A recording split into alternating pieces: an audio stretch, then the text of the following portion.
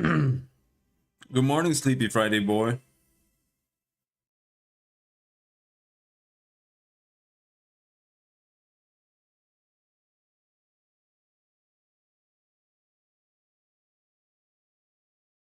Oh, I'm so stuffed. Holy shit.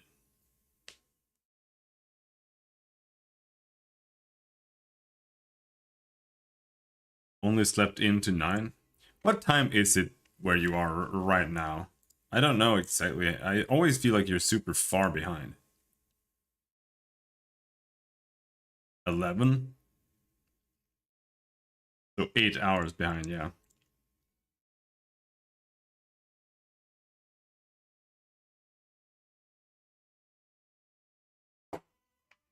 Made a Merc Wizard game good now? Okay. We'll see.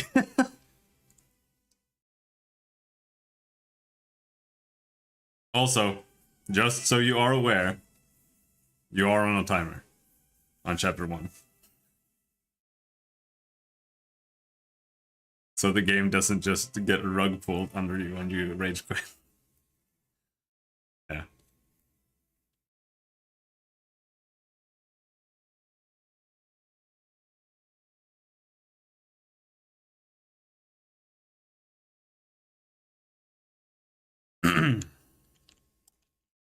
Oh, there's plenty of time.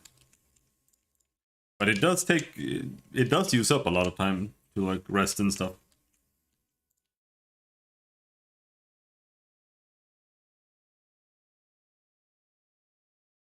Just finished Temple of the Elk. Yeah.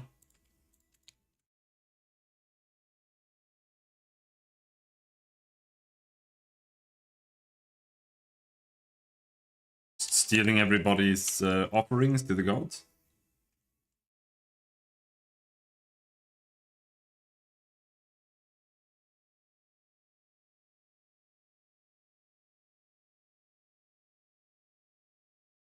Was that your wizard?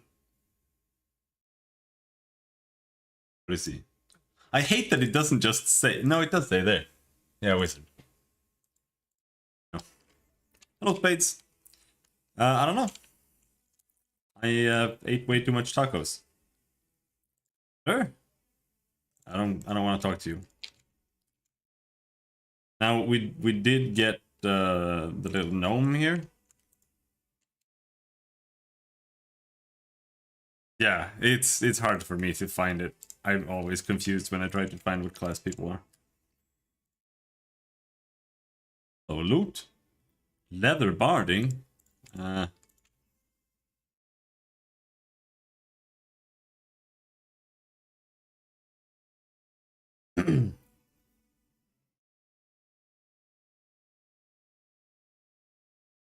Regil stands with his hands behind his back. His favorite pose, it would seem. He seems submerged in thought, but gathers himself immediately as you approach. His pale yellow eyes examine you inquisitively. Knight Commander, it is good you found time to meet me. There is a matter of some urgency I must discuss with you. Yeah. It was incredibly interesting, the power you and your companions received during the first fight at the Grey Garrison, and now my interest has been gratified. The power your companions received has passed on to me as well. It manifested after my usual evening reckoning. I believe I now present a true threat to the creatures and initiates of chaos. The imprisoned cultists we kept for certain observations experienced this firsthand. Regil's voice is unemotional, almost bored, but leaves no doubt as to the cultist's fate. Striking, isn't it? Divine intervention at a critical moment is rare, but not beyond imagining. But in this case, part of the power that you received through this intervention has passed to someone who joined you well after the fateful moment had passed.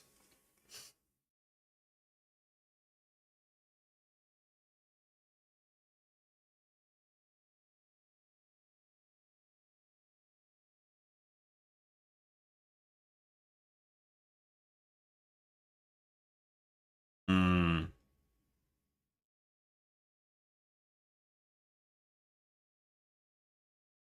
Whatever the nature of this power, it will help us in our mission, and that's good. Sensible pragmatism. One must always be pragmatic. In any case, this is shallow philosophizing. You must have some questions for me.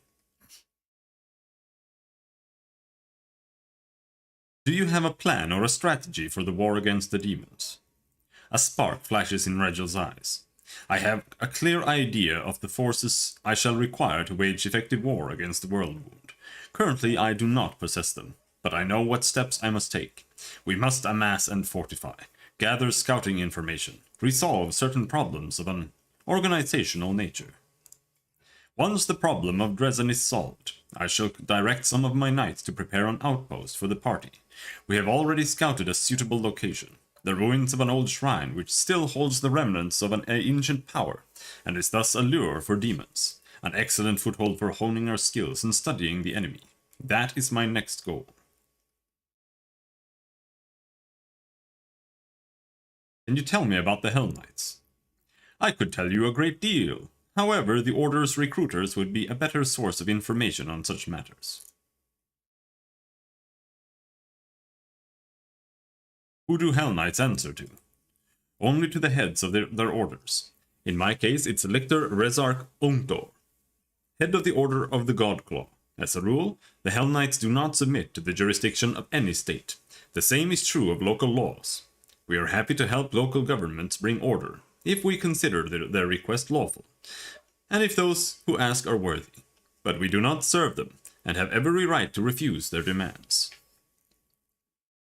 So what do you value most? The law, and only the law. Thank you. If you care so much about the law, how can you ignore the authority of the lawful rulers in the lands where you operate? We cannot call it law just because some foolish local prince thought it up, or a council of demented elders deems it wise, now can we? You see, one of the main principles of our brotherhood is that no one is immune from prosecution. A lawful ruler must be a criminal that poses a threat to... A lawful ruler may be a criminal that poses a threat to society.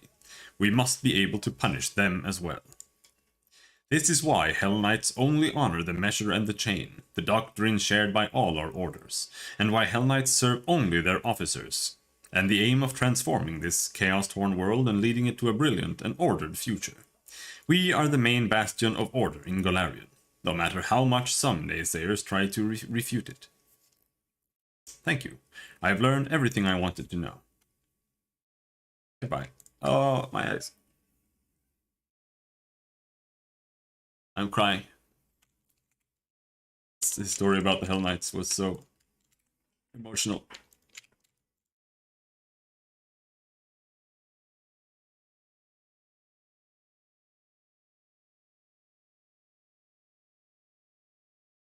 Does Healer have anything new to say, or is he still just a vendor? Healer nods approvingly. You've earned the title of Commander. Canabra still stands thanks to you, but you'll have to be doubly on your guard. Your eminence places a target on your back, and there are assassins about. Killing a high-ranking crusader would bring a demon far more prestige than killing a common soldier. Not long ago, I stymied a few of the Spinner of Nightmare's attempts on the lives of influential crusaders, so I know what I'm talking about. Tell me about your confrontation with the Spinner of Nightmares. It is a long story. Telling you everything would take 2 days. Which part do you want to know? Which influential crusaders did you save from the Spinner of Nightmares? I'd been hunting the Spinner of Nightmares for over a year. My agents, by that time I had created a proper network, reported to me that she'd returned to Nerosium. I immediately suspected that she was planning a great atrocity. By that time I had learned all too well that the Spinner was master of illusions and charms. That's why I never left the house without this. Healer takes a monocle from his pocket and puts it on carefully. This is the Eye of Truth. It allows me to see through illusions. My friend got it from the priests of Nethys. However, neither this monocle nor my network of agents were adequate to prevent the attacks, and we were nearly too late. The Spinner of Nightmares decided to strike at the cruciform cathedral. They had gathered to celebrate the victory of the First Crusade. It was a great holiday, and there was a lavish ceremony at the cathedral. An influential priest, Anthocletus, was in charge of the festivities. They were intending to crown him with a tiara, a symbol of his high status. But the sacred tiara had been replaced. The spinner had obtained an Incutilis, a sentient and rather ominous cephalopod from the other end of the world. She'd raised it from an elver and trained it carefully. And she cast an illusion on it so that everyone would see it as a tiara. The moment its shell was placed on Anthocletus' head, the cephalopod would release its tentacles and penetrate the priest's skull. Its poison would seep into his brain, and it would seize control over Anthocletus' dead body. Fortunately, we were able to stop this madness in time. I spotted the spinner of nightmares in the crowd, chased her down, and we ended up crossing swords on the roof of the cathedral. I nearly defeated her, but she fled upon a giant stallion, which was able to run across the air as if it were on the ground. I was so close to catching her. She'd suffered a setback, but I let her escape. Helor's bitter and angry smile shows he hasn't made peace with his failure. You'll get her. Don't you worry.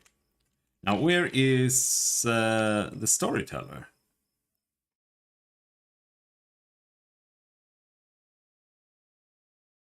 Maybe he has his own hut?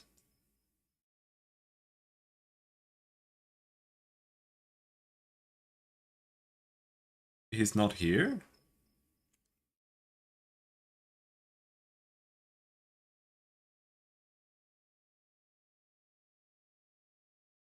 Nura. Oh no, this was the annoying one. Oh no. Oh no. Knight Commander, how can I help? There is much I can do. Just ask. Nura looks at you with eyes filled with enthusiasm. She's holding a notebook and a traveler's inkwell.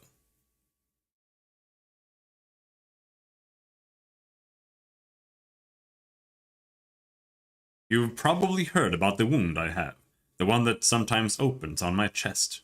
Can you perhaps tell me if it's some kind of demonic curse? Yes, indeed, I've been told of your affliction. Nura appears at the center of your chest. Can you will the wound to open? No? And that's a shame. Can you tell me about this wound? Well, it's difficult to say. I know of blades that leave never-healing cuts, of poisons that stop wounds from healing. I've heard of witches' curses that are rewarded with eternal wounds. But wounds that seem to reopen and heal over and over. Perhaps you know of other cases like this. Let's think. In 4671, a Mendevian army corporal had all his bones and cartilage turned to glass.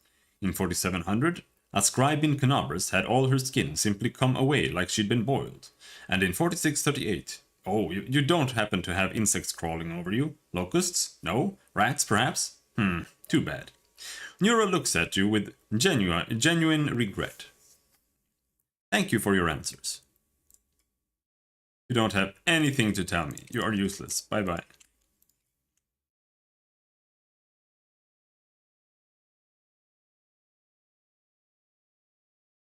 What about over here? There's Irabeth. Irabeth tent. Random magical armor.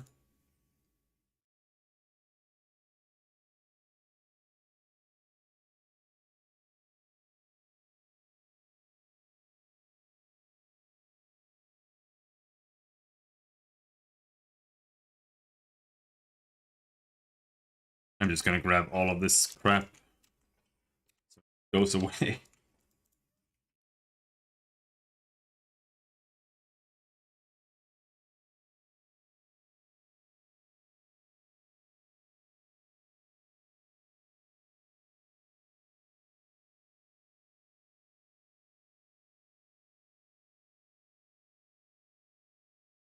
Someone's secret booze?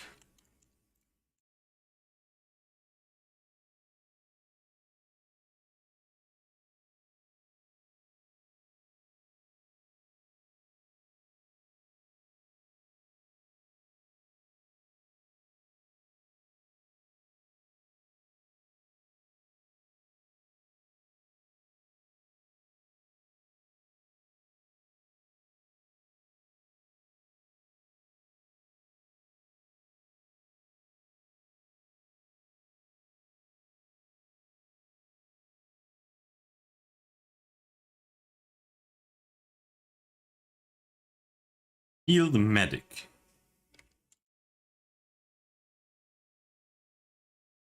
Oh, it's Autumn Haze. Hello. The elf before you casually rests his bandaged arm on the weapon at his side. He bows his head with dignity. I congratulate you on your new rank, Commander.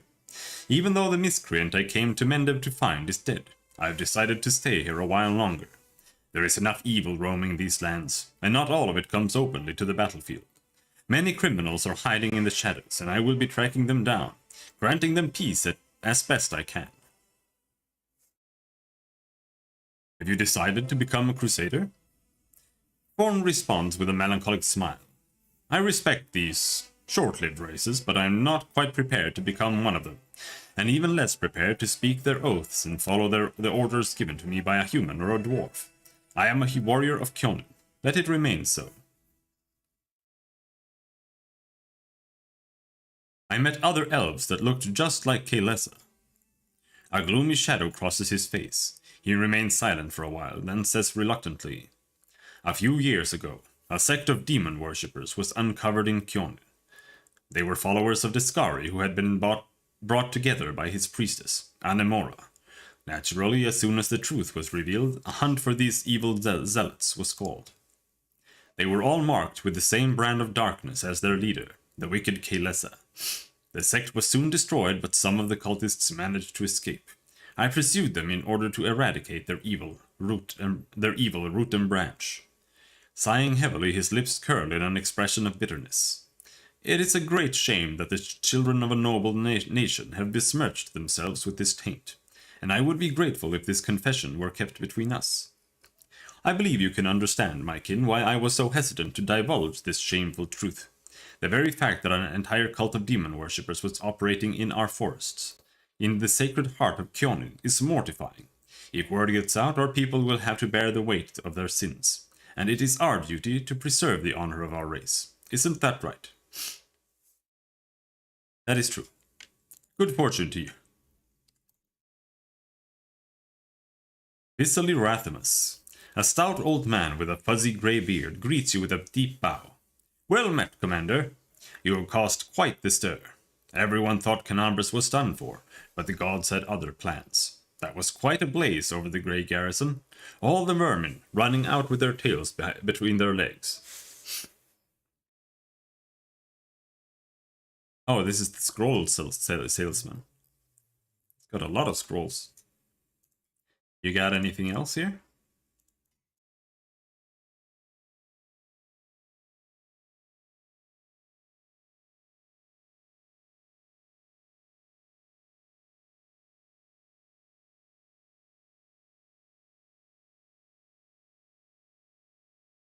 No, I don't want 99 of those. Now they're gone.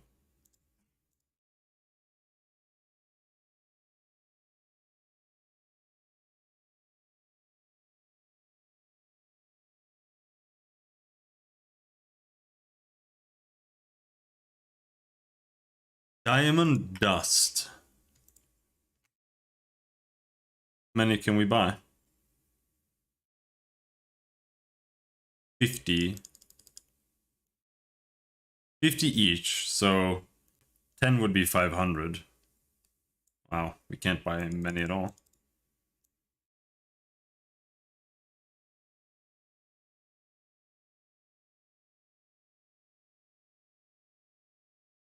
I have almost no money.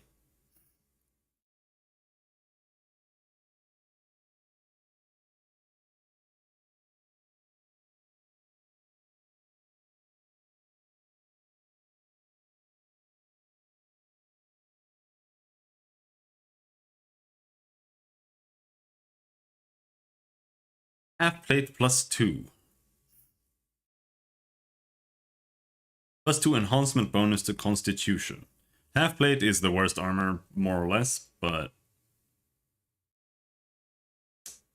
if it's good anyway, because of the bonuses, then why not?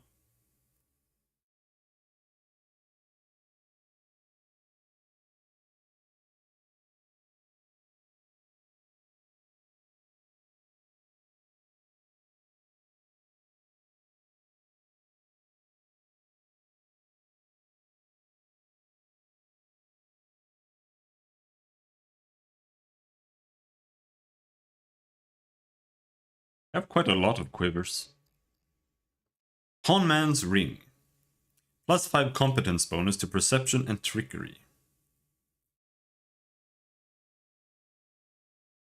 Charisma helmet.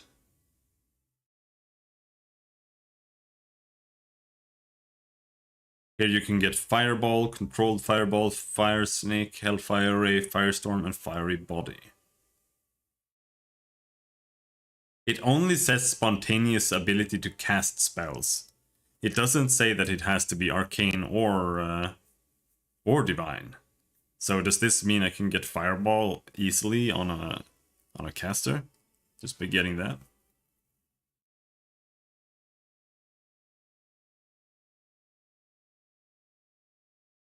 +1 enhancement bonus to intelligence and immunity to compulsion effects, but also inflicts a -2 penalty to charisma. Coin.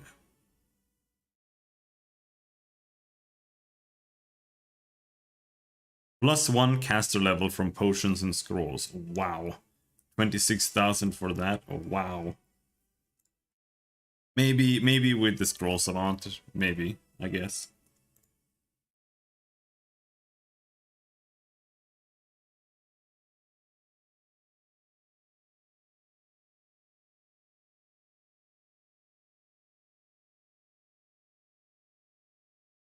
Dinosaur bones.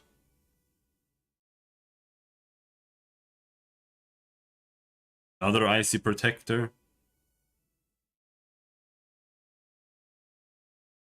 This item is really good, but I can't afford it right now. I could put it on Ember, because she also has that, I think.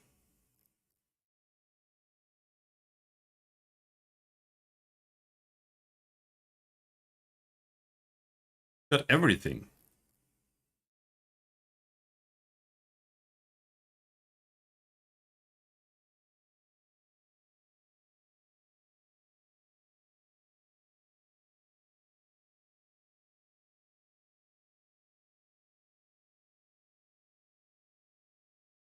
But not more than I want. Hello, Kiado.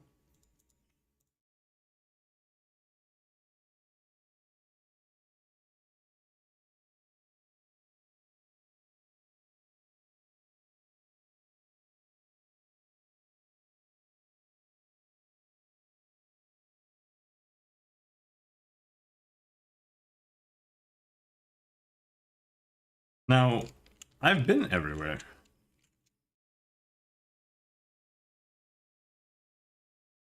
So is the storyteller just not in the camp?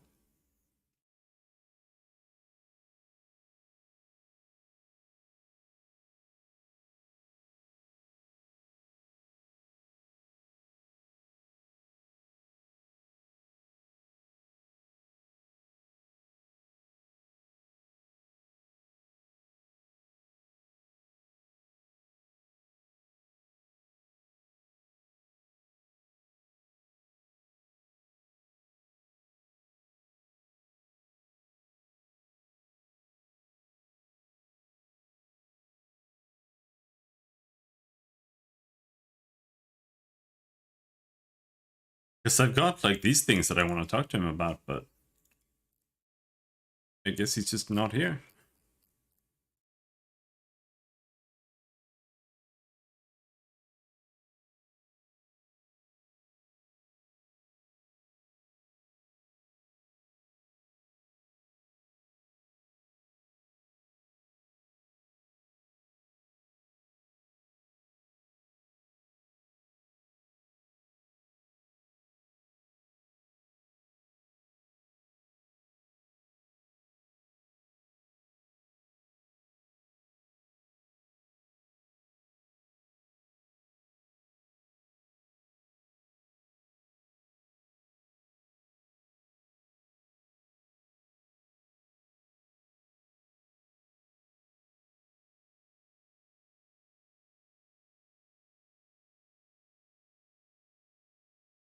Tila looks sad and pensive.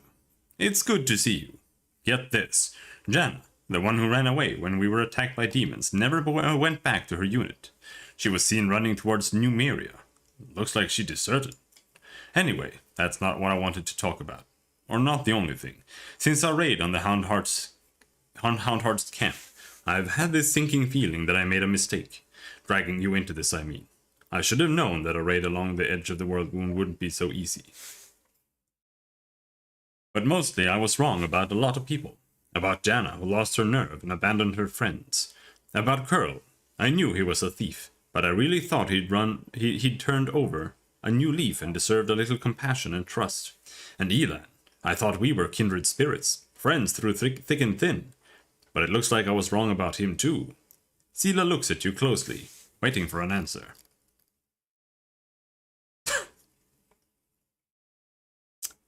I have nothing to say to you. It's your life, your problems, your choices. Sela frowns, but nods. I understand. Let's not talk about this. But there is one thing I should say to you. I can't stop thinking about what Elan told me in the end. I really have become more powerful than paladins who are far more experienced and selfless than me. There's something not right about it.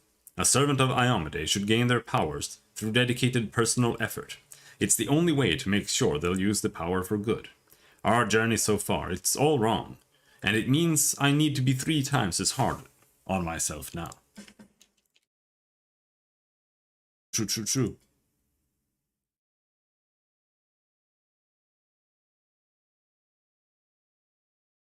Secure an invitation to Heaven's Edge from Daron.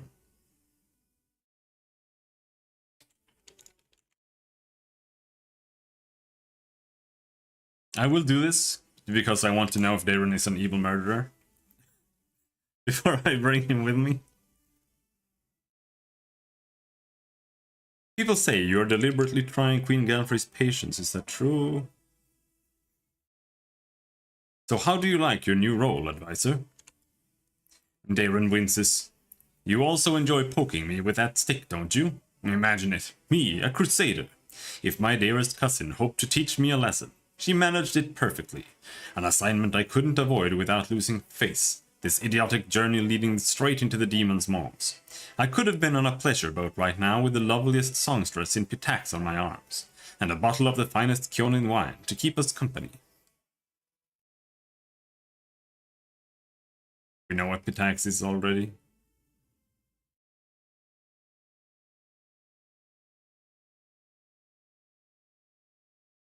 I'd love to visit Heaven's Edge and see the Erendale estate someday. Oh, I was just about to mention it myself. I've been thinking, now that I'm in the middle of this whole crusade nonsense, I simply must devise new ways to have fun. With all the recent commotion, my birthday completely slipped my mind. What if we were to celebrate it at Heaven's Edge? It's not far from here.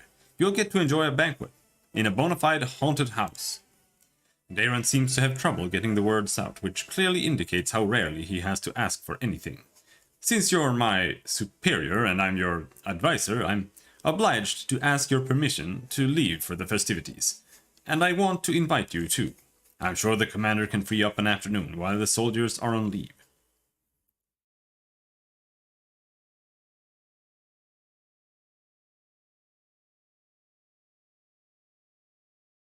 Alright, deal.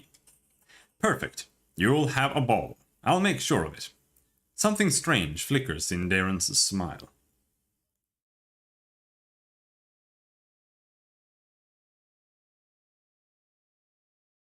Stop blinking! Commander, do you wish to talk to me? I've talked to Daron about the estate. He is going to celebrate his birthday at Heaven's Edge, so we can go there as guests. A celebration? That is far from ideal. It will be rather inconvenient for me to conduct the investigation with all the guests around. Thank you nonetheless, Commander. When you decide to go to the estate, I will join you.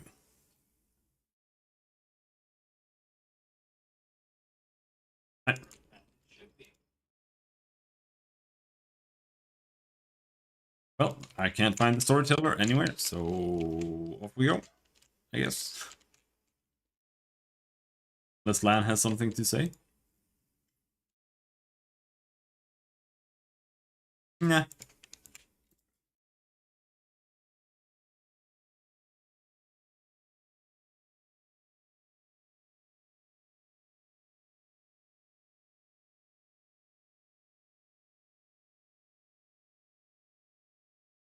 So where is it?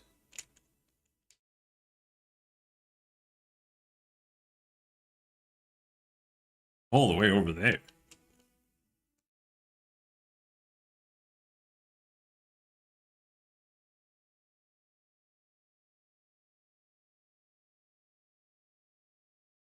Someone on the road.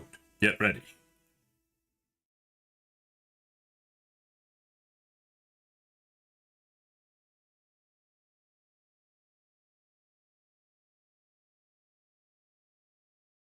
Demon! Demon! Bow bow.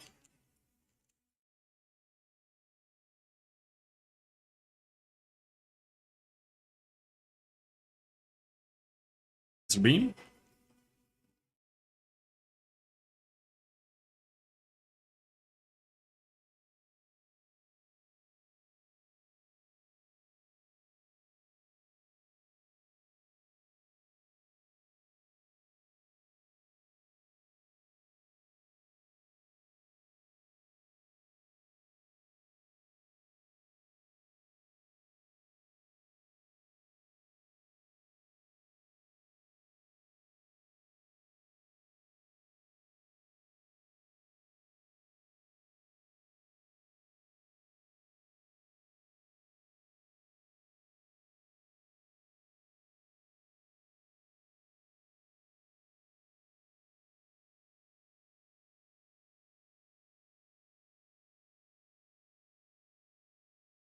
Couldn't reach. Whatever.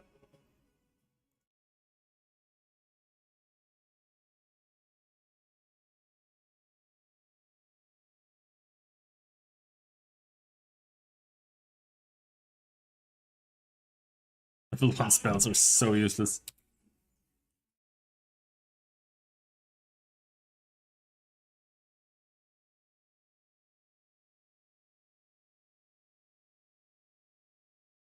New location discovered. Inconspicuous camp. Come to my camp if you want to talk. I have much to share with you. A friend. Drawn on the back of the note is a map with crossed lines marking a spot.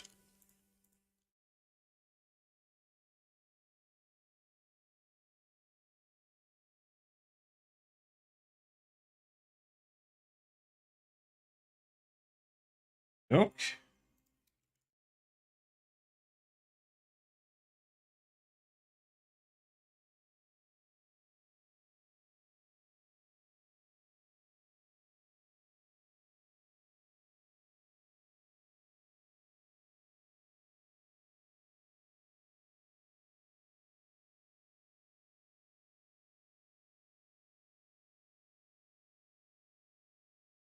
We're fatigued already? Come on. I traveled like 2 feet.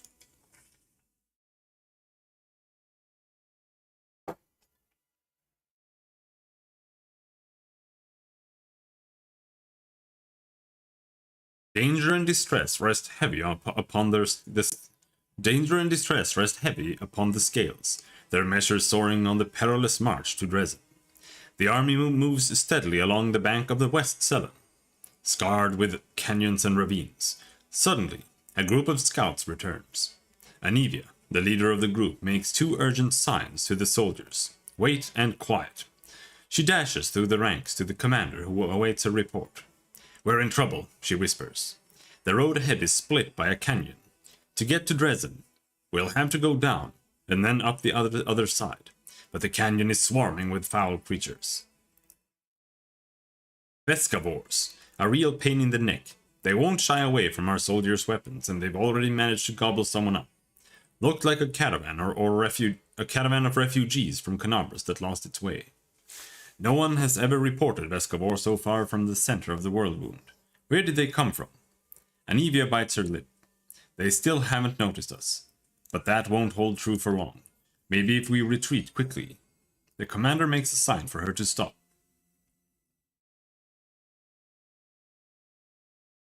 Yeah, it is, you're right. Good call. Oh, that's so annoying. I have to turn it off when I stream programming, otherwise I can't play any music while I'm working. Now I had to remember turning it on.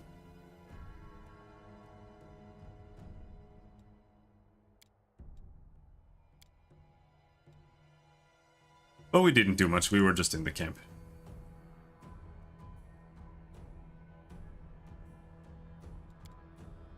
Find out what else is known about the enemy, convene a council to determine a plan of action.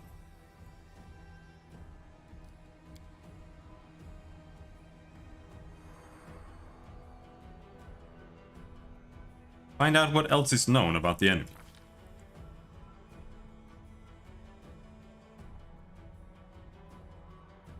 Those nasty little critters, they can ruin your gear and drive you nuts with their buzzing. Anivia says in a rush, they got a queen, the mother of the whole swarm.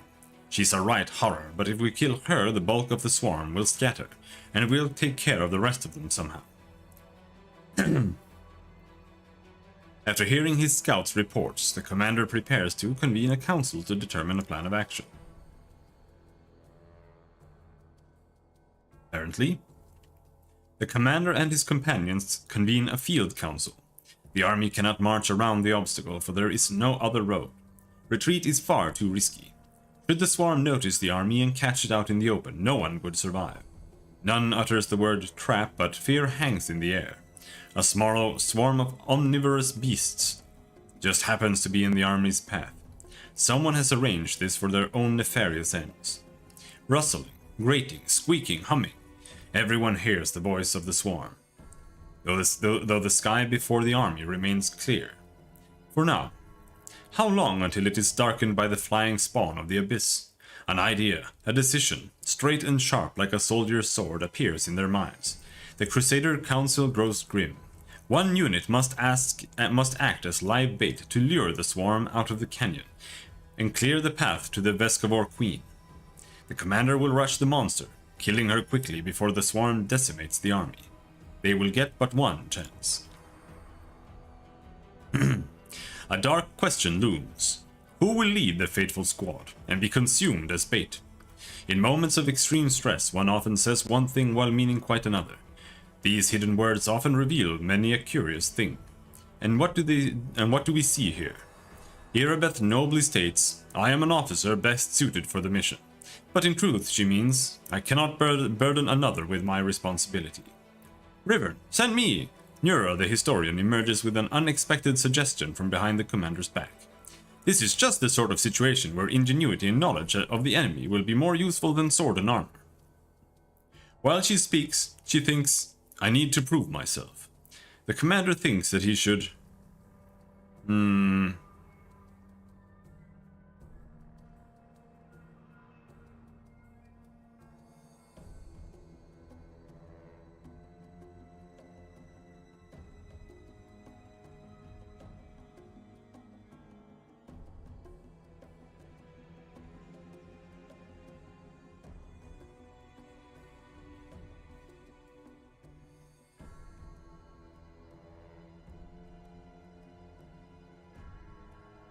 Look into the faces of your companions. The Hell Knight Regil steps forward. My people will fight to the last, even as the swarm tears through our armor and strips the flesh from our bones. But his motives are plain. My superiority over the Crusaders will not permit me to cower behind them. I have eaten so many bugs in my life, it's only fair to give them a chance at revenge. The mongrel Lan hides his fears in plain sight.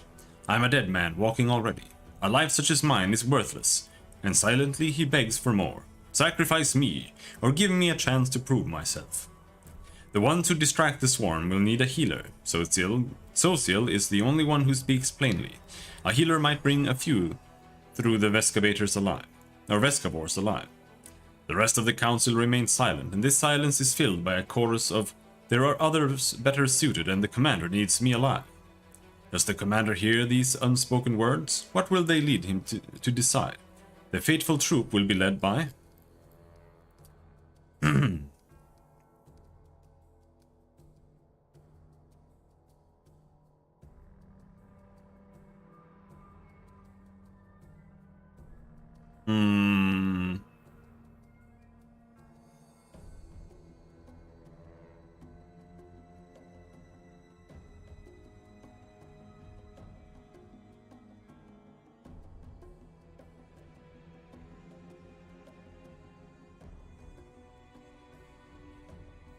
It's a little bit tricky.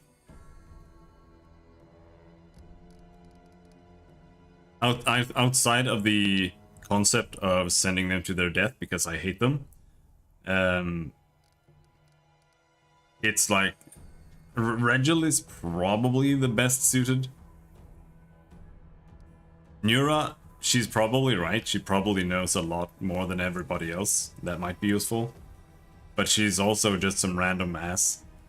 She doesn't know anything about leading soldiers. And Irabeth,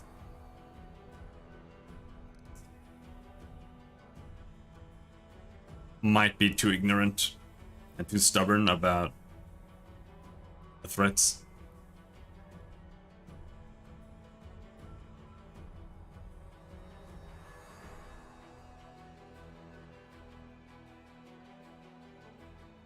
But if I send Regil,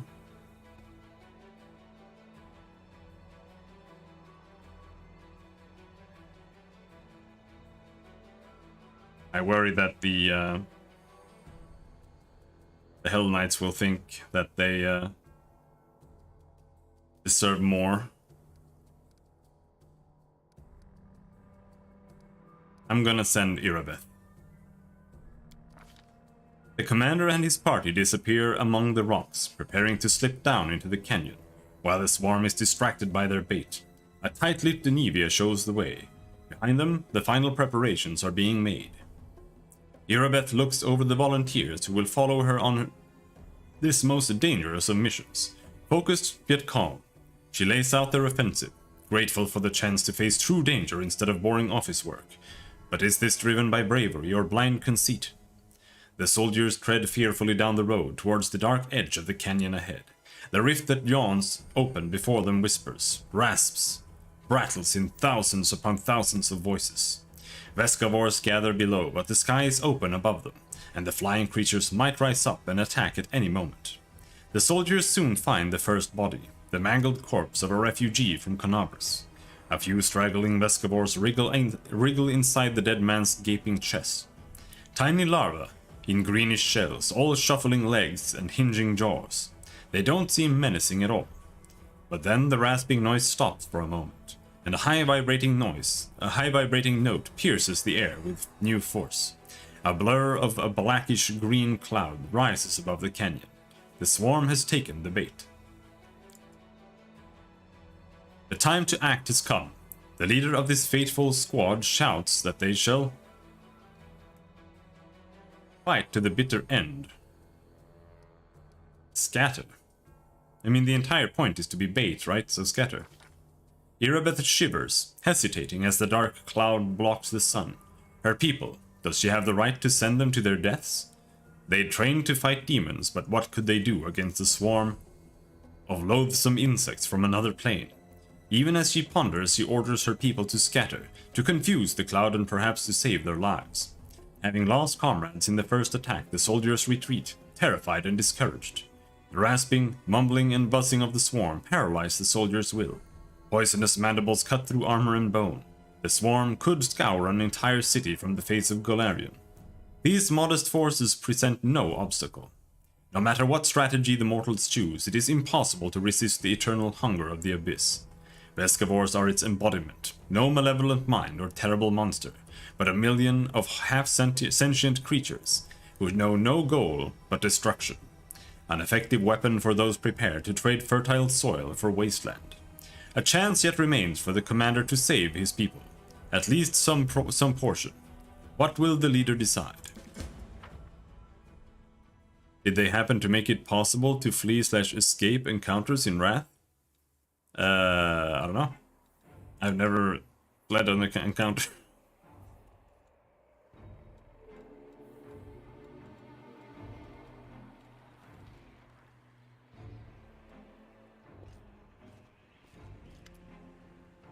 Spots of light and shadow dance along the walls of the canyon. High above your head a swarm gathers, dark as a rain cloud. There are so many Vescavors that they block out the sun. Luckily, you've escaped the attention of the swarm, which is focused upon the troops you're using as bait. For now, at least. With a tired gesture, Anivia wipes the sweat and dust from her forehead. There is anxiety in her eyes. Commander, the beast we've come for is on the other side of the main corridor. There's a lot of burrows and plenty of beasts in them, but you better not delve too deep. Our people won't hold out long enough for us to clear the whole area.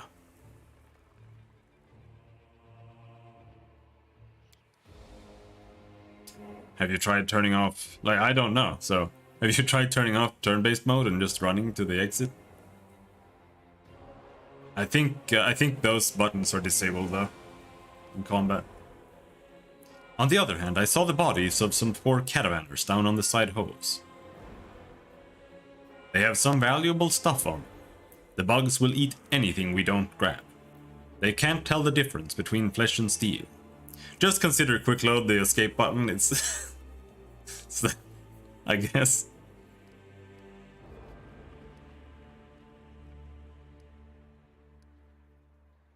Let's move.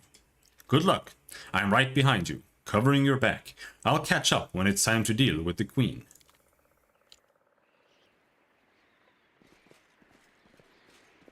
If you're on Iron Man, though, then you should have played the game once before. Our victory is certain. But yeah, you're right. But Iron Man in a 140-hour game is probably not meant for a blind playthrough.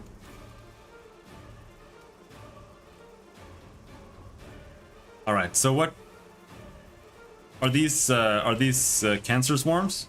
Surrender or else.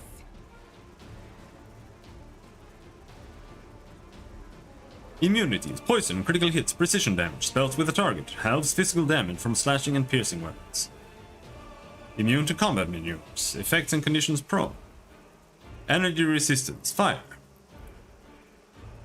48 health, so they have basically 90 health.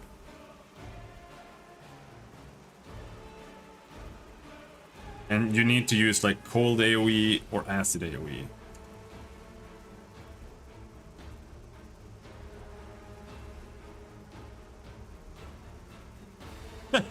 Yeah.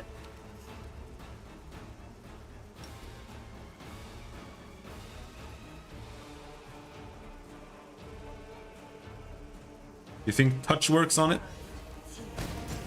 It does.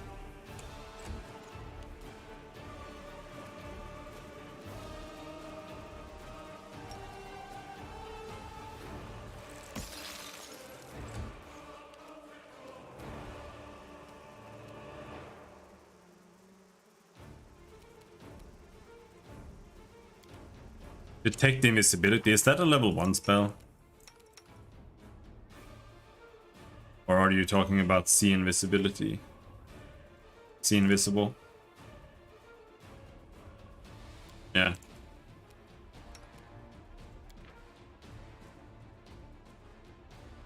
I don't think being stealth counts as invisibility. It just counts as being hidden.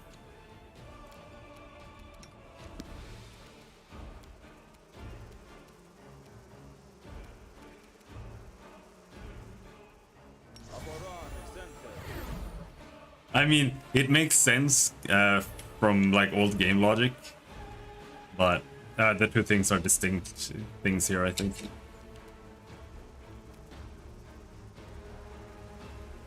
Into the fray.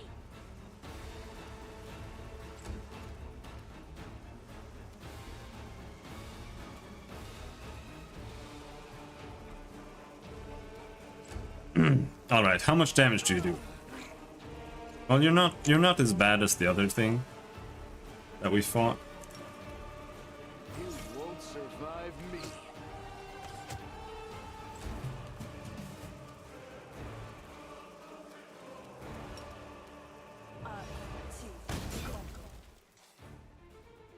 Too late for apologies.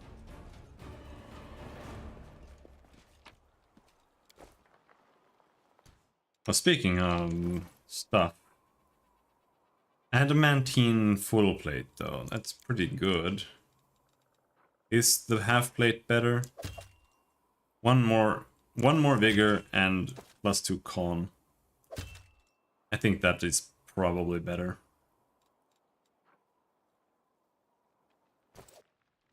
We are all fatigued. That is a little bit sad. We'll manage while fatigued.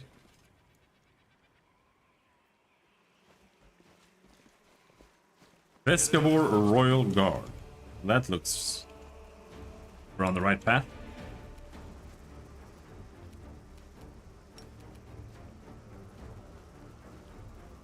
No immunities. That's surprising. Really insane spell res.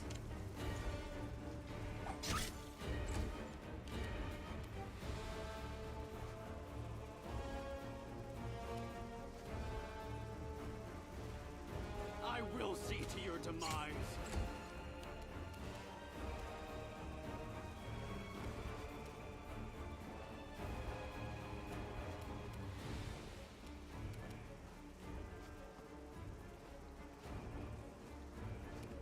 Okay, so it's kind of funny.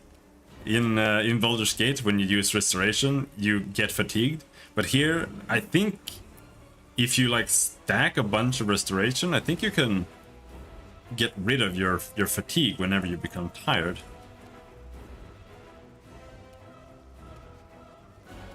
So now I can't do anything, even though I have a full action. But I could cure Lan of his fatigue, or is this a different fatigue? Nope, I can cure him of being tired. Okay.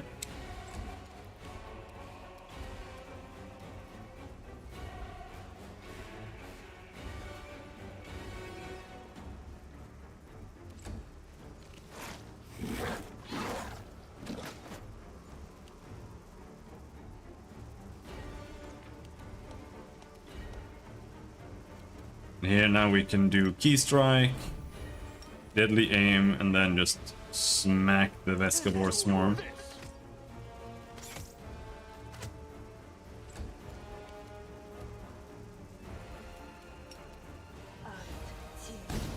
Miss!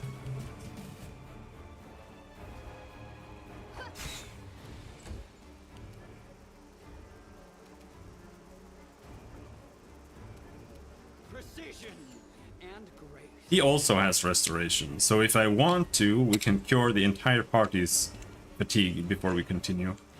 I think we'll do that. The Inheritor, guide my blade. Let's try this way.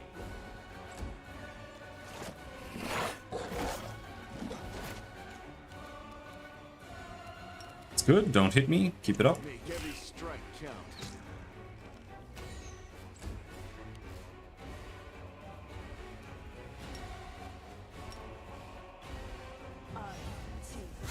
I'll hit you.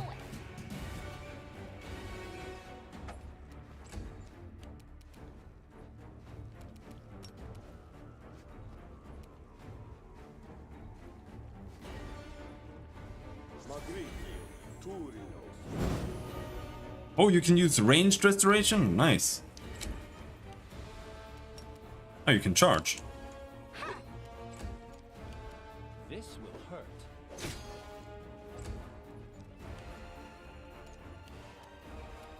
You've crossed the wrong mongrel. Alright. Let's cure this fatigue. Though I think they might pop another fatigue stack very quickly.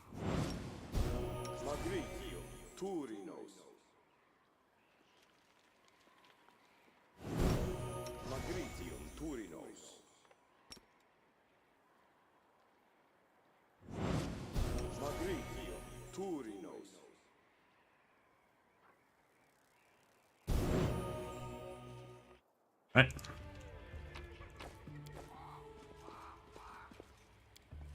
Lore nature? Failed! Fuck you! Rolled a 3 and I failed.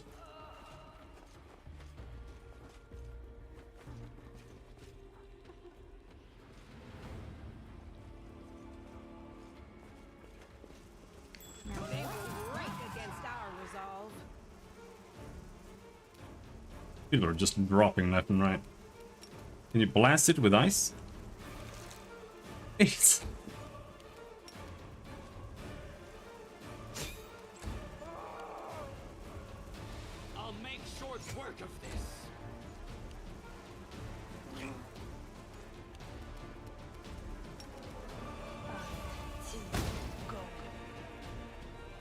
Failed to overcome spell resistance. Oh, that's sad. A calculated risk.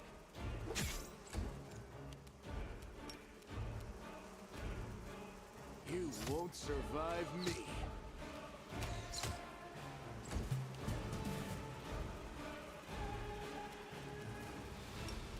You are today's sacrifice.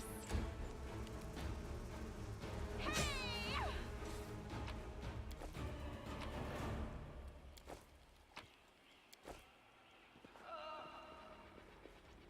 I'll go ahead.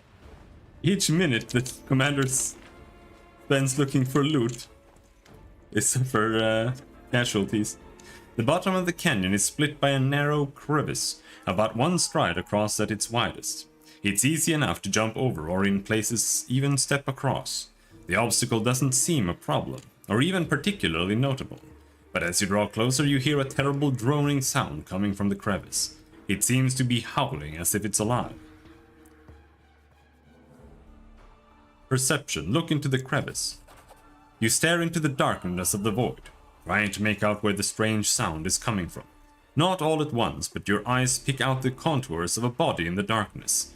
Someone small, perhaps a gnome, a halfling or a child, rolled up in a ball at the bottom of the chasm, under a stone ledge. He's crouched down, his head to his knees, and he's hugging his legs tightly. It appears to be one of the caravanners caught by the swarm. He's crying aloud, one continuous tone, and it strengthens as it echoes through the crevice, building into something truly haunting. Try to help the caravaner get out. Athletics 20, athletics plus 19. Not without effort, you manage to clamber down to the bottom of the crevice, tie the halfling with a rope and pull him up. He doesn't resist, but he's little help either, dangling helplessly like a puppet. The Vescavors inhabiting his eye socket seem to have eaten their fill, but you easily pull them out and crush them.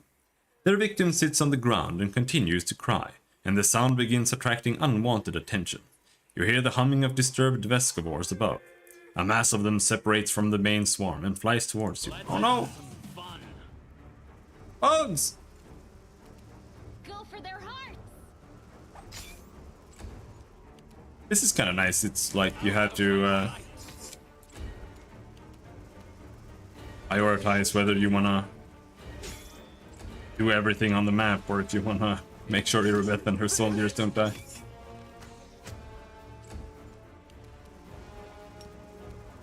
The light, take you.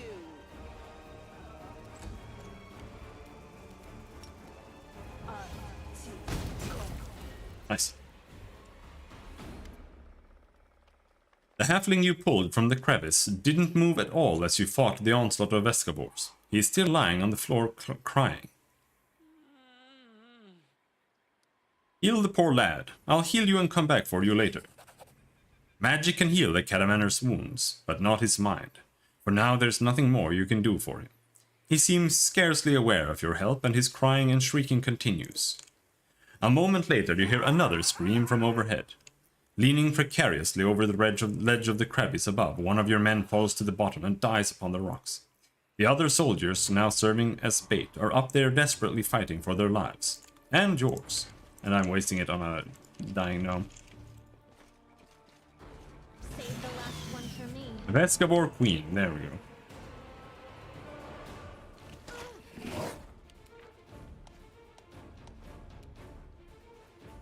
Spell resistance shitloads. Level 18.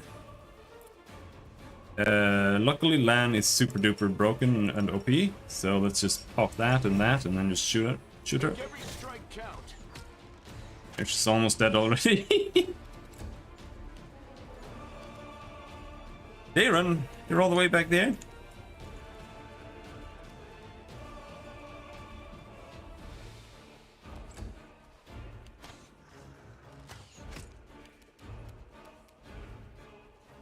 Chaotic Evil. Smite. Charge it.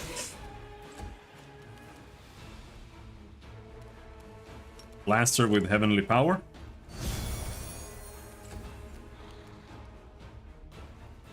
Now here the question is, can I overcome her spell resistance? I can. This pain is so this is how it feels. He's down.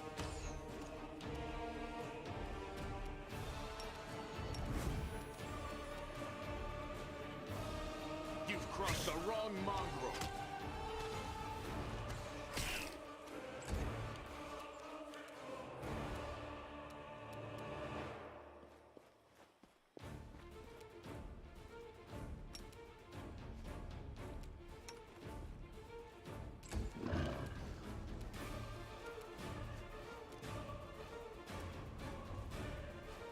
Into the fray!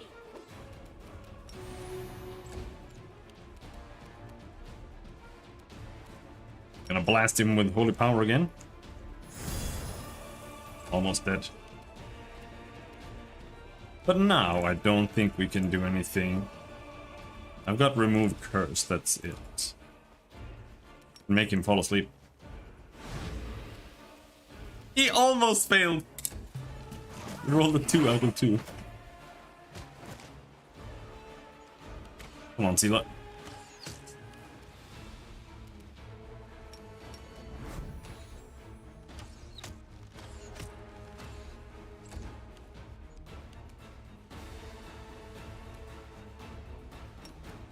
Pathfinder.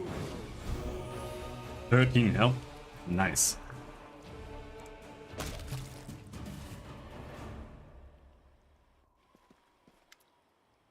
Unleashing her last shriek, the Swarm Queen slumps to the ground.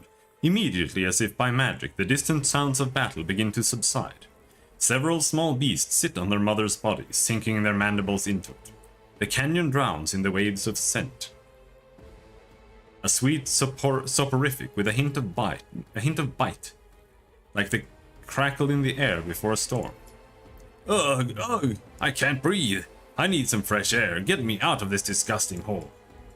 Agreed. Mind you, I've had cause to see holes a good deal more disgusting than this in my time. Baron laughed suggestively, but they were few and far between. Sela looks at Daron in confusion, and a second later burst into giggles. Have the fumes gone to your head, Count? Look at you, cracking jokes like the worst kind of bawd. Lan looks askance at the queen's carcass. The mongrels in the cave under Canobus could eat that, I guess. Don't hold back. Look at those delicious acid glands. Her smile is as sharp as Vescavor poison. Anivia approaches the Swarm Queen's body. Her face clearly expresses a desire to kick the dead beast, but she refrains. Just a brainless bug, and so many of our people died because of her. Just yesterday I was sitting by the fire with some of the people the swarm devoured. Suddenly, Anivia stops. Her nostrils flare and her eyes scan the floor and the walls of the canyon. She squats, pokes at some lumps of slimy substance, lifts some up to look more closely, smells them and cringes. Anivia, is something worrying you? Aha! Anivia rubs a ball of greenish slime in her hand. I'd bet my life that your gear had this nasty stench when we entered the canyon. I saw the queen bug spraying it around to summon her spawn to her. Let's see if we can find the source of that smell among my equipment. You and Anivia search through your things and quickly find the source of the smell. A thin handkerchief. Looks like it's been soaked in something like the Swarm Queen's slime. I'll be damned. When the queen was spraying this sweet-smelling goop around, the swarm flew to it like flies to jam. The chewed-up bodies of the caravanners smelled like this too. I checked. Commander, I think some rat planted that handkerchief on you to ensure that the Vescavors would find you.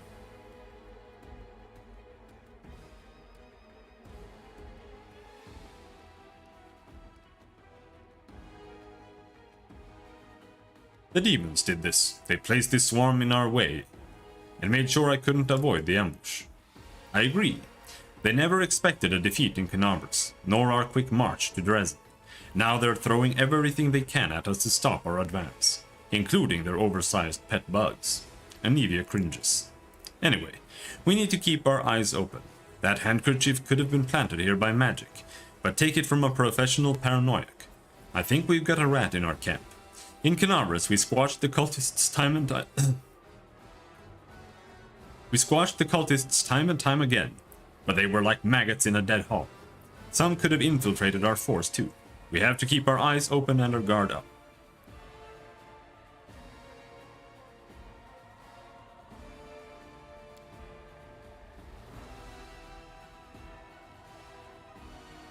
It's time we got back to our people. I say we destroy the queen's body. I've heard the little bugs who eat the flesh of their mother can be reborn as swarm queens themselves. That's kind of the last thing we need, right? Fine. Anivia, get rid of the beast's body. Great. Cleaning up after a fight is just what I like. We'll start here, little by little, and we'll clean up the entire world wound.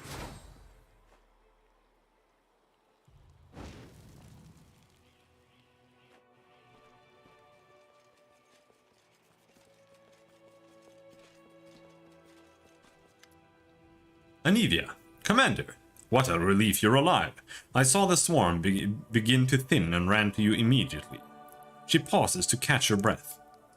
Irabeth approaches you quickly and clutches Anivia's hand. Commander, my squad has suffered many losses, but we completed the mission as best we could. I knew I could rely on you. What happened up there can't be described in words, but you were the one who carried the day, River. There are many dead and wounded. To be honest, I feared the whole army was about to scatter. We've been in the world wound for such a short time, and already we've run into so much trouble. But what matters is that it's over.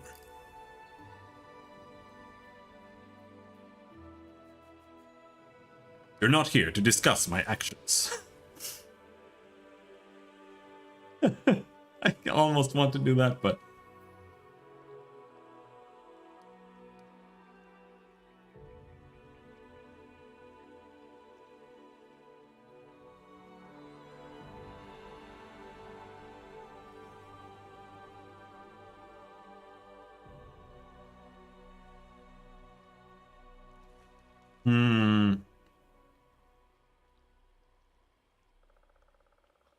I'm gonna go lawful here.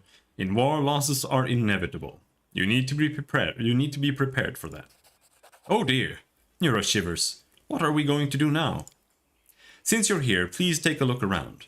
I found some painted runes and the traces of something that seemed like a ritual. We need to figure out what this is.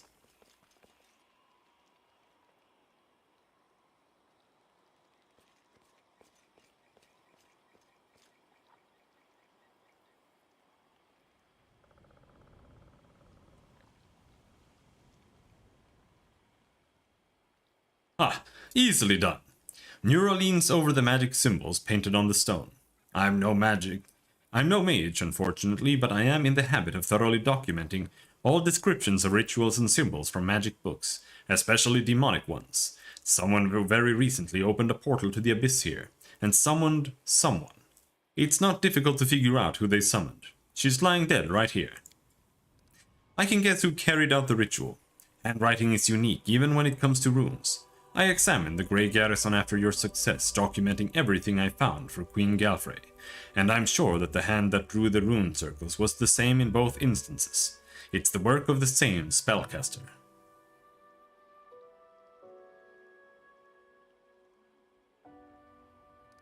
Clever. To set a trap and exhaust us instead of fighting us openly. We shouldn't be afraid of demons. We lived through this little trap, didn't we? We'll overcome the next one too. We just need to keep forging ahead. Well, since we've finished off the swarm and we know someone is giving us trouble, I suggest we get out of here. I'm done with bugs. Okay, but what about this? I want to climb down into the giant hole here. Oh, a composite short bow. Hunter's Assurance. +3 short bow. This feature allows you to add your strength bonus to damage with a bow. Whenever a bleed weapon lands a hit, it makes the target bleed for 1d6 hit points per round. Bleed will continue until the target receives magic healing or leaves combat.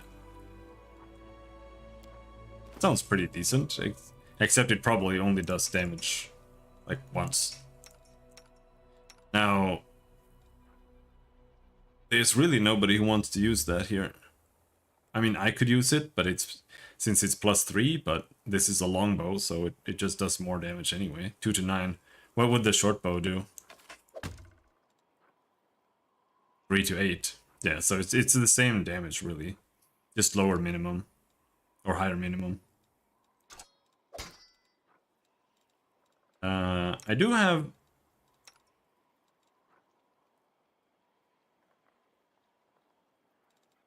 I guess you can use the short bow. It doesn't really matter. You can't hit anything anyway. She has -4 to hit from blackened. It doesn't matter. You've got a crossbow there. You could maybe equip that.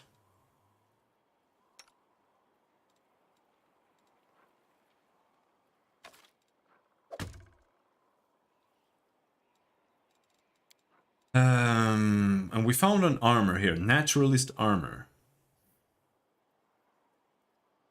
This +2 studded leather armor grants its wearer a +2 insight bonus to AC against the attacks of plants and vermin. No.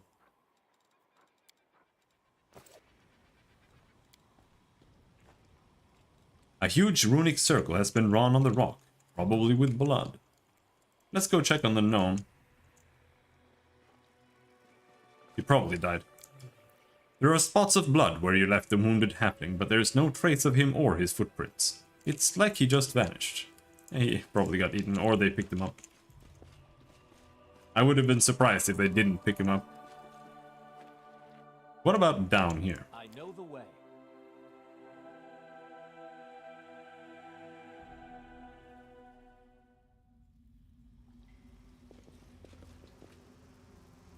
More swarms? Did we find trouble? No, they did. Oh, hello. You're still hurt.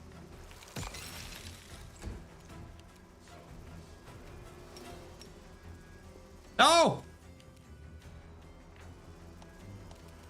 Gibber. A confused creature is mentally befuddled and cannot act normally. Oh, do you have like a confusion aura or something? See to your demise.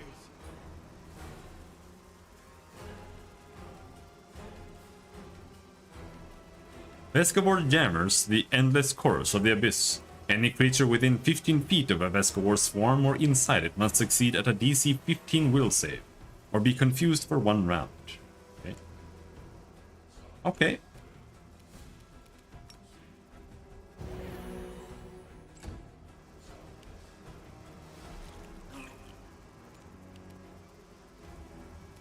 Let's try this way.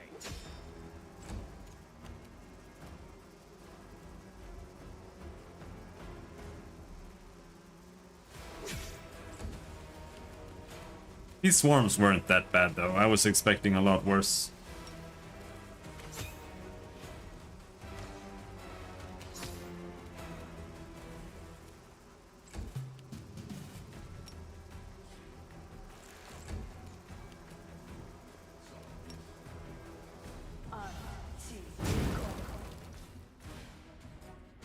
Nope.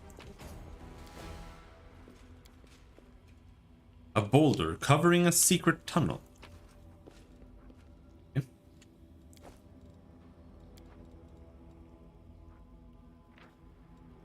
Bloodstained letter. There's a letter on one side of the paper, and on the other a hastily drawn map of the dungeons, with a mark in one spot. To anyone who can help us. My name is Harkle. I am chief of the Nasty Waves gang. Recently we raided the Tower of Estrad in Canaris. And with Norgorber's blessing, we took quite a haul. We hid in a reliable place with bad reputation, somewhere the law would never think of going. We were celebrating our success when Quickrick appeared and choked 2 of our friends to death. We knew things were bad because Quickrick had already been dead for about 4 hours. The old man was a drunk and his heart had failed on the steep mountain roads. Terrified, we chopped Quickrick into pieces. But a few hours later he came for us again, and he brought with him the 2 he killed earlier. That's when the real nightmare began. Something so bad the mind can't take it. Corpses came back to life, howling, screaming in pain and rage, and killing, the way they killed. Even now we're sitting in a cave, keeping a wall of fire burning with oil, sanctified by the priests of Iomade. It's the only thing separating us from the mob of walking corpses we once called friends. Praise Norgorber. We took an oil vessel with us from the Tower of Estrad. It won't last another day if the heat doesn't kill us quicker. Looks like the Nasty Waves are done. So here's our offer. If you can get to Dry River Canyon and get us out of here, we'll honestly return all the loot, show you all our hiding spots, empty our pockets, confess to everything, and accept any punishment except for the gallows. If you want, we'll even sign up to be crusaders. We'd rather die in the mouth of a demon than suffer here forever with our friends. I know my comrades well, and the man who planted this letter for you will have long ago escaped to the south. I beg you, here's the exact location of the place where the nasty waifs are making their final stand. If you have a drop of mercy and you save our souls. Harkle, honest thief and chosen thief of the nasty waves. I find it very remarkable that you managed to write this letter and get it here from that situation. My gang's name is Mean Fellas. Yeah, dude. Don't need to complicate it.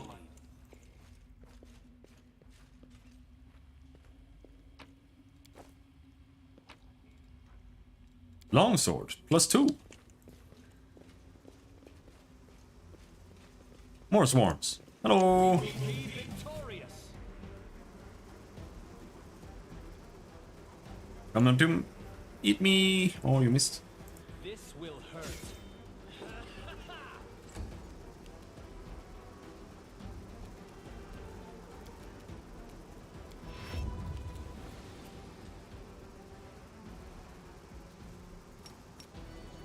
You won't survive me.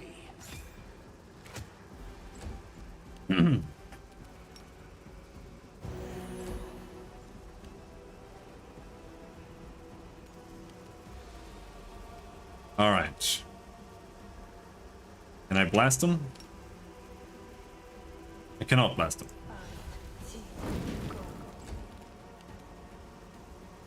The inheritor, guide my blade.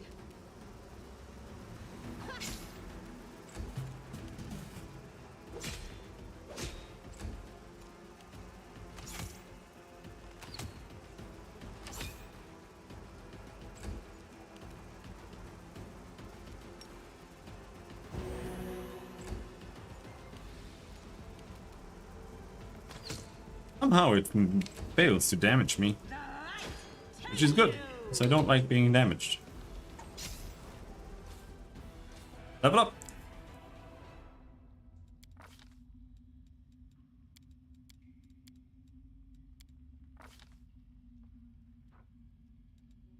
Selective channel. Nah. Armor focus.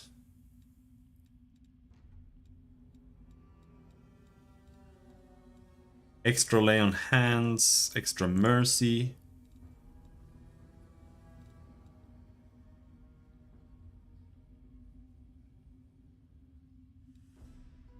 I can have lay on hands just heal our fatigue. I'm gonna get that. That sounds funny.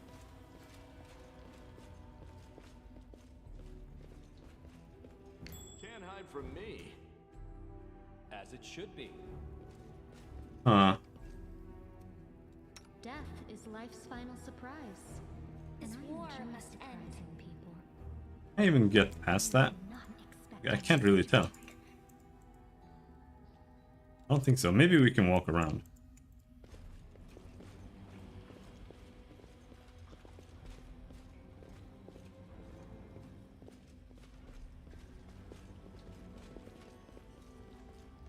Royal Guard. Hello there. I am going to shoot you.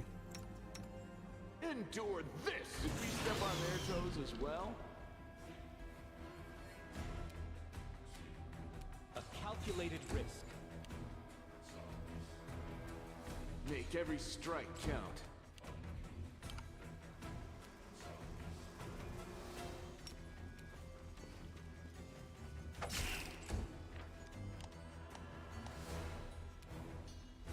Your character, Camellia, has gone insane.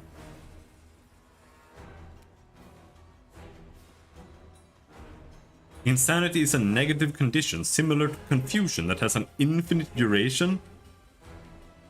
An insane creature can't tell a friend from an enemy. It will attack the last creature that attacked it until it either dies or disappears from sight. What?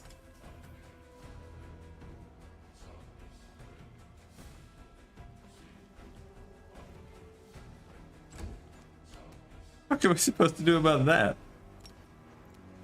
No. Luckily, I probably have heal. Yeah, as a scroll, but otherwise, like, what the fuck?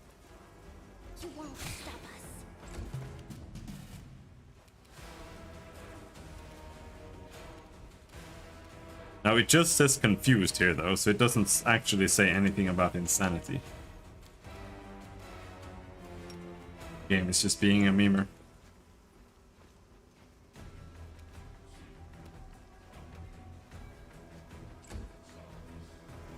Yep, yeah, but a lot of the side areas are just small side areas. There's not much more to it.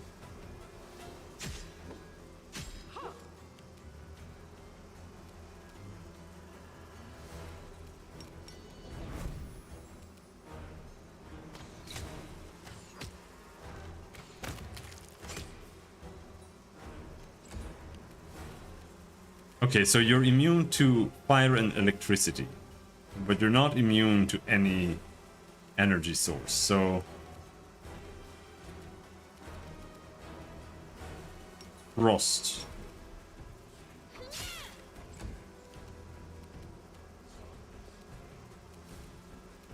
Precision.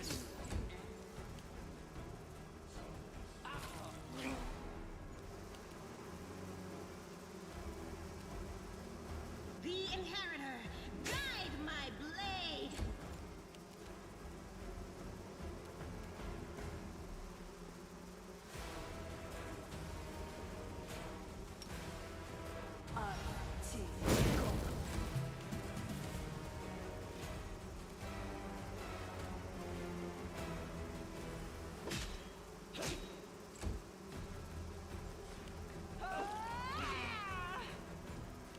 Oh, nauseated, that's really bad.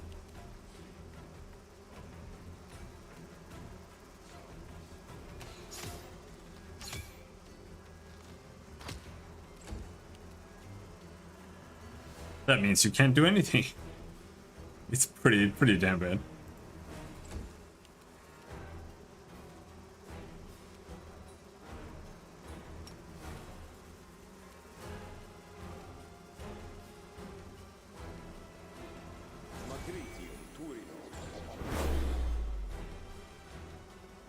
The spell conversion thing on clerics? Yeah, it's nice. It's actually also the benefit of playing a memorizing cleric, because they can do that.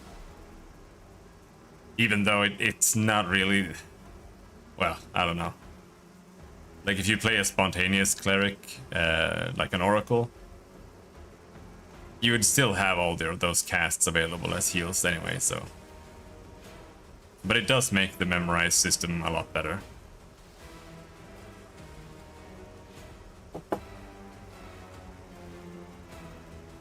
Because it was a problem.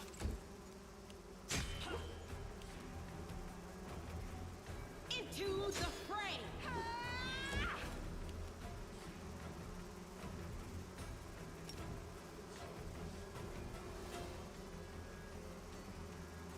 Yeah, Sela, you're gonna eat some fire here. This should do it. You've crossed the wrong mongrel.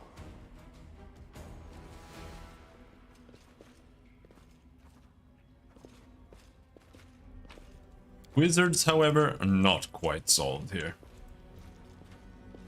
That is not far. Arachne. Wow, what the fuck are we finding in here? I am prepared. You won't survive me. I thought it was in the base game, but I think it is actually a Call of the Wild thing.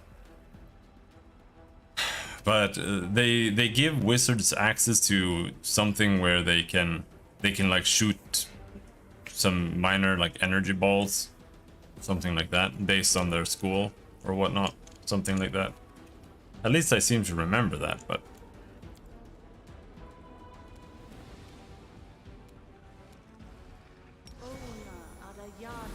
that had made them have a little bit more longevity.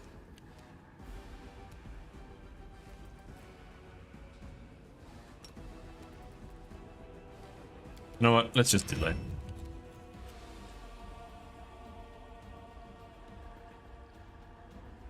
Yeah. It was better than that. I don't remember what it's called.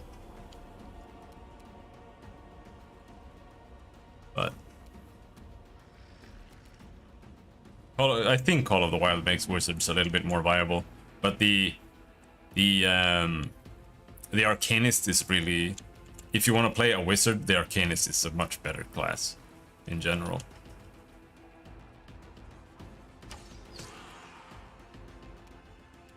Because they're like a mix. So you, like with the sorcerer, you pick skills or you pick spells, and then you have like 3 spells. That's it. But you can use them like 8 times. But the Arcanist learns spells from scrolls, but they are spontaneous casters at the same time, if I remember right. So you can learn spells and you can change your slots, but the ones that you have in your slots are the ones you use for your spontaneous casting.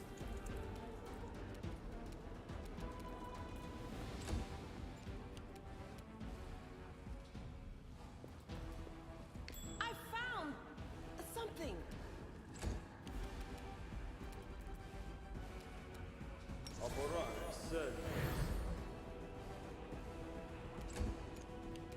And they also get some other mechanics as well.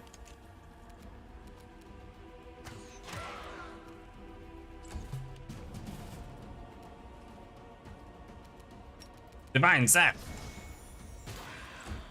Is this thing gonna move anytime soon? Come on. Damage reduction 10, exceptions good. Oh no. Oh no. Oh no. Oh no. Can you do that yet? No, you just have Divine Weapon Bond. Time to smite, and let's also use Divine Weapon Bond. Wish it was swift though. I kind of want something for him to do, because when there is nothing, nobody to heal, he can't really do anything. And she kind of sucks still, but she's a wizard or a spellcaster, that's to be expected. Oh, Slumber, fuck you, asshole!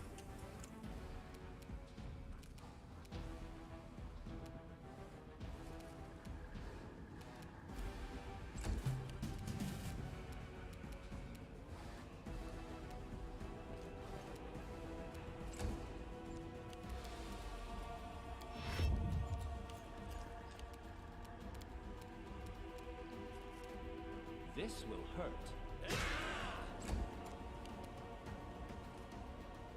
Oh, we just need to smack him in the brains.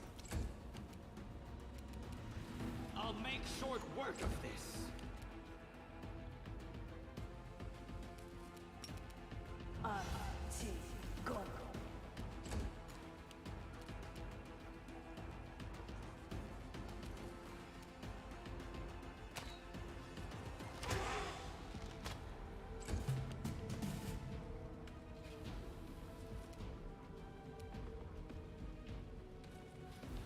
Cold, acid, fire. Are you immune to lightning? Yes.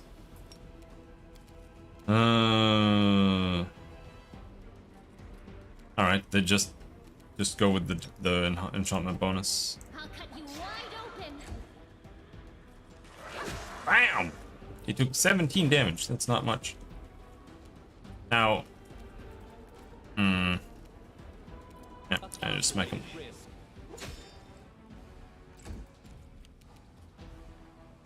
The light take you.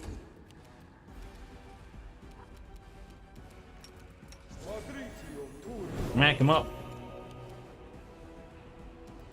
Divine Zap. 3 damage. You're gonna die. There.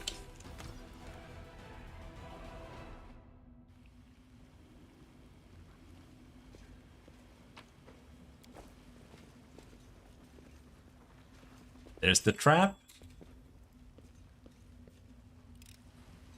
I hope you appreciate this. Another one! Holy shit! Oh no!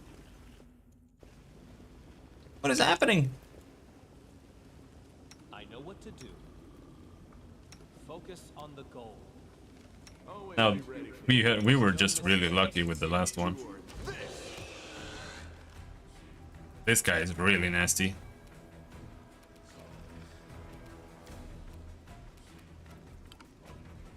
Do I still have my bless potion? No.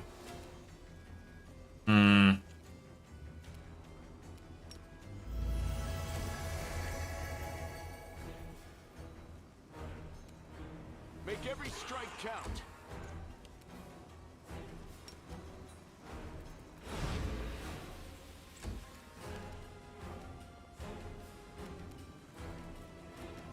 Out of my sight. Well, let's use protection from chaos, at least, or protection from evil.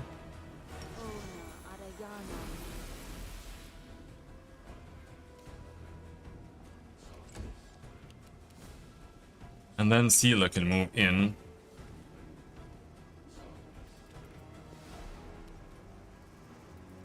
There's Swarm too.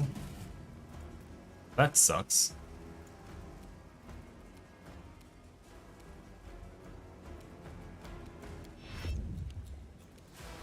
You've crossed the wrong mongrel. 42 damage and 48 damage. Nice.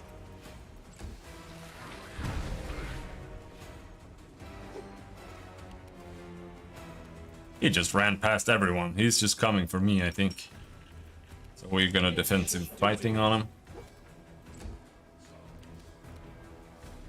Ember already failed to sleep him.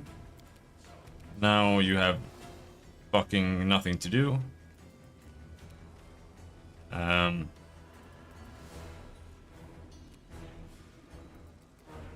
of don't like having spells out here.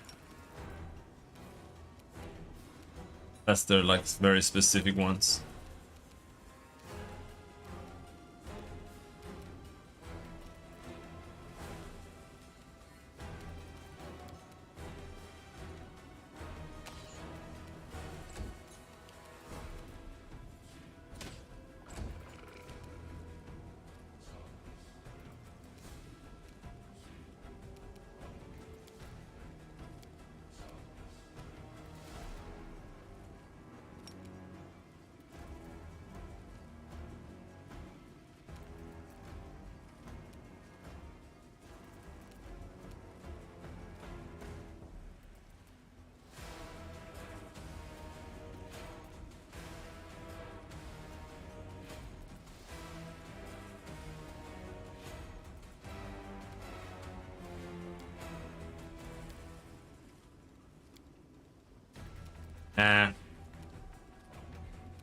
Like him. The spirits demand your blood. And we have no smite on this guy either, so this is gonna be rough, I think. Oh, here comes the Vescavor. I have to kill that first. You won't It's gotta go. survive me. Ow! Wow! Wow! Part of the plan. Too late for apologies.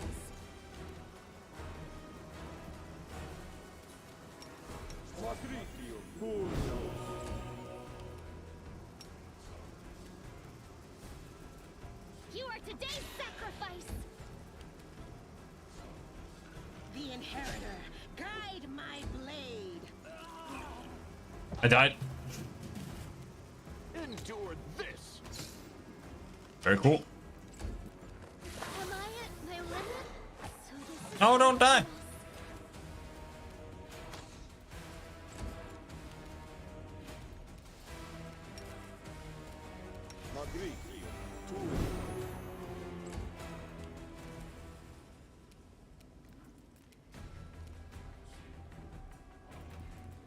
So this is how it feels. Into the fray. Alright. The rest is up to you, Lan. Nobody else can damage this guy anymore. And you missed 4 times.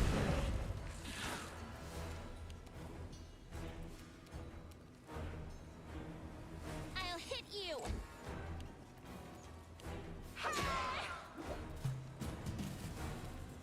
Make every strike count.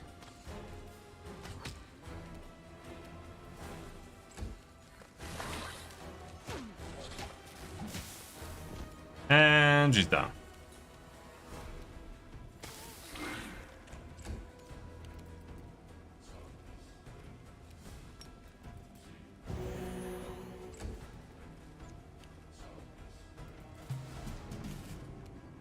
You've crossed the wrong mongrel.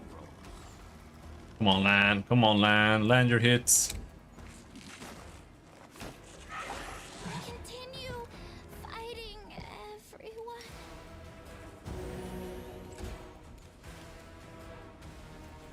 The light take you!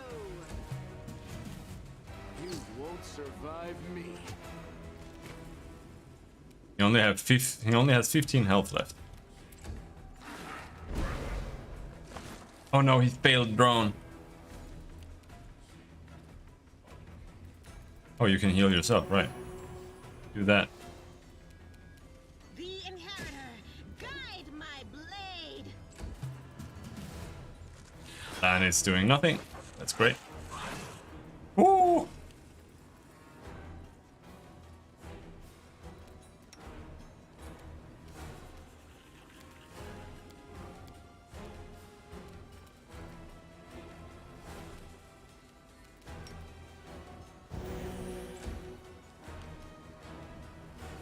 Well, Into the fray!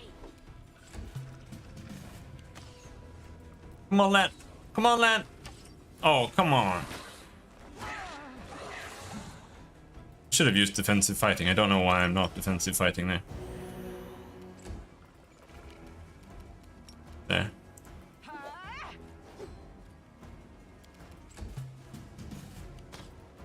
Come on, lad. You may be confused, but that doesn't mean you have to roll like shit.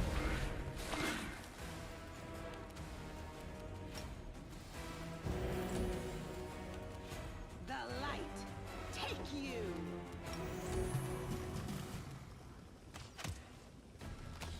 Come on, one more hit.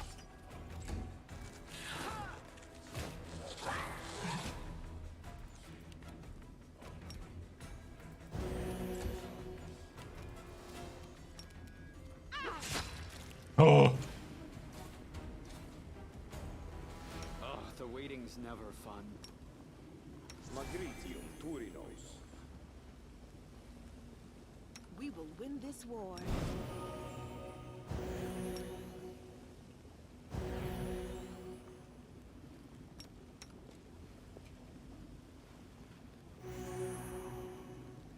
Open your heart to me.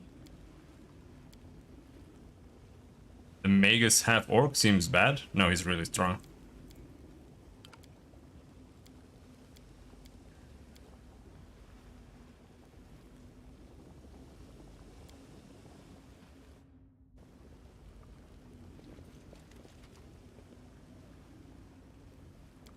But he doesn't scale as well in the beginning.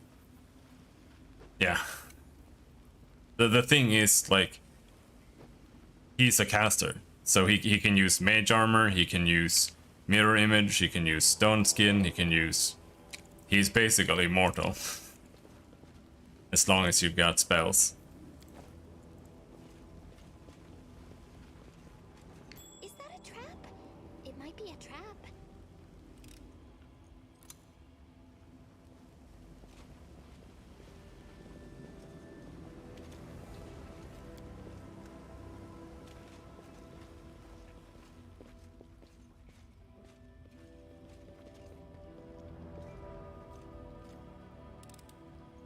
I am helpful, am I not? That was it? Just a bunch of traps in a circle? Alright.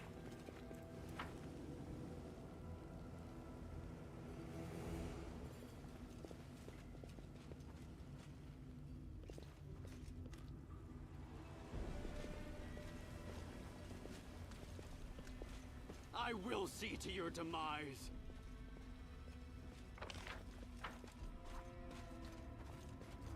Honestly, I think very few of the characters are bad. Like, Valerie is bad because she's a tower fighter in the beginning.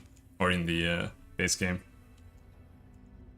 But otherwise, I don't really think any of them are really that bad. What's her face?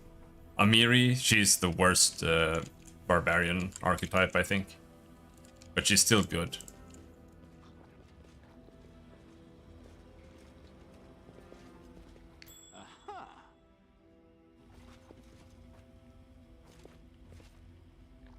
The hell? Who disarmed that?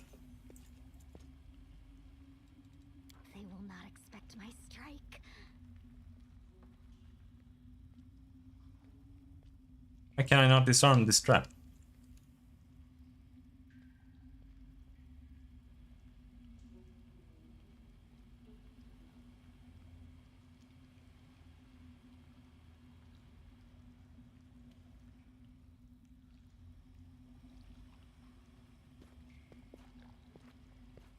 Time's not waiting. Oh, there it is. I see it.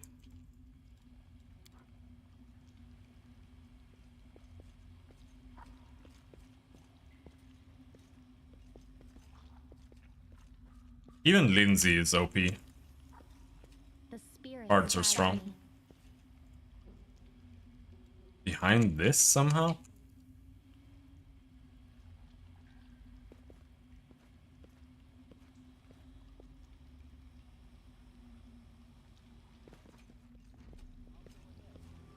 I don't want to go back there. We have no spells and I'm dead. Okay, let's go anyway. The mongrel did it. You've marched me to the bone. Gigantic Construct Hunter Retriever. Level 15. Immune to fear, compulsion, poison, charm, stun, death ability score, damage, drain, negative energy, positive energy, sleep, paralyzed, frightened, stunned. He's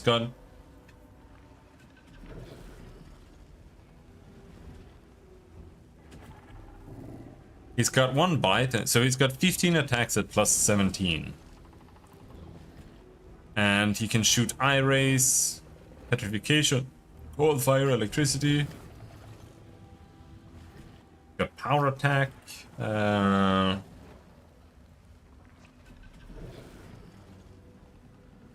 He does 18 to 28 damage.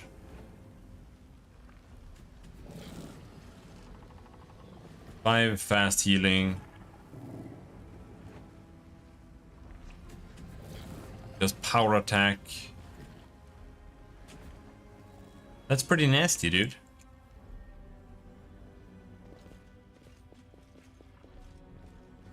Can we rest down here? This is like the worst place to rest, but still, can we rest here?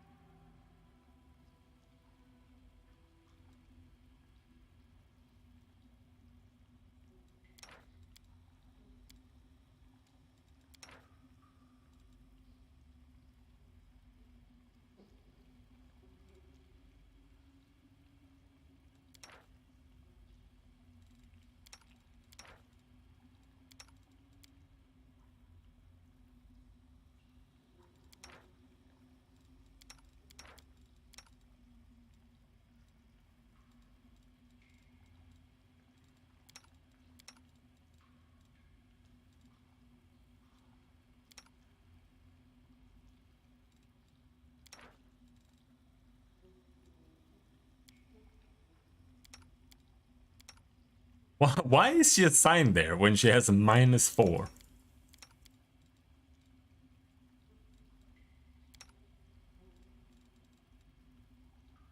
Okay, so if she helps, you still get +2. I see.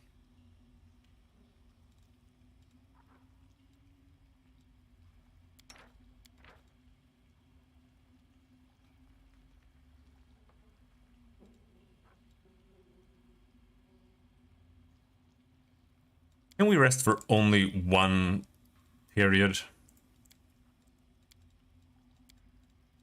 I just want my spells back.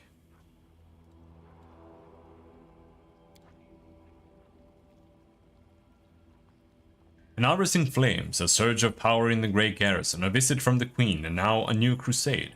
My peaceful cloistered life has been upended in the blink of an eye. Yeah.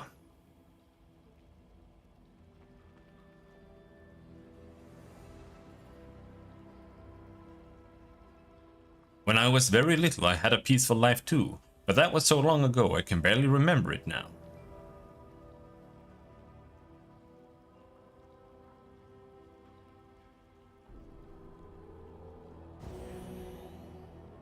Yet another obstacle. We were attacked! Wake up, guys!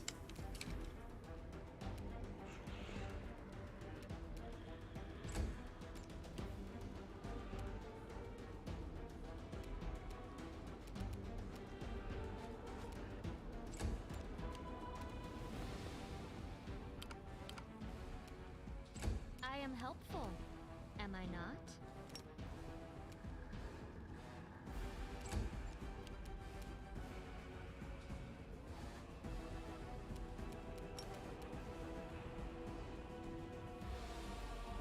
Endure this!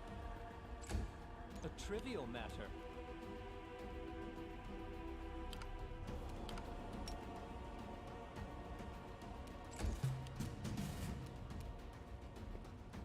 Precision and grace. Ow! The Oh, charge.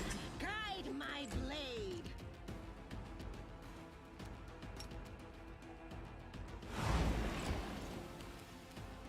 Nighty-night. Let's try this way. Make every strike count.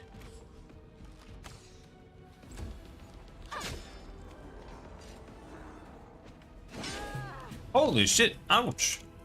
Hit me in the I'll make face. short work of this. Into the fray.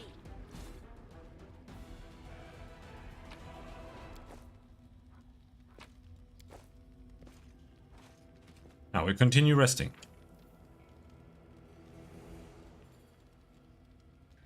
Fail to camouflage the camp. Someone needs to get better at this. Like, I'm the only one who can do it. Though someone else should be decent at this. But this is sneak. I need to make someone better at sneak. Someone needs to get +1 intelligence, so they get another skill point.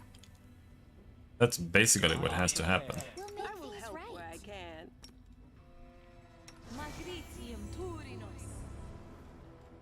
I welcome your company.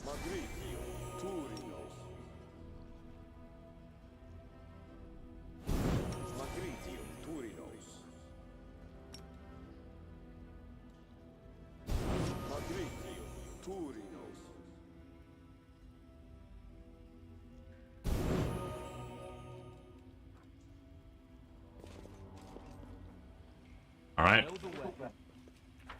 where was it? Here? Yeah. Now if we're gonna challenge this guy, we're going to die. He's very big. Holy shit. What is he? Chaotic evil construct. How does that even make sense?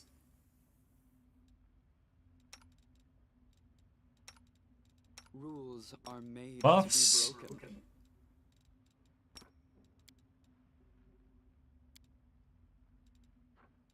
Buff on her.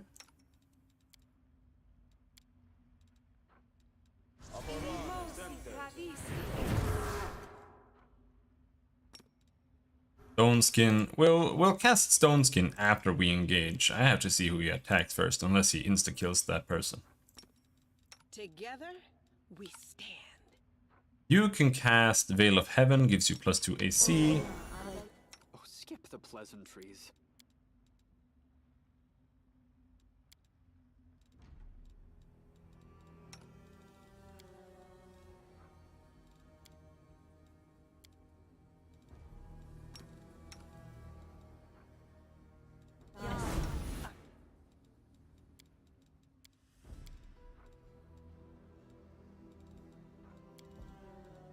You're a good Miss me person. already? Rely on I me. like Yes, I'll watch your back. a bright future awaits us. And then you use Divine Weapon Bond. Oh, the waiting's never fun. Well, You have any more buffs? He does do like fire beams and shit. I think. Can you have multiple of these? So he does.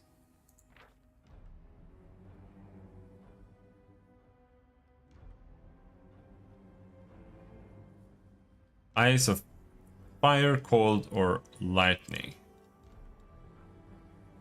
Do lightning then.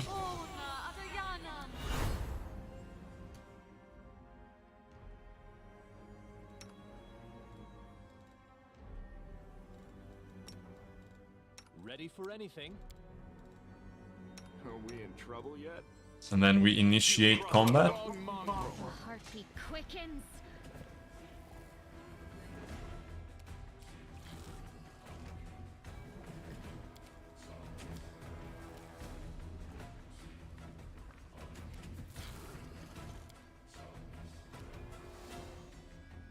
Well, I guess I want stone skin on me anyway, so let's put it there. He's probably gonna attack me. I think we'll go in with. I don't know. He is not immune to blind. Let's see if we can blind him. We blinded him. Fuck you.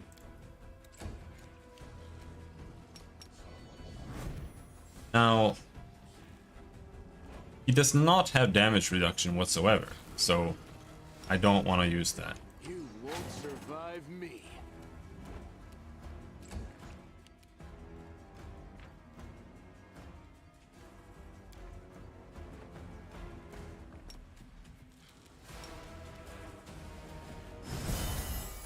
Miss.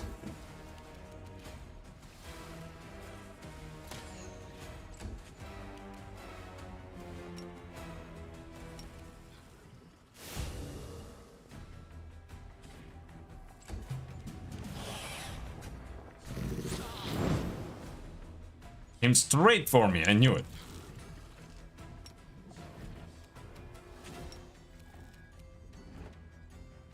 $29 AC.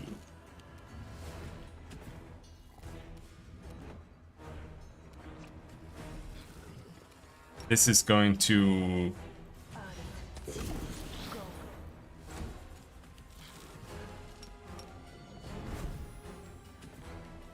I shoot him. With this.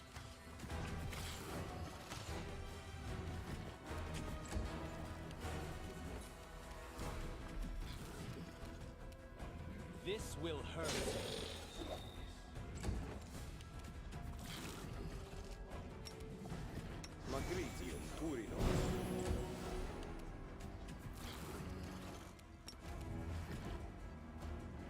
The lights take you! Ow!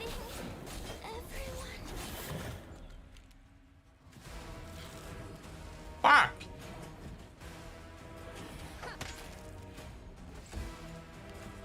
But he is low on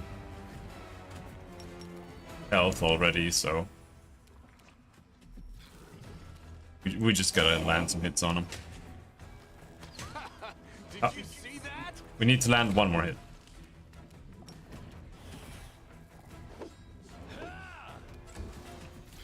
And that's going to be completely impossible.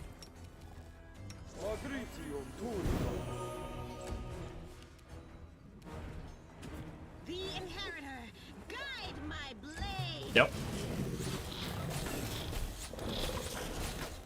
Oh, he missed everything. Go for their hearts. God bless blind, dude.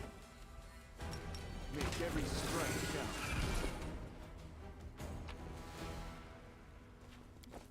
Retriever's Claw.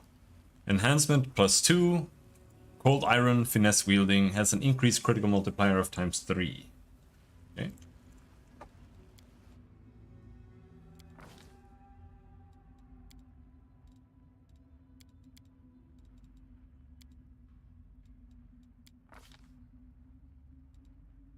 Greater Elemental Focus. Fire. Yep.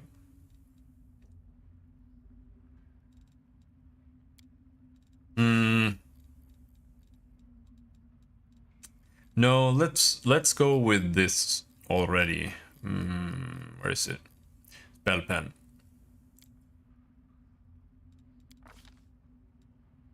Pick a spell. Pick a level, what, 1 spell? I don't give a shit about any of these.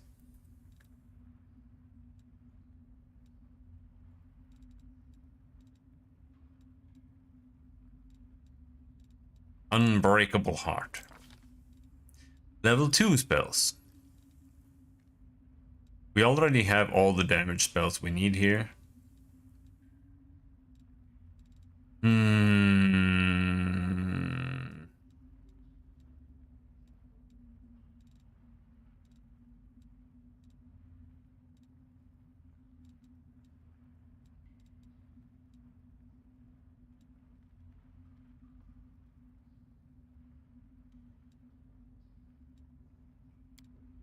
Get some cures, I guess. Level 3 spells. I can't even get Fireball here. It's kind of upsetting.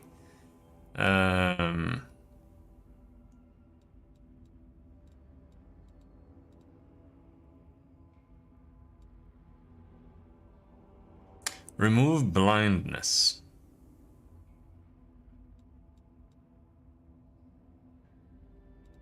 Dispel magic. Sure, let's get Dispel.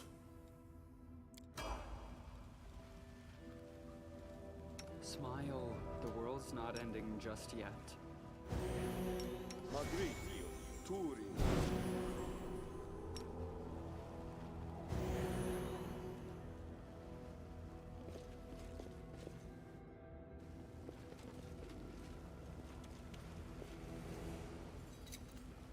I hope you appreciate this.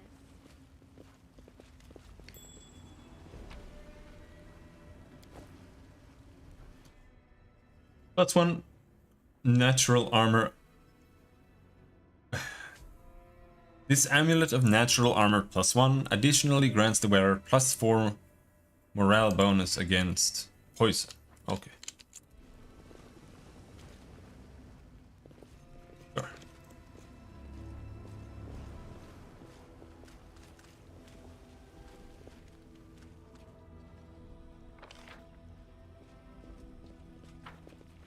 This is one hell of a cave.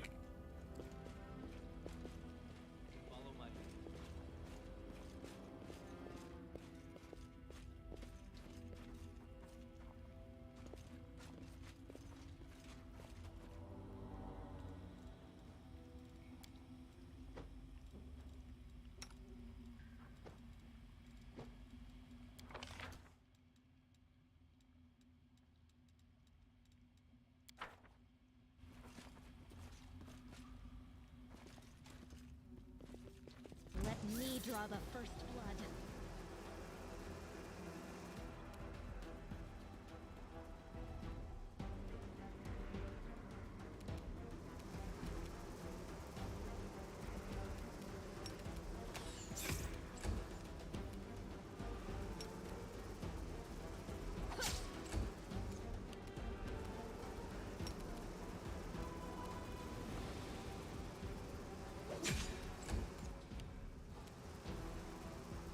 Out of my sight!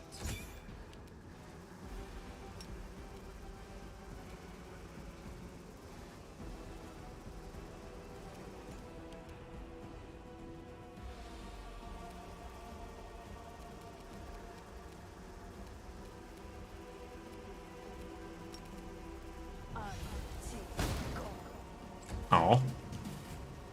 It's because we're gonna be fighting a lot of demons in this game, and they probably all have spell resistance. That's why I wanted to have better spell resistance overcoming.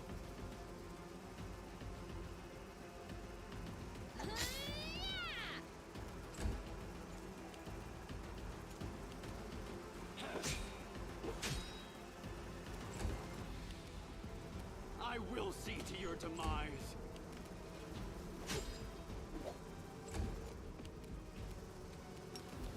Try again. Oh, I thought it was gonna bounce. You've crossed the wrong mongrel. I'll cut you wide open.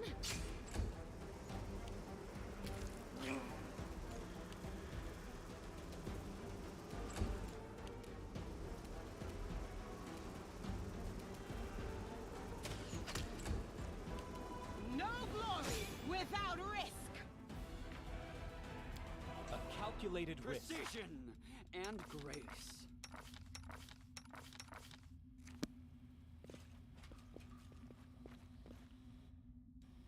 Rules are made to be broken.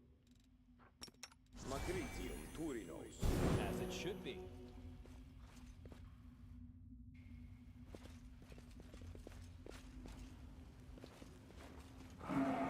Of rock.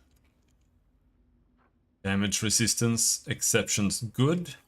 Do I still have some potions? I don't know how a potion gives you a blessed weapon, but they do. You still have that.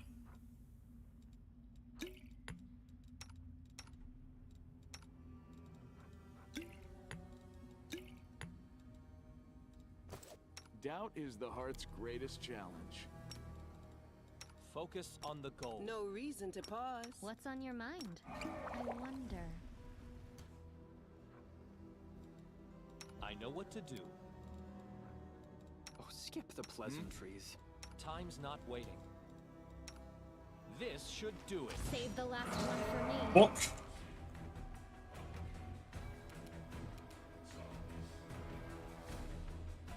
Now, demons are pretty much all immune to electricity, and there are no other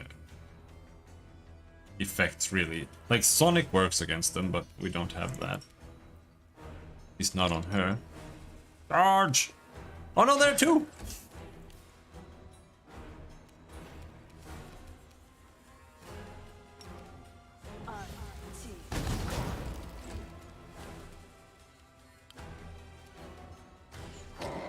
Whoops. Should have switched weapon there.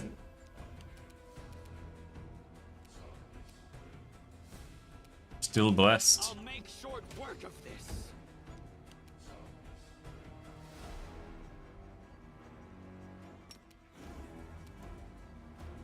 I should fix the spells on her. We can do that right away. This spell is really good, but I also want blessed weapon. And what about here? Level 2.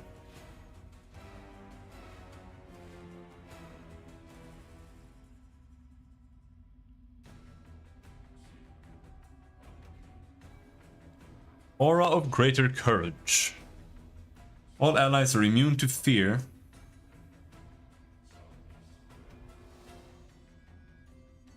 If you do not have the Aura of Courage class feature, do you? Does she have that yet? Yeah, she does.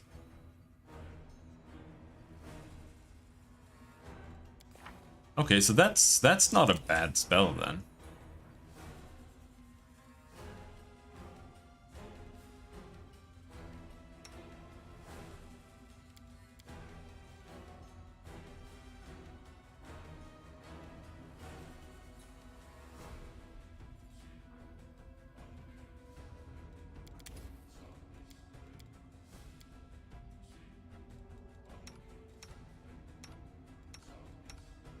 And for my in my case, I kind of want to just pop lead blades.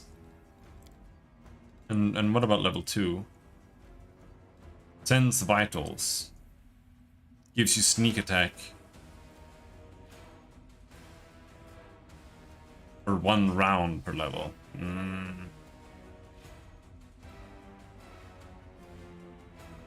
This though. Cat's Grace, more dex.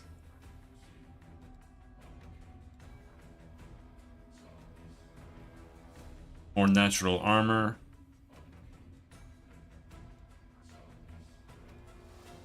Dark skin.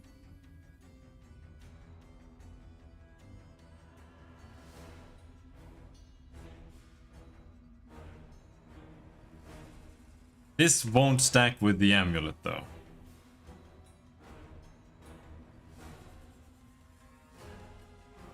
But this also means if I just go bark skin, then we can use another amulet.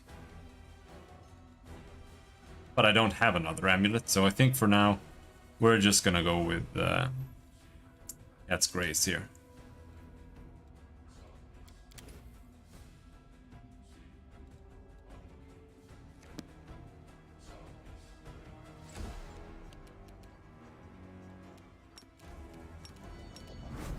You Oh. won't survive. Oh.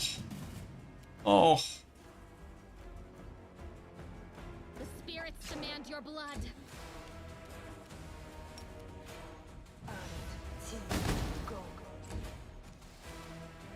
Failed to overcome spell resistance? Yep.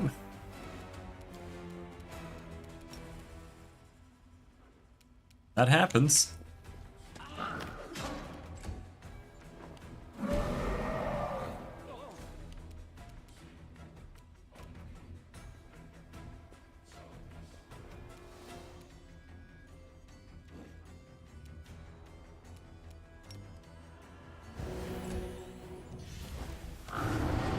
Oh no.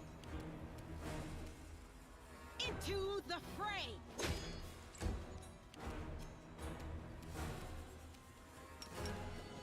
Alright, then we're shooting the other rock. Almost died.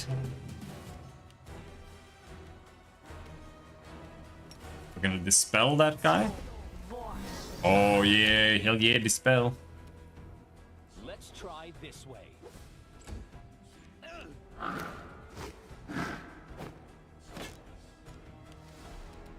Out of my sight!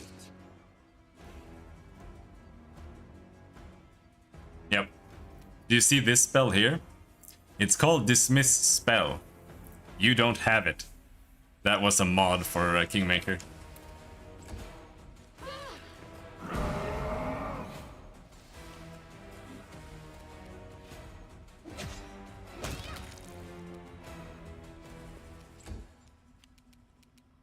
Make every strike count.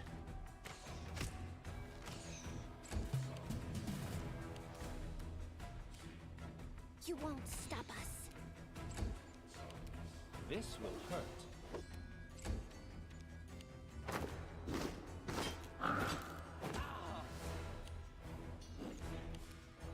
The light. Take you. Oh! Here we go. Two dead rocks.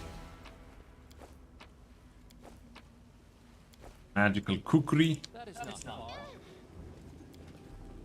The touch of the abyss irreversibly changes the very lands of the whirlpool. Huh? Yes.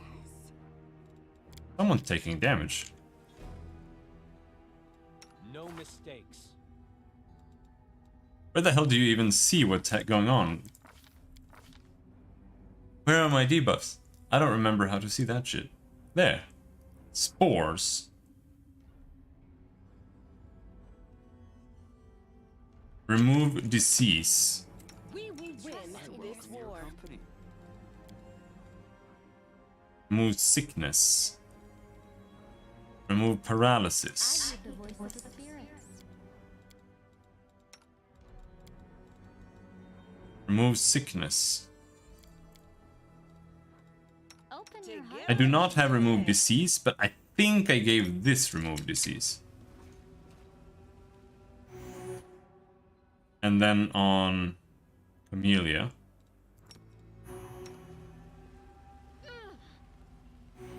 Yeah. Dispel spores there. I'm gonna miss her.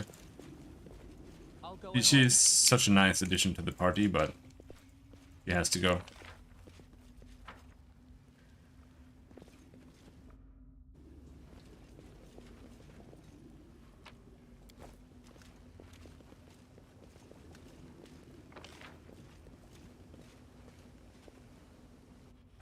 Is there another path over here? Looks like it.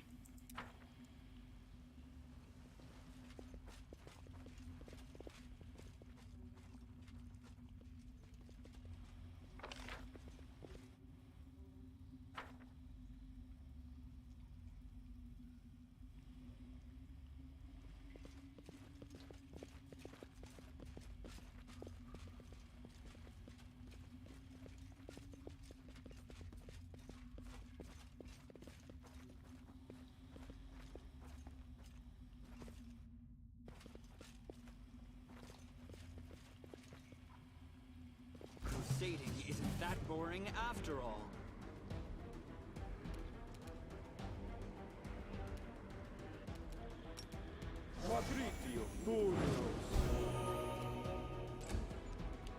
Almost died instantly from the cure. Follow my lead. What do we have here? You can trust me. At your discretion. I am helpful, am I not?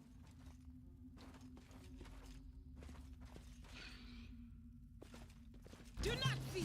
Ah, it hurts! Kill, tear! I'll save you.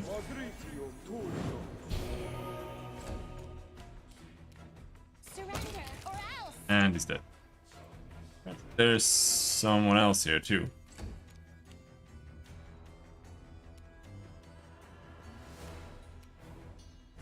The inheritor, guide my blade. Anything wrong with the water or something? The wrong mongrel.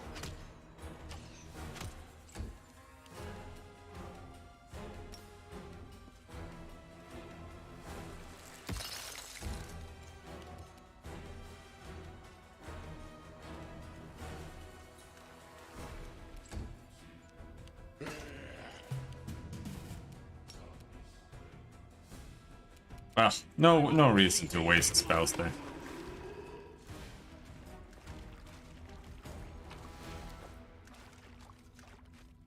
Enemy approaching. Why?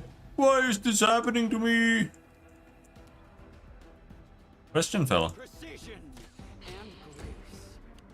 Too late for apologies.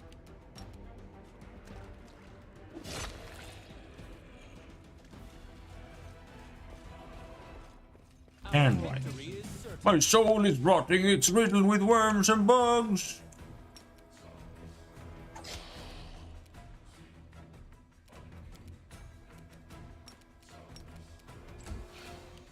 Right, fella. I'll hit you.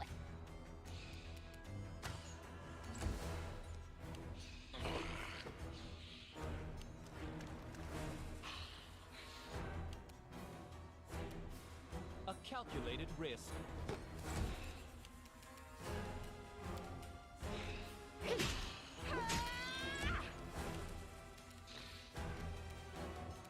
I'll make short work of this.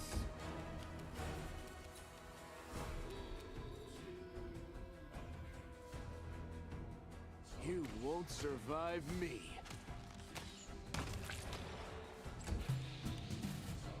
You don't lie. You are today's sacrifice.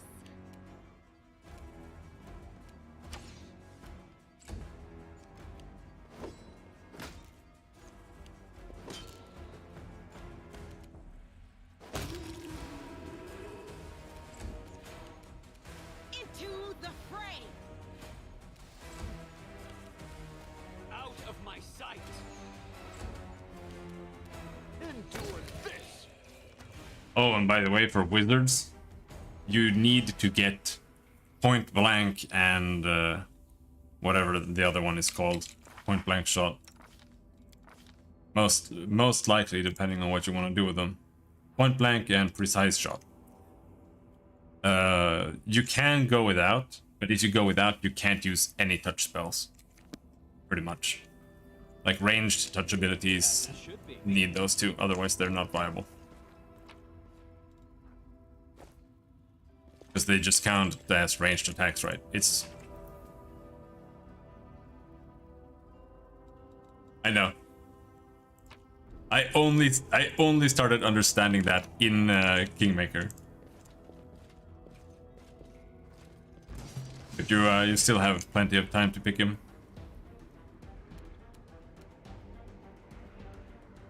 Go for their hearts. That's only for touch. Or ranged touch. Specifically ranged touch. I will see to your demise. There's Harkle.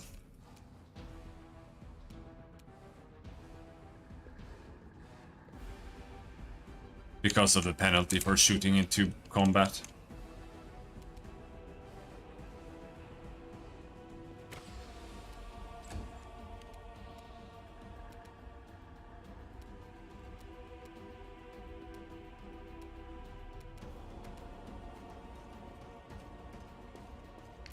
What a find!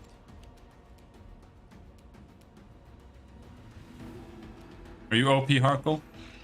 No, it's level 10.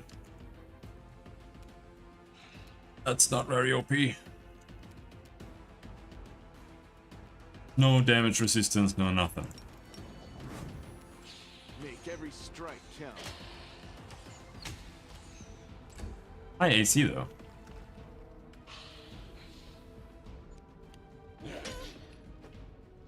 -1 level.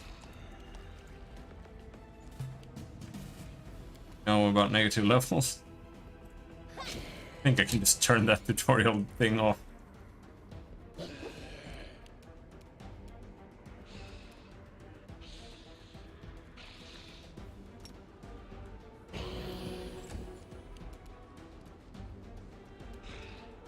The light take you!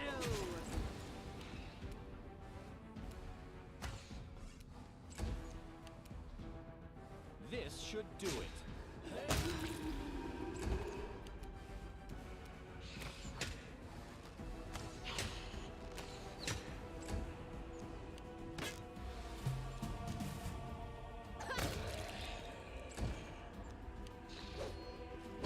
Pain is Holy shit! excruciating. Arca, leave her alone. Is that, like, how much damage can that do? Saving throw.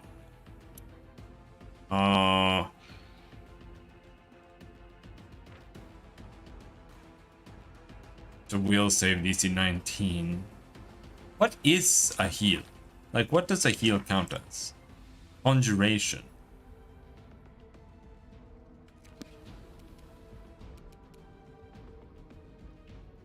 The inheritor, guide my blade!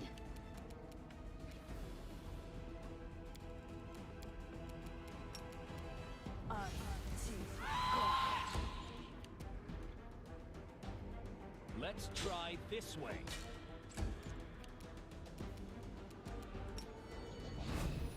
You've crossed the wrong mongrel. Nice miss. Nice miss.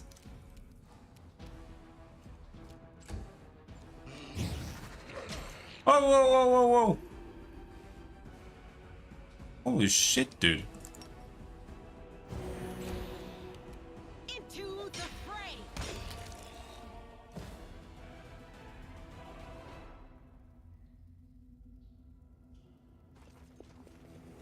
They don't drop any loot. Quickens. Stranger! Kill the stranger! Let him suffer with us! Okay, they keep racing and racing and racing. There's a 1 there, I see. Let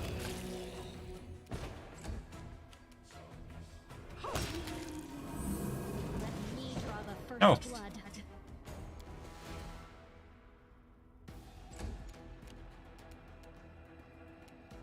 You Stop. won't survive me. Stop turning on turn-based combat.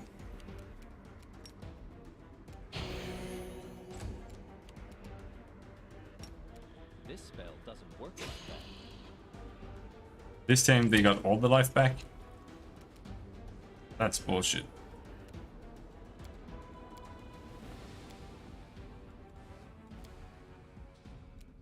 I'm gonna turn on heal. Depending on how many times we have to fight these fuckers. The light take you!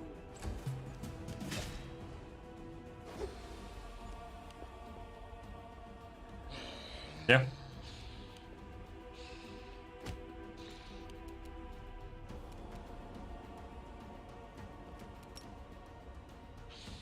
Get good.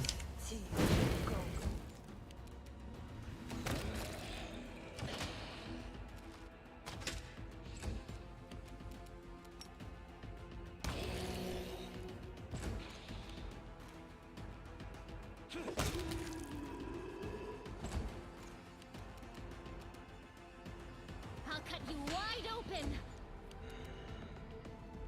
The inheritor, guide my blade! Don't kill me, Arco. Fucking bitch.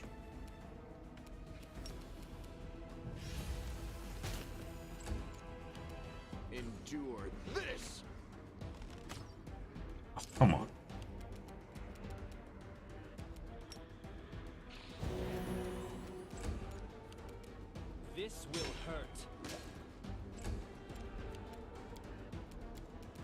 The spirits demand your blood! Into the fray! Oh, come on! So this is how it feels. You won't stop us.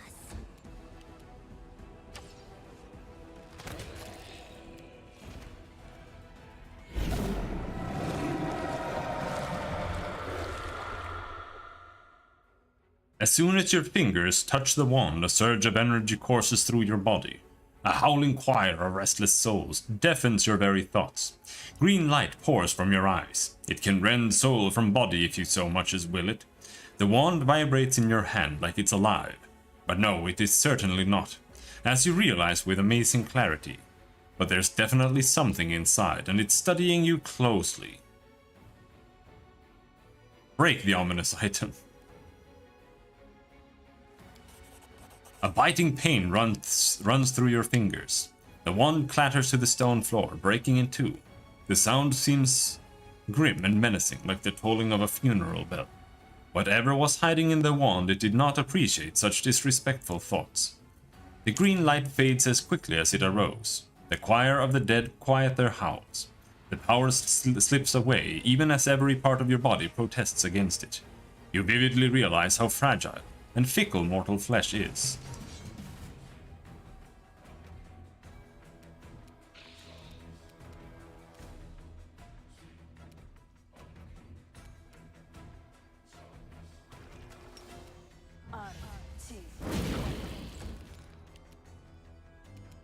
Make every strike count.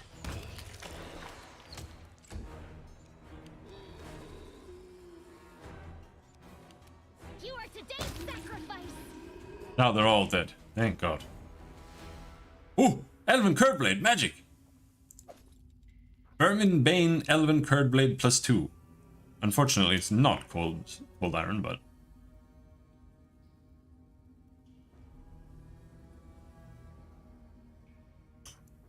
+2 and 2d6 points of extra damage against vermin. Now I'll have to unequip some shit though, because I cannot use this weapon without being overburdened, so... What do we need to change? I need to get rid of 3 in 8.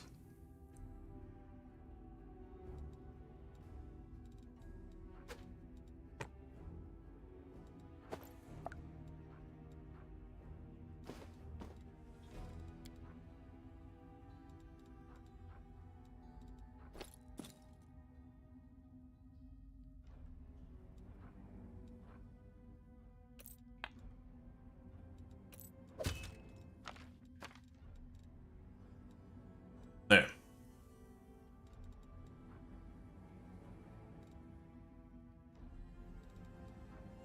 That weighs 1.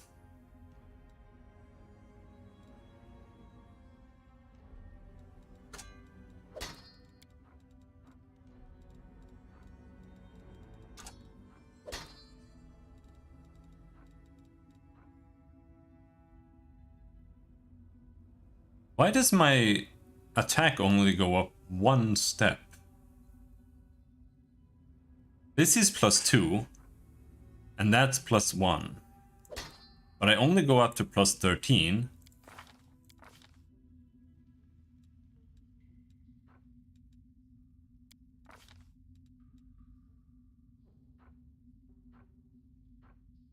I haven't even taken weapon focus for it yet. Okay, I guess we'll take that next time then.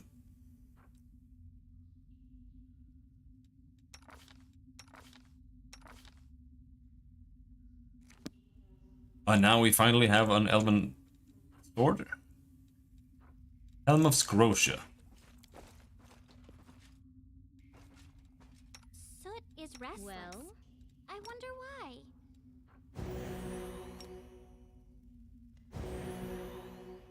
why. Is your channel like super strong or something? Oh yeah, it uses up her lay on hands. That's why it's so good, maybe. Or maybe it's just RNG.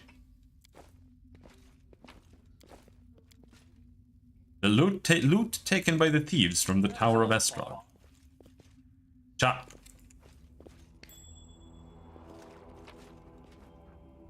Rapier. Mind Piercer. +2 cold iron. 1d6 piercing damage against enemies who are under mind affecting effects. I don't have that, but it's still better than normal rapier.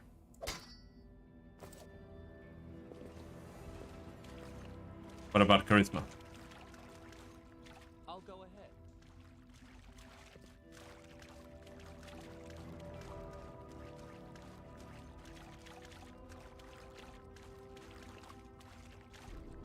I know the way.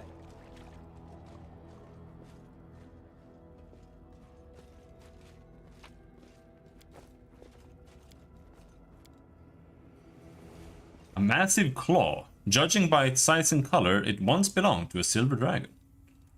Huh. Charcoal, soot, and the remains of greasy-looking liquid. Possibly traces of burnt oil.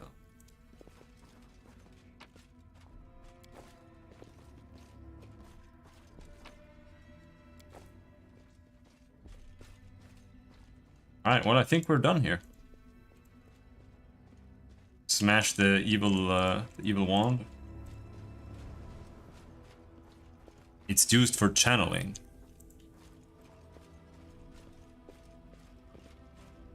Maybe. But I think the charisma is mainly because, or mainly how many times they can use it, not how strong it is.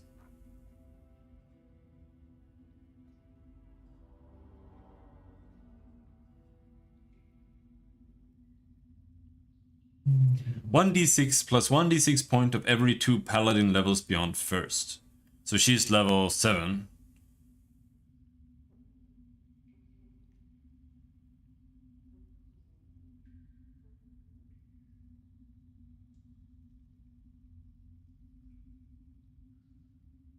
Okay, so 4d6.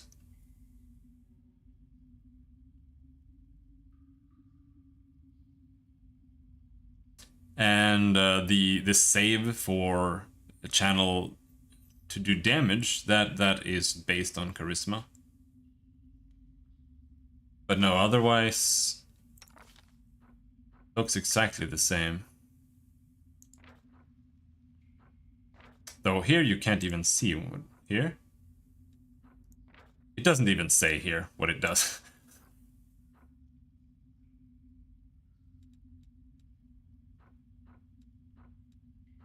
It doesn't say how it scales or anything.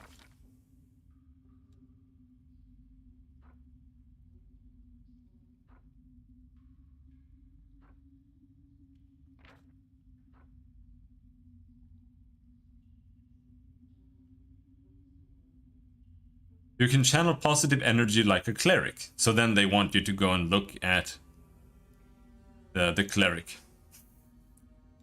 They're too lazy to implement this shit on all characters or on all classes. Oh no, it goes even...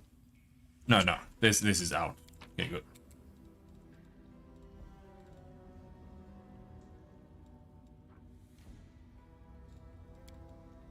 I do have a cleric, but I had to go to town to read on him.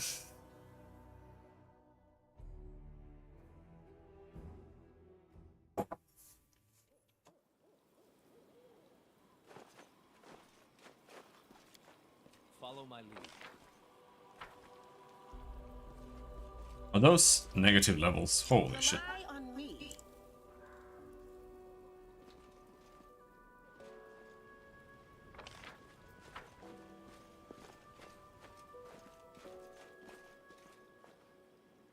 Bumbled into another rape train.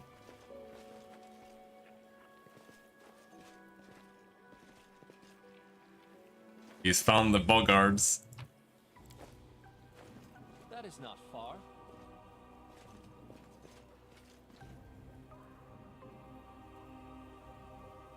Boggards are the rapists of Kingmaker.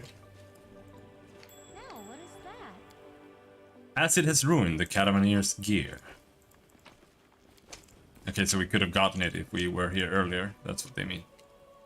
Judging by the marks of his nails left in the soft sandstone, this man was left alive when the swarm began to eat him. Yeah, the berserkers. Yeah, they're absolutely totally roided out. Grease is good against them. Very, very good. Because once you let them get close, they'll bonk you in the brain, and then you die.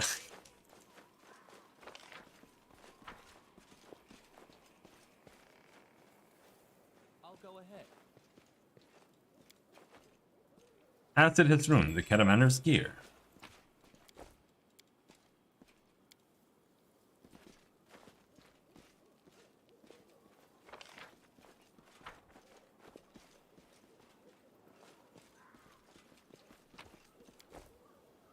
I know the way.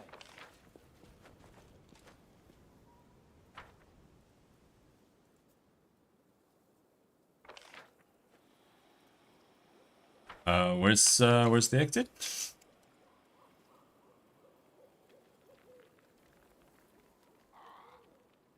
There.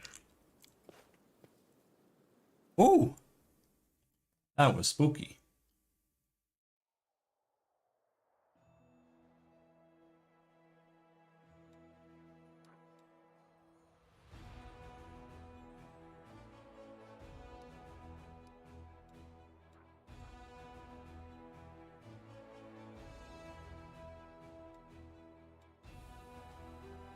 Okay, so now our camp is over there.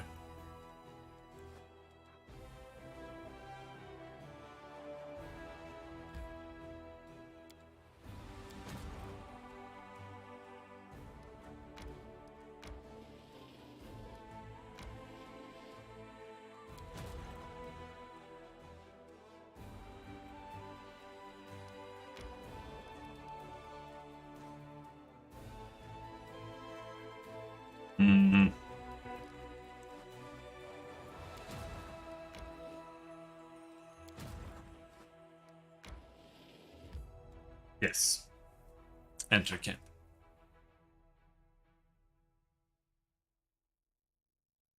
Are you talking about Ragongar?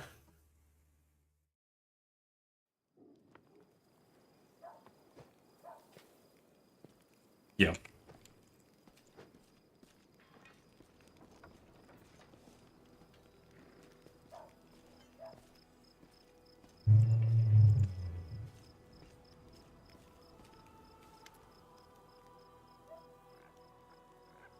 Horgus Worm has been expecting you, gun stuck in his belt.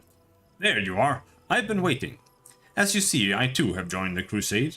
I don't know how to swing the sword, but war is costly, and I have money. Besides, my intellect and business sense may prove useful even on the battlefield. Besides, I believe... Horgus shifts awkwardly from foot to foot. I believe I owe you an apology. The way I behaved was rude, ill-mannered. You are an honest and honorable person. You have clawed your way up from the bottom of society to the title of Knight Commander, and you are friends with Queen Galfrey herself. Such persistence deserves respect. Horgus tilts his head in a brief acknowledgement of your merits. Please allow me to give you this magic amulet from my humble personal treasury, to mark our future cooperation.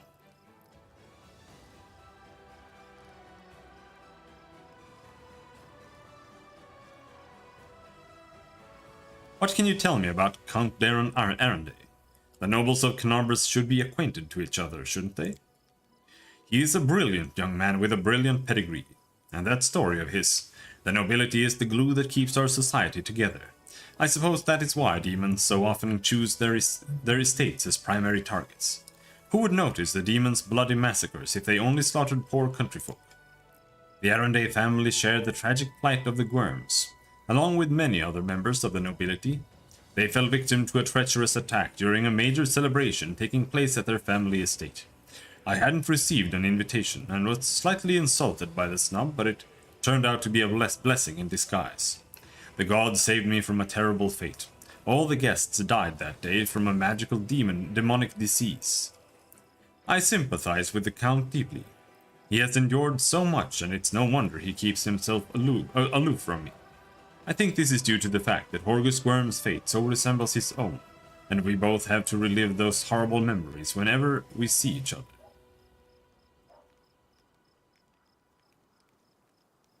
Staglord time. Here we go.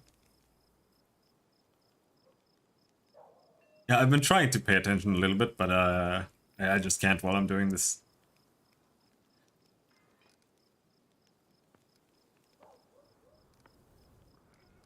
I have to go. Hello, Wilser. The Quartermaster flashes you his usual grin, but it fades almost immediately. What a march, eh, Commander? I won't forget it, not in a million years. I can't stop shaking whenever I think about the leper's smile. It's a miracle we lost so few back there. The soldiers realized that if you'd made the wrong decision, half the army wouldn't have made it out. They're scared. They're scared things are only going to get nastier from here. What if we held a wake? Lit up the bonfires, poured some wine, raised our cups in memory of the fallen? It'd do the troops a world of good.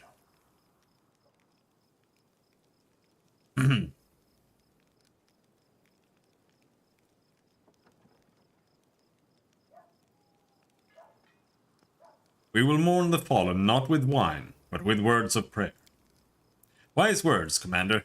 Wine gives way to sorrow, but a prayer to bright Iomade should soothe their grief. Maybe the goddess will see our pain and send us a whit of her infinite grace. Show me what you have. Oh. Sell, sell. Sell. Sell, sell. Radiant Cookery. What the hell is Radiant? Radiant weapon is imbued with life essence itself and deals an extra 1d6 points of positive energy damage on a successful hit. Really nice. Mithril +2 heavy mace. Retriever's claw, that's a dagger.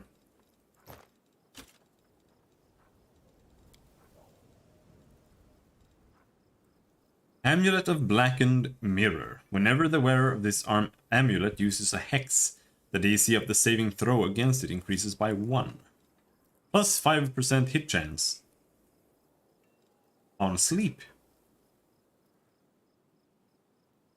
Plus 3 competence bonus to stealth skill checks. That would be nice on someone. Except not on me, because I already have too much stealth. But maybe I should have that.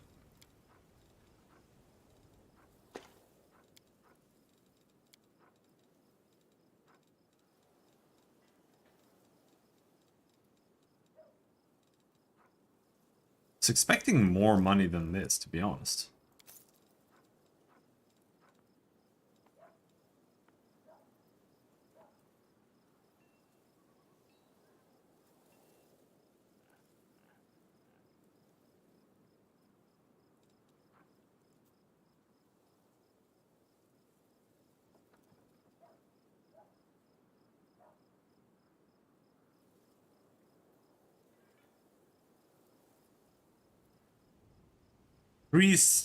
Plus 3 corrosive longsword lands and hit on an enemy. It deals an additional 2d6 acid damage to all enemies in a 30-foot area. After this ability has been activated, it can't be activated again for 1d4 rounds. Yep, that's all you got. But we have to keep some money, because we might need it for the crusade. Where the fuck is the storyteller? It's actually... Maybe he appears again when we take resin? I thought he was here with us the entire time.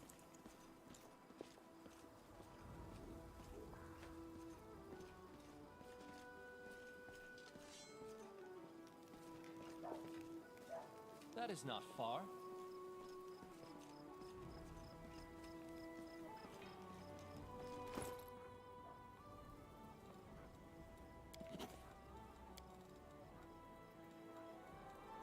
There was another letter we didn't read.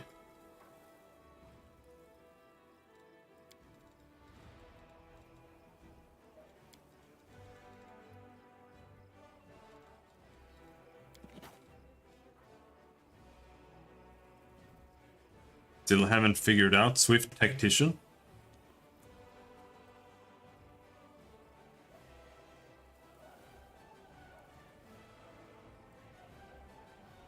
No.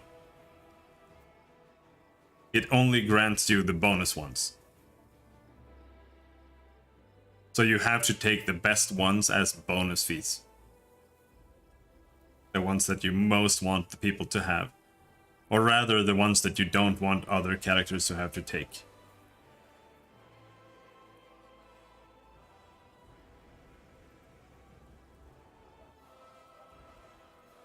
So you can't stack a bunch of different ones. You get like 3 total that you can give everyone, which is still really good. But it takes a while to get there. You might have fucked up your character in that case, but you can always... I only have coordinated. You can see in your character sheet, if you go to like the class, you can see what you took for each pick here. The character sheet. And you can see when you get whatever next you'll get. The one that gives you bonus to hit when flanking is the best one. That is the best teamwork feat by far, unless you want to do tripping.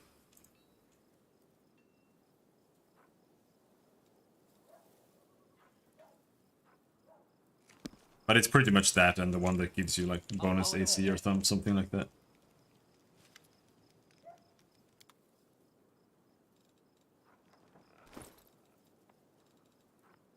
Bloodstained letter to anyone who can help us.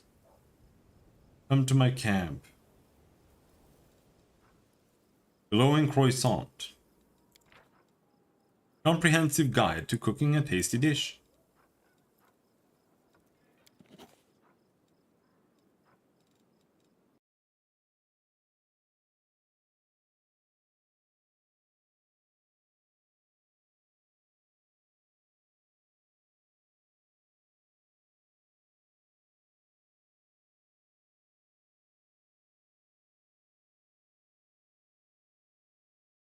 Yeah, so that should give everyone that.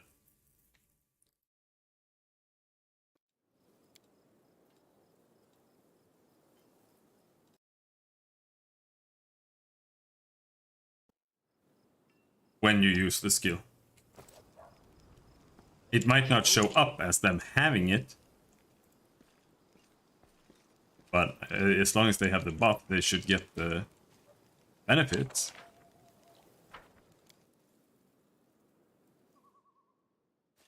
Unless it's bugged, but I don't know.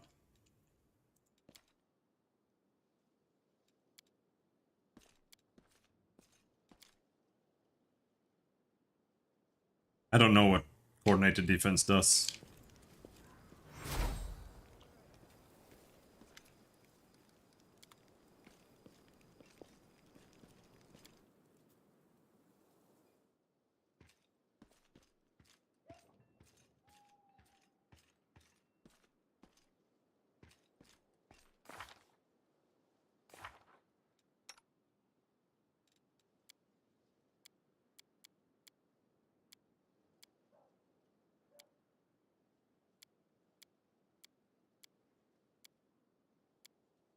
Show all spells. I hit show all spells and it hides the spells. What does that mean?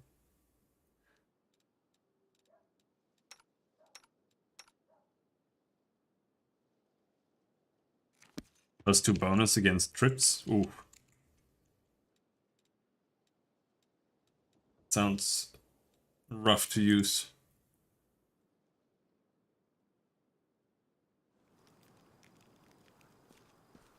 Maybe.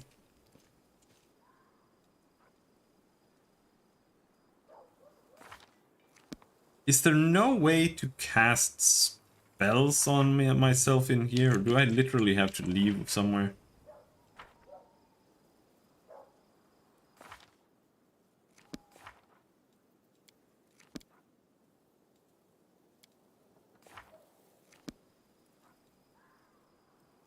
Yep.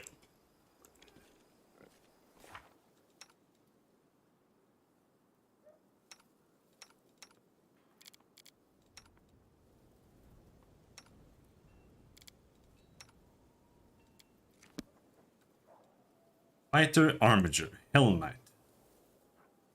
Might Chaos.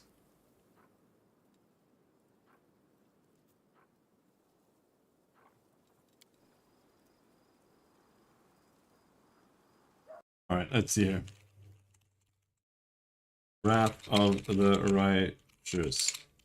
Casting spells in camp.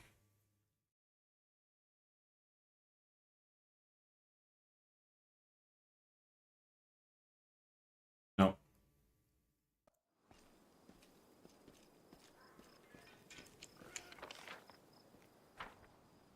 Just like in Kingmaker. Fine.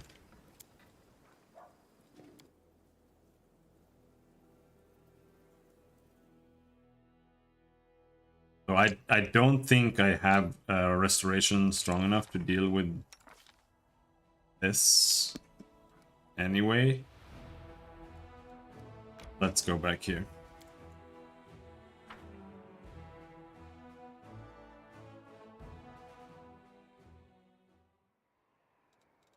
I'll watch your back. Meditate on Miss your me mistakes. already. You might This like work? to feel better. I think it needs to be restoration for level drain. Yeah. And nobody has full restoration yet. Is that like a level 4 spell? Restoration is level 2. Yeah, it's most likely level 4.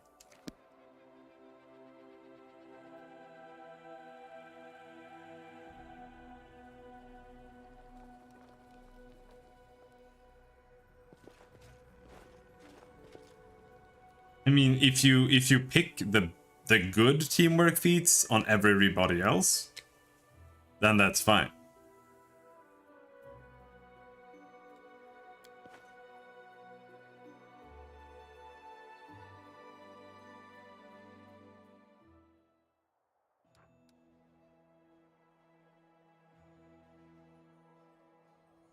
But it also makes the ability a lot more situational.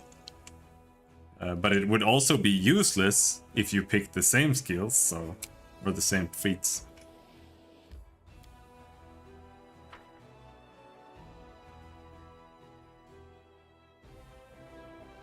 All right, let's rest because I am super dead. As it should be.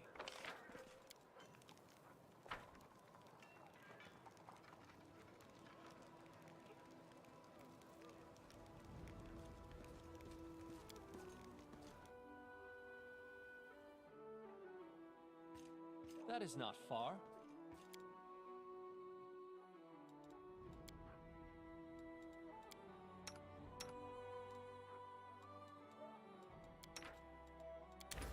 What food can we make now? +3 cooking bonus on all skill checks for the day. Greyboar's favorite dish. Who the fuck is Greyboar?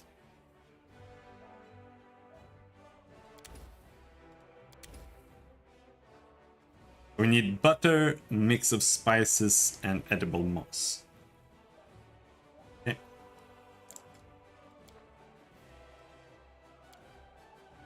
We've met before. You never shooed me from the temple steps. And once, you gave me a whole loaf of bread. And I let you keep sleeping on the street. Forgive me, Ember. I did nothing for you when you needed my help.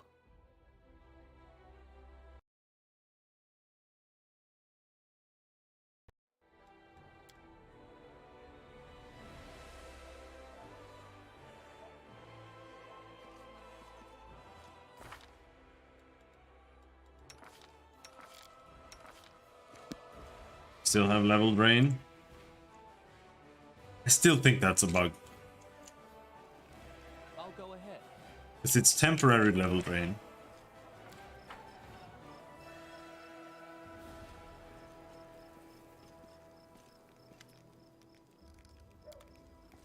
The scroll guy is in here.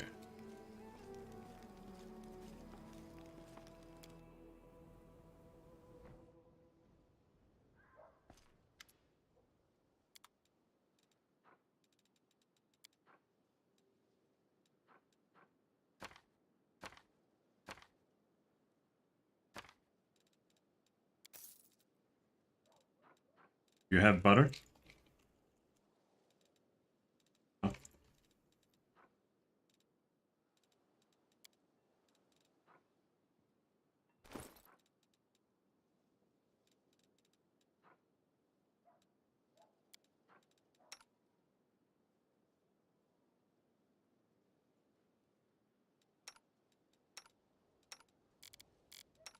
Butter is good for you. Alright, that was it. Okay. I know the way.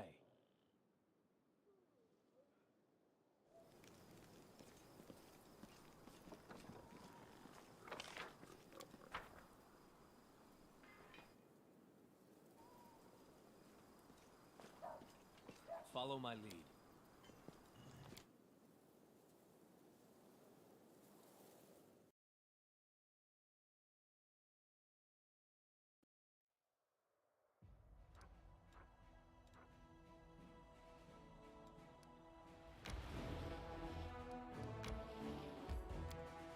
Is it the inconspicuous camp?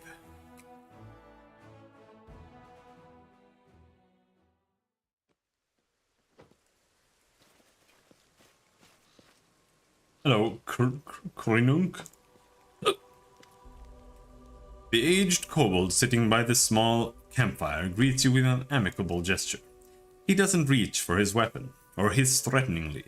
All in all, his behavior is highly unusual for one of his kind. His clothes look quite unusual too. Not many kobolds opt for human clothing, nor do they adorn their possessions with spikes or scales. Greetings, my name is Krinuk. I am all alone here, so you may safely come closer. He speaks smoothly, without the usual kobold hissing.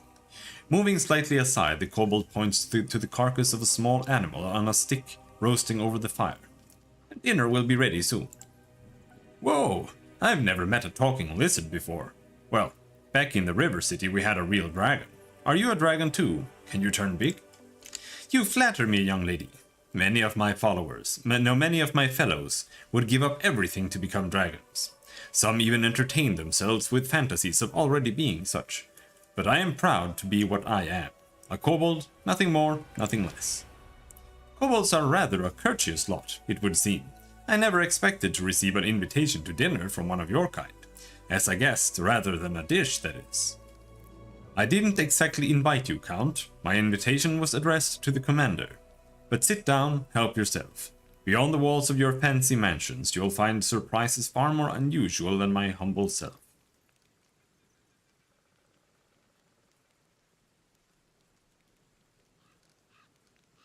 What are you cooking? Judging by its ears and its hind legs, it's a hare. The kobold casts a dubious glance at the animal's mouth, which boasts a set of huge teeth. Or maybe it's a tiger. Depends on your point of view, I suppose. Don't try to be cute, kobold. It doesn't suit you. You ninny, I am as charming as they come. Who are you? As I've already mentioned, my name is Krinuk, at your service. The kobold offers a short bow and an unusual gesture, a short bow, an unusual gesture for one of his kind to make. As a rule, kobolds do not express their respect to anyone other than dragons. I am a traveler, and a friend to the crusade.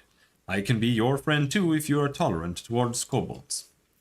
Krinuk utters the word tolerant with shocking ease, as he is something other than the narrow-minded and savage subterranean beast you expect him to be. Kobolds are infamous for worshipping dragons and despising all other races, and few of them would even understand the concept of tolerance, let alone subscribe to it. The crusade has many unusual friends, but even I haven't met anyone like you before. I'll be glad to see a kobold in our ranks. Sela smiles amiably. Oh no, don't get me wrong.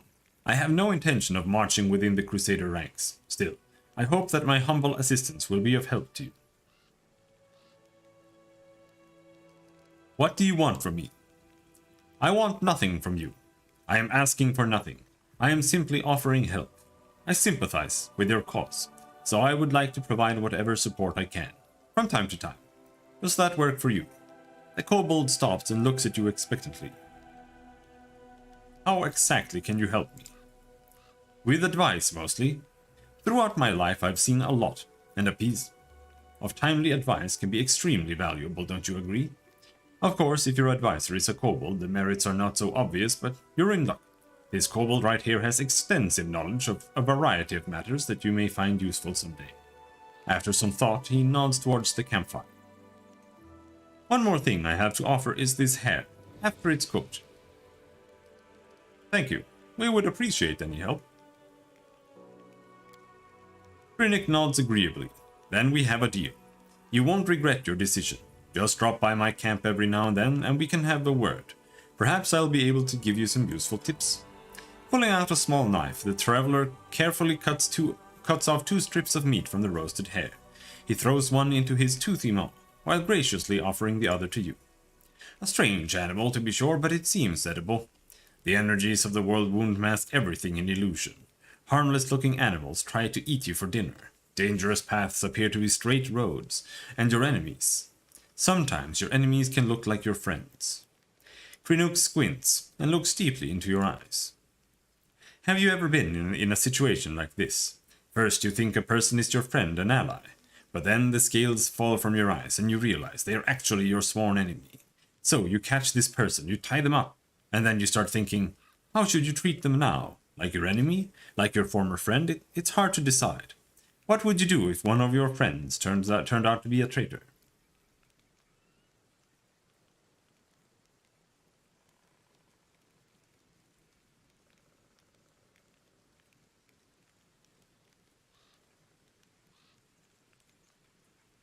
Are you talking about someone specific?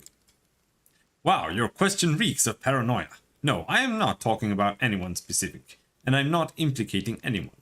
The kobold chuckles. I am sorry, it seems my joke has spoiled your sleep for the next few nights.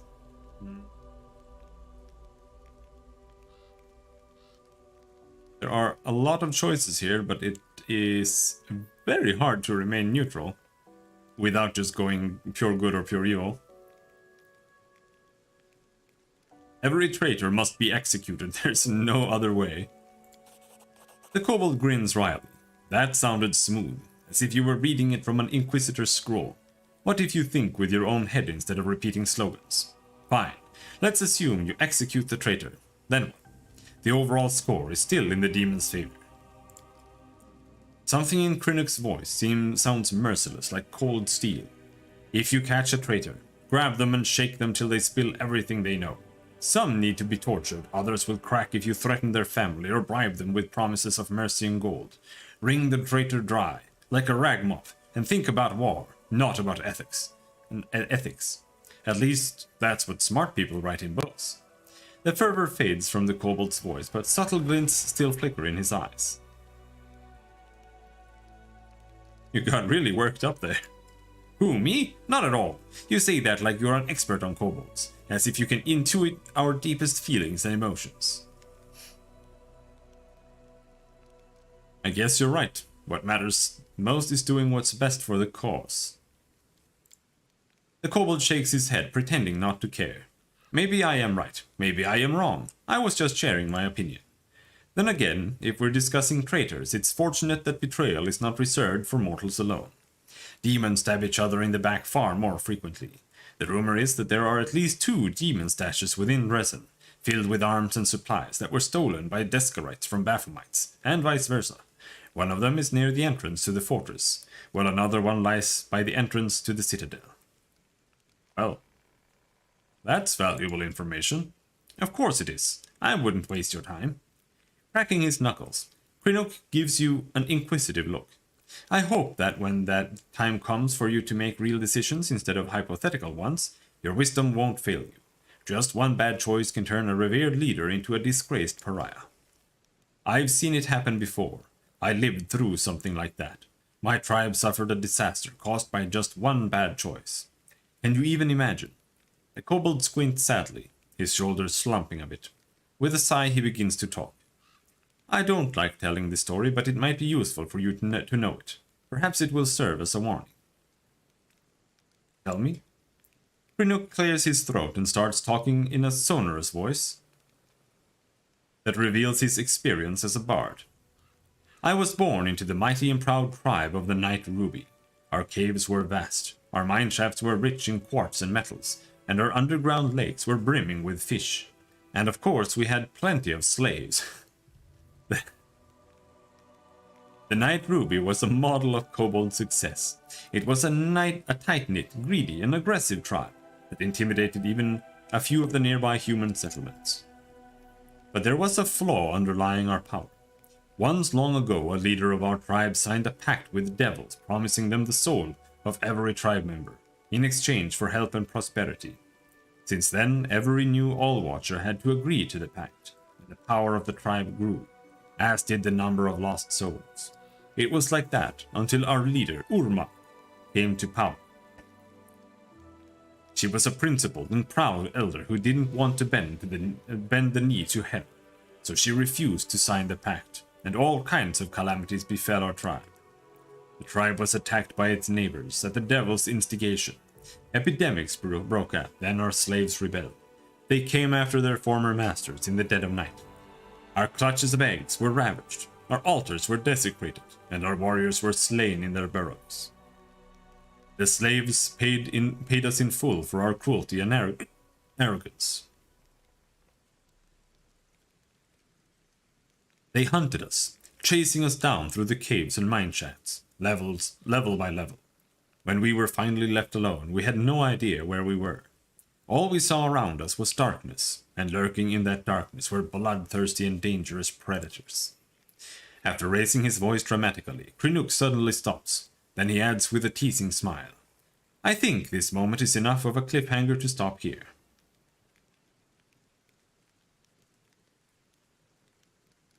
I have to go. Good luck. I believe you'll need it. Thank you. As it should be.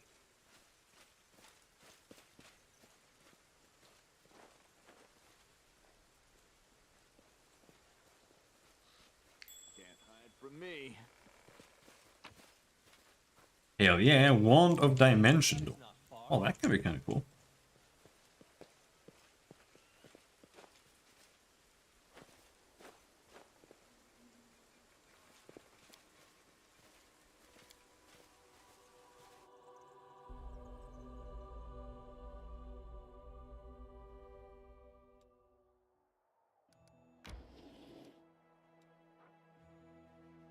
That's a big demon army.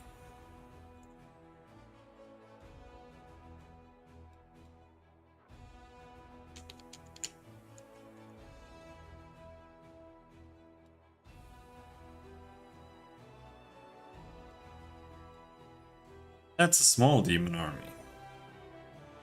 Alright.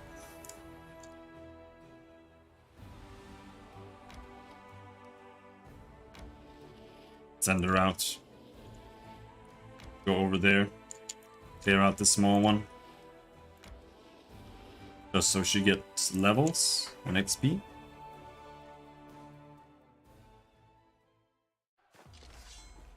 I wonder if I need to fight them. Maybe if they flee, they just die and I get XP.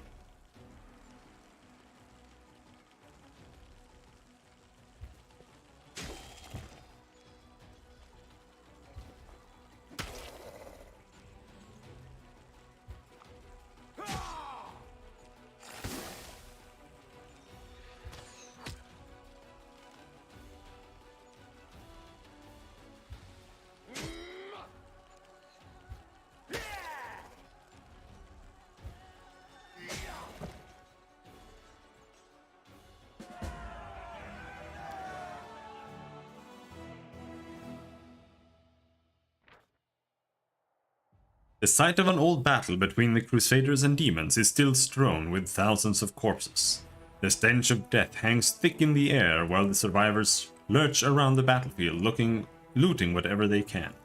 The dead, after all, won't need their trinkets and keepsakes anytime soon.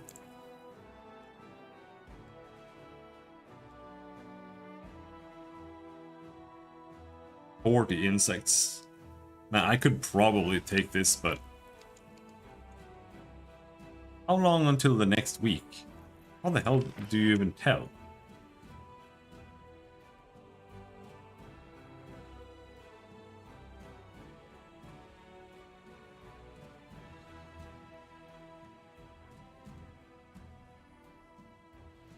When do I get new units?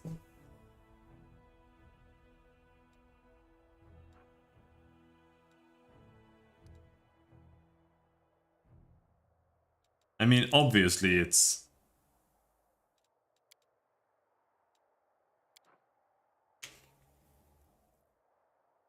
at the start of the week, but when is the start of the week?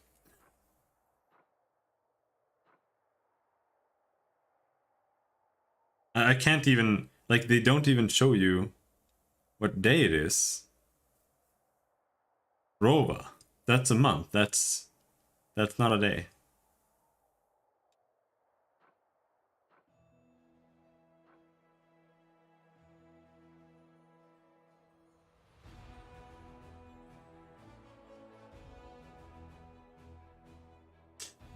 My morale is minus... what? Minus 16?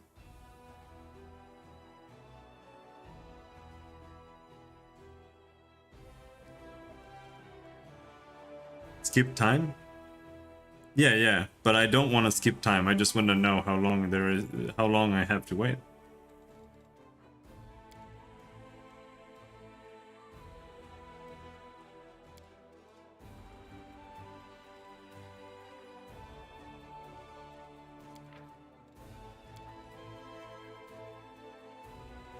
No.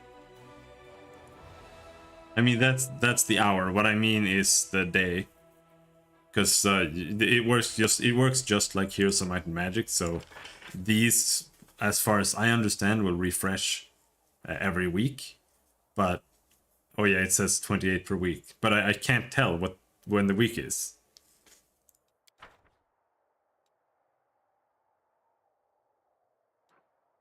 In Heroes of Might and Magic, it's Monday. Yeah, but it doesn't say if it's Monday. That's the problem. Well, whatever. We'll get them when we get them, I guess.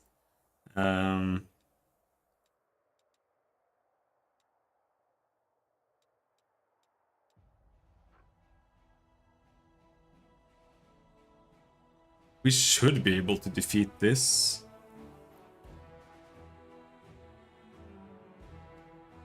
They're pretty big, but 256 hit points. There are so few of them, but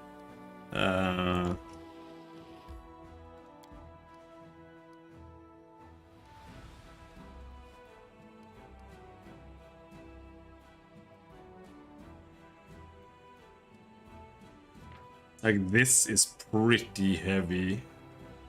Not gonna lie, I have so few footmen.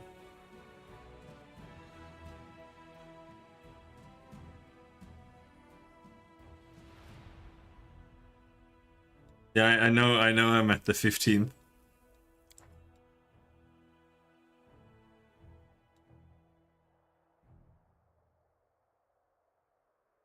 But that doesn't mean that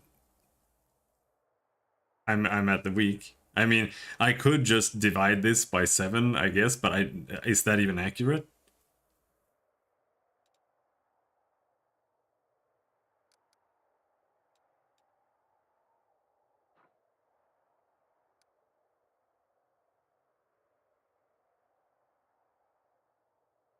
I mean, a month in real life isn't exactly 4 weeks either.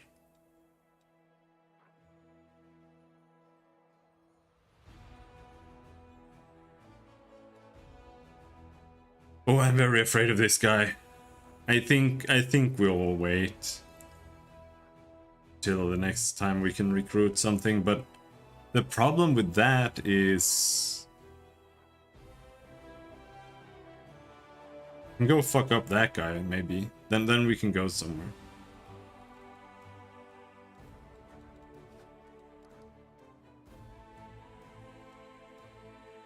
Because here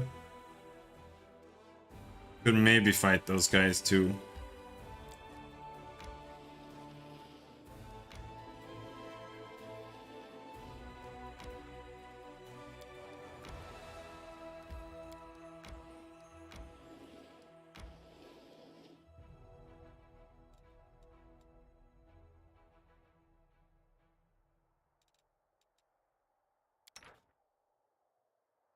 See, everybody is pretty decent at this. So what if we put you there? And she can help you, and then I handle the camouflage. There. I think that's a little better.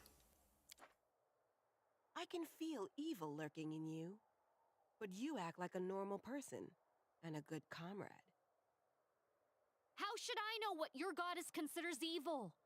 Maybe I wasn't polite enough to my servants, or didn't give enough coins to beggars in the street.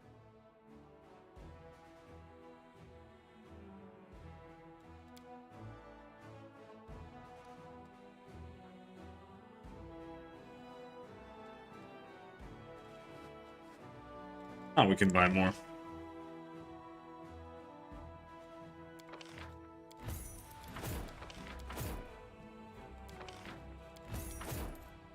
These guys are so expensive.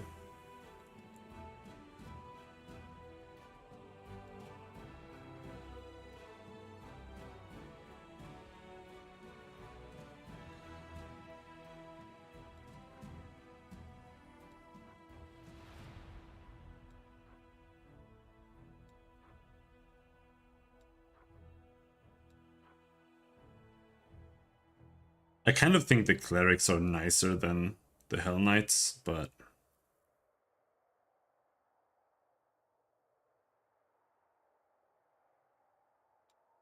let's get clerics.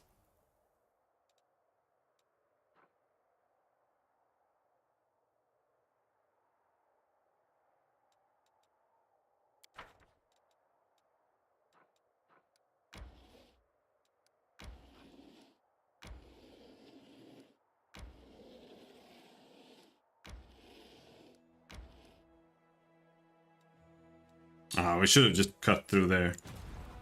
That was silly. But we can we can take this. We can take this for sure.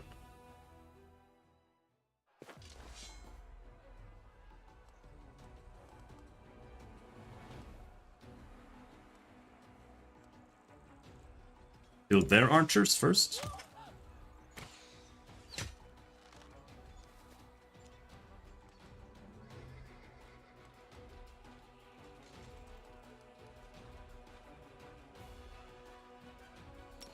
Does it cost what the?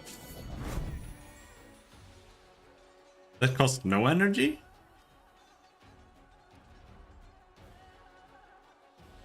Energy 6 there. No energy. But this costs energy for sure, so why doesn't it say? Maybe it doesn't. No, this is an arcane spell. Okay.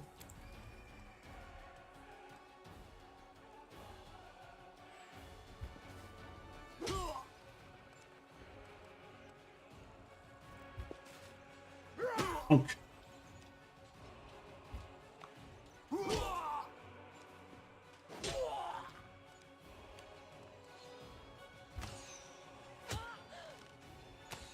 Should have used smite. Oh, oh, oh, oh, oh. What happened? Bad morale? Frightened?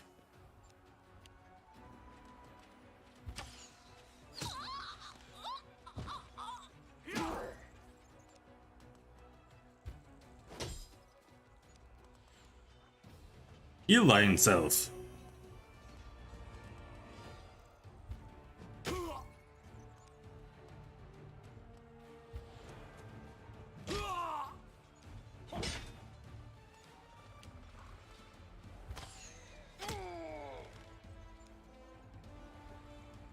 These were a lot tankier than I thought they were gonna be.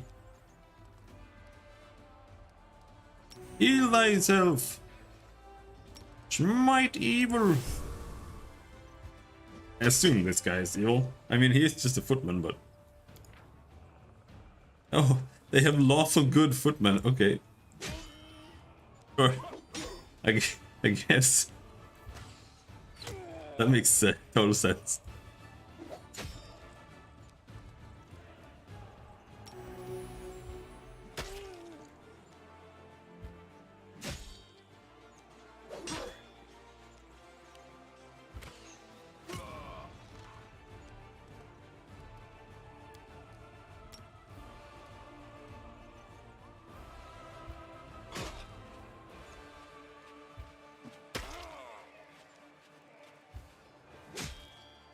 Oh, it's because they have a hero 2 and he's level 2. That's why they're so tanky, I guess. Oh, it's weird. I don't understand why units feel so much tankier when you have a general, when they don't have any defense training. But I can definitely feel his attack training though.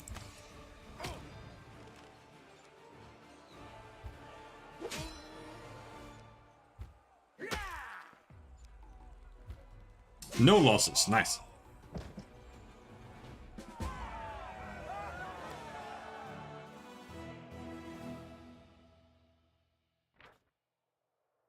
The traitors who defected to the enemy's side at Canarbus are dead. Nerosian expresses its deepest gratitude to the commander. Level up attack formation. Defensive formation, cover.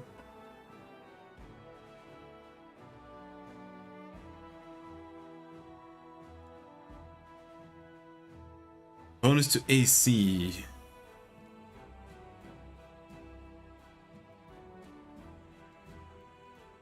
This is like the only cover might be okay, but attack formation seems like the only good one here. +3 bonus to attack and -2 penalty to speed. That means you can use it once you've reached the enemy, right? This one, +3 bonus to AC, but -2 penalty to attack. That feels, in this case, kind of meaningless. Because this, like, it feels like they've tried to do defensive fighting here, but this applies defensive fighting to everybody.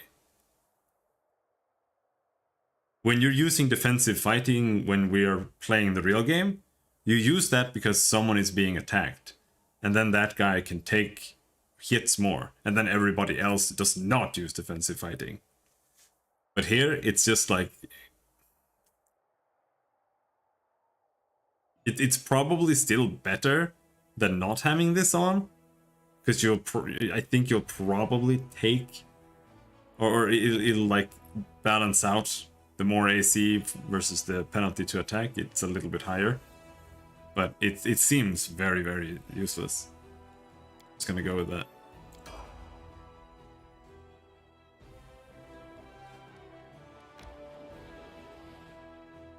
That's it? Aw.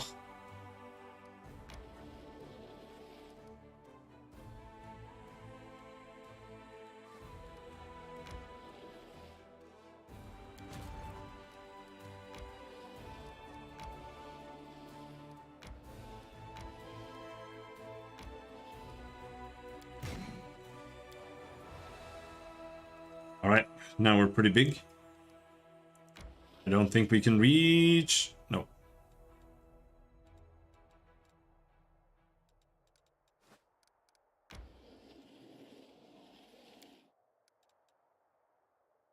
Let's save. I don't know what happens if you walk into them.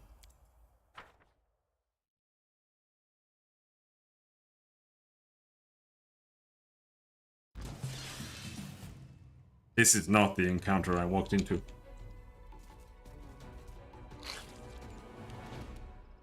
The light take you.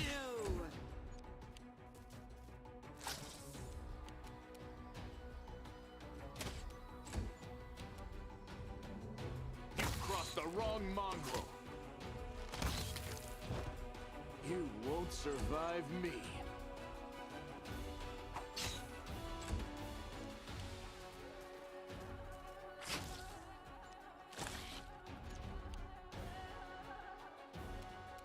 Surrender or else. Oh, we have an Elven Curve Blade now, finally. 21 damage, 16 damage.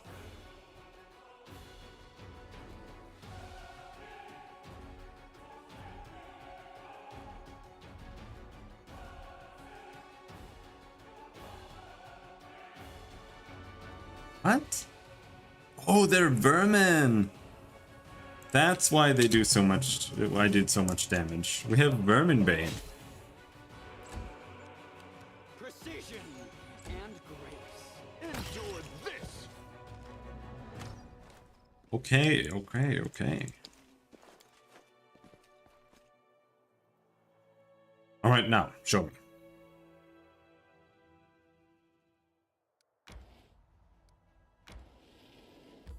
Okay, I thought you had to kill them to walk past them. But you could just walk right through their armies. I guess.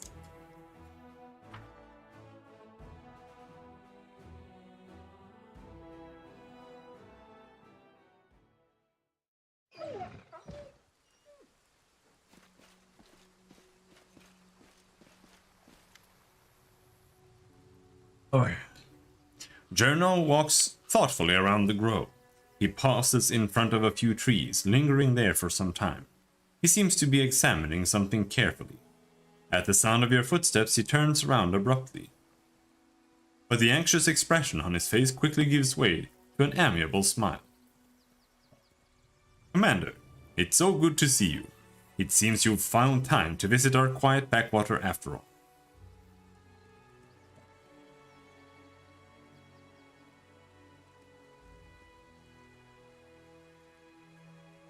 Well then, will you show me around the village? Of course, let's go. You'll get to meet the locals, see how we live. Maybe you'll even manage to get some peace and quiet, a temporary respite from the hardships of war.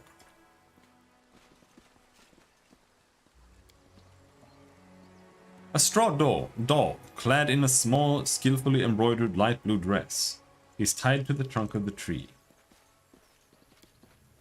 3 dolls hang from the branches. Their grass and seaweed bodies are slightly rotting away.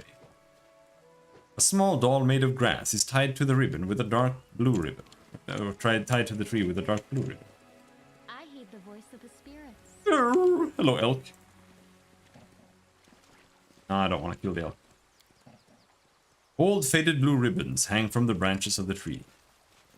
Alright, I'm sure this is completely innocent and nothing to worry about. A piece of grey ribbon hangs from the branch. What a beast! We've got you now. Watch out for those huge teeth. Don't let him catch you. Aim for her throat and belly. Fewer scales there. Don't be afraid, everyone. We've fought once bigger than this.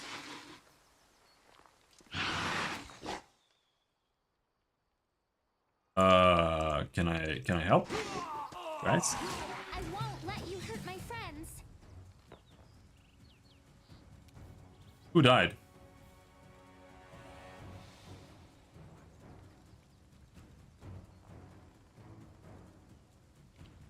Villager attacks Hydra with unarmed strike. Miss.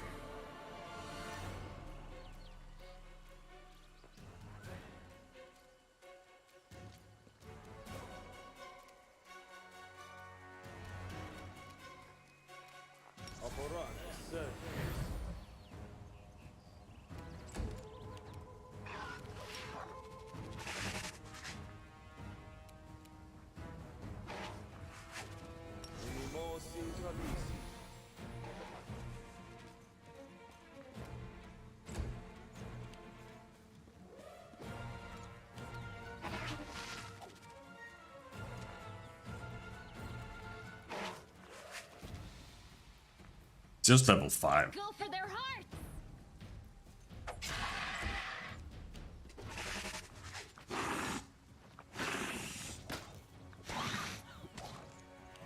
That's not really much to worry about.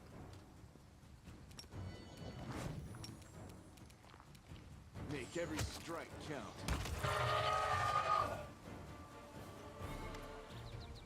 That'll teach you to mess with us.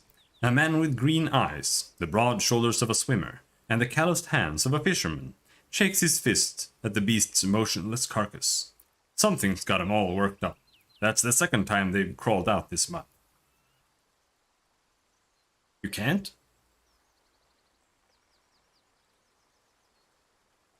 Maybe you can't. I thought you could, but maybe you can't. I honestly preferred it. There's so many annoying things that they've that it introduces. Yeah. So let him come. A woman. Her eyes at the same shade of green as the fisherman smiles at you. It's not the first time and it won't be the last. But what's it matter? They can't hurt us and we can use their hides to make a lot of waterproof coats and cloaks. Marco, Melissa, I would like you to introduce you to someone. This is Riven, the commander of the Crusade. He is the one I told you about. Ah, a real hero. A real hero in our backwater. It's so nice of you to drop by. We've never had anyone so important come to visit. Heroic acts are important, but sometimes it's good to leave the front lines and talk to ordinary people living ordinary lives. Anyway, welcome to Chili Creek. I don't like either of you. Die!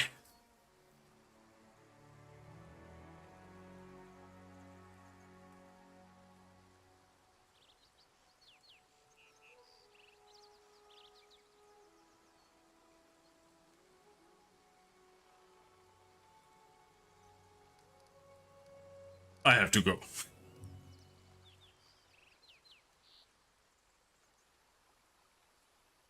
Hydras are usually far more dangerous. That beast was not at its full strength. I can tell you have an eye for such things. Well, of course he does. He's the commander of the Crusade. He probably could have told you all that with his eyes shut. Maleza smiles at you. It's all thanks to our mother, Cyril. She takes care of her children, won't let anyone hurt them. She fills our nets with fish and drives away the monsters. That's right. And if she doesn't drive the beasts away, she'll weaken them, so we can kill them and harvest their hides. Cyril. Who is that? She's right here. Markil nods toward the river. Did you think this was the Selen? No. It'd take you half a day rowing before you reach that river. It's big, to be sure, and very important. That the Selen flows through at least a dozen countries. But where would the great Selen be if it wasn't fed by thousands of little streams and creeks such as our dear Cyril?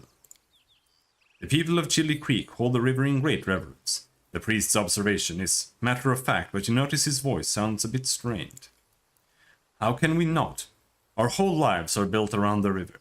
From the wedding wreath we send down its stream to the funeral boat that floats away on the waters when the time comes. Our mother, Cyril, feeds us, gives us water, protects us. With a kind smile, Markil casts a sidelong glance at the frowning priest. The gods are far away, but our Cyril is right here, so we treat her with respect.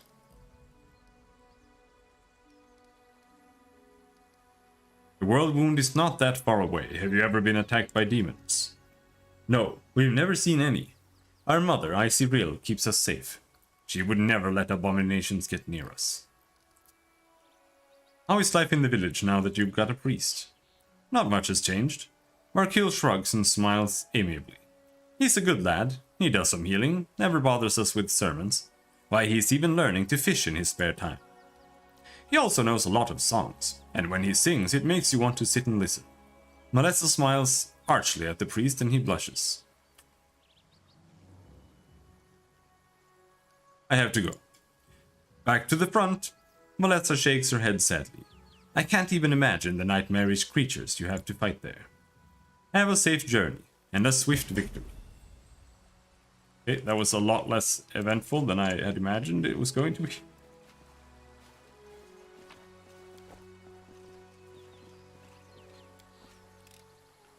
I am helpful. Am I? Gloves? Oppressor's gloves. +2 bonus on persuasion skills made to intimidate. Skill checks made to intimidate. In addition, whenever the wearer of these gloves confirms a critical hit, the enemy suffers a -2 penalty on saving throws against the mind-affecting conditions for 2 rounds. That's really shit. Anything that happens on crit is so trash.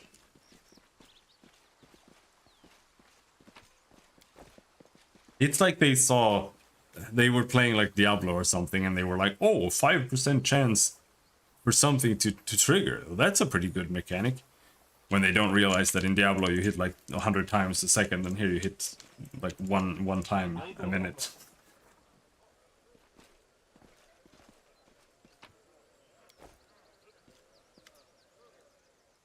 This is the way we live out here. We're not wealthy, but things are at least relatively quiet. Why were you examining those trees back in the grove? There are little dolls made of grass and seaweed tied to their branches. They're everywhere. Dozens of them. I have asked the villagers what they are, but they just mutter darkly and walk away. I simply don't understand. What is the purpose of this ritual, and why is it being kept secret?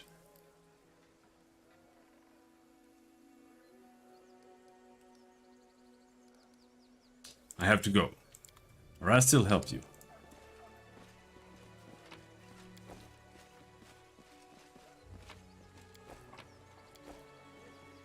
Follow my lead. Items.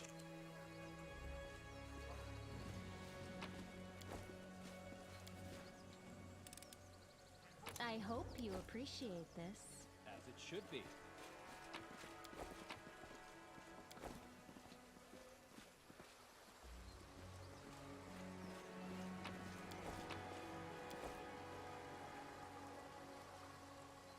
Works even more vaguely than hide in shadows? No, it doesn't.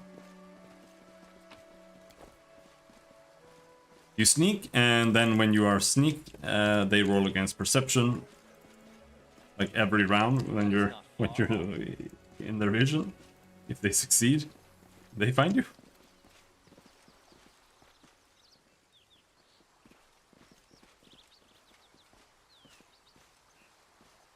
More or less.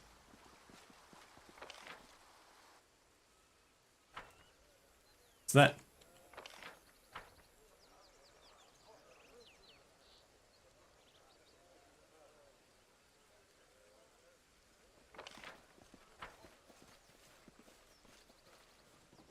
Something up there? Ferocious wolf? What in the...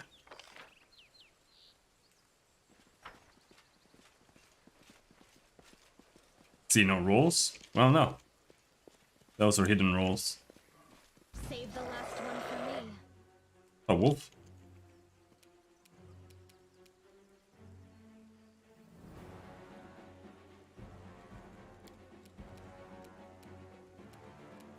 A calculated risk. Big wolf, I am scared. Dire wolf is neutral? Yep.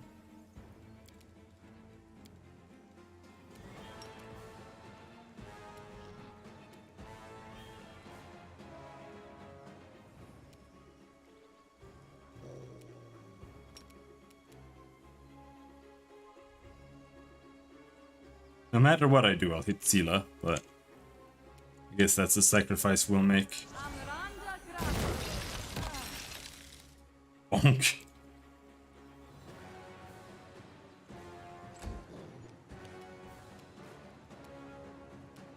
World's biggest AoE, holy shit. I'll make short work of this.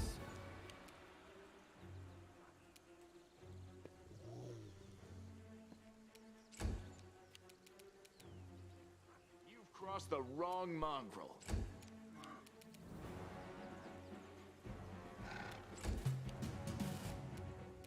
This should do it. Oh shit.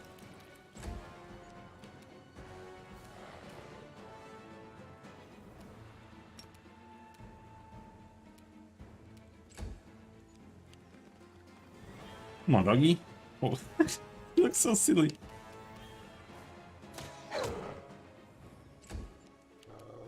No glory without risk.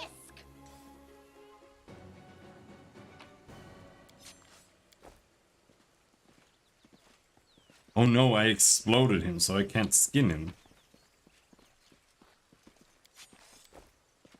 Very sad.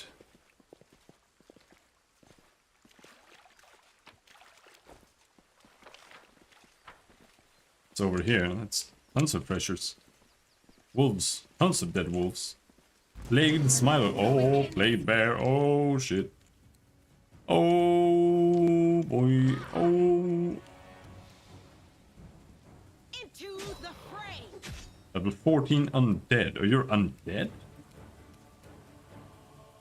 Means you're evil.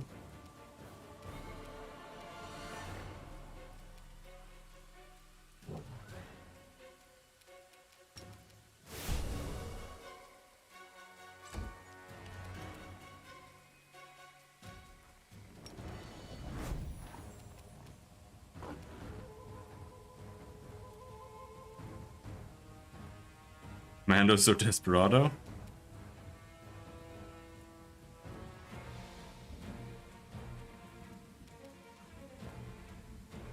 Yeah, maybe.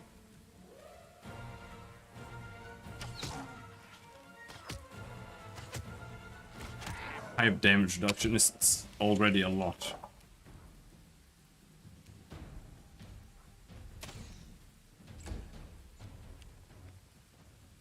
I mean, the models are so small, I think it'd look fine.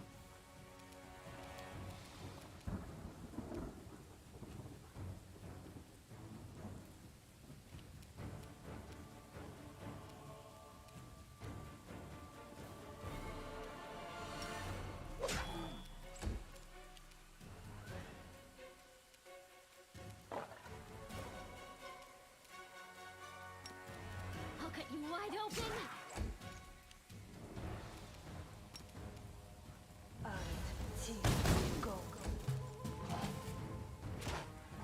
I didn't really play it much. I don't remember. Don't worry about I played like a demo, pretty much.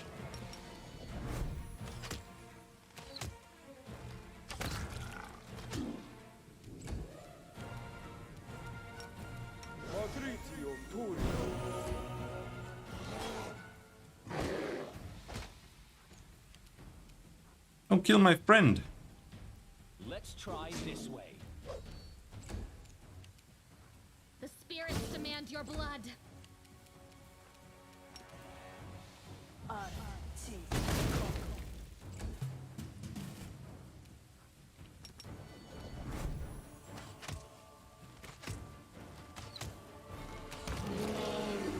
Yep, that should have been a power attack. A bright future awaits us.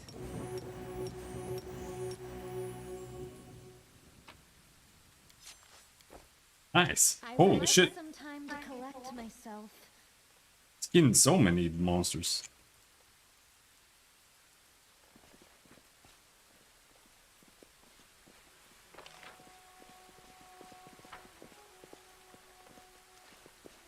Like when you can rotate, it's not just good.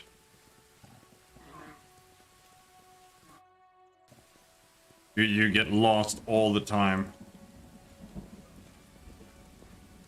And they also introduced another issue, and that's the walls. Because the walls are bugged.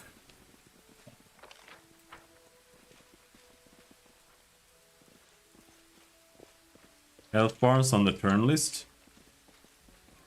Did we find trouble? No, they did.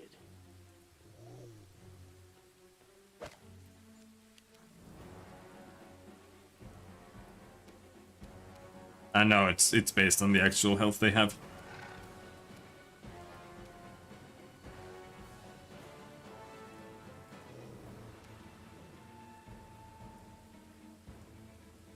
Yeah, I've seen that too. I honestly don't know really why. But I think barbarians, when they are raging, they don't go down, for example. And some enemies might have die hard, though I don't think they have die hard. But sometimes they just stay up, and then when I end turn, they die on their turn. But I have seen some questionable things like that. Your performance is lacking. You are lacking.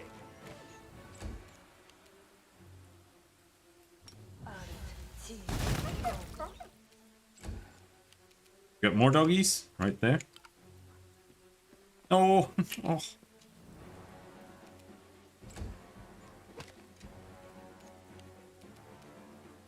I hate when actions and commands don't have a confirm step. It should always have a confirm step, especially when you can't undo.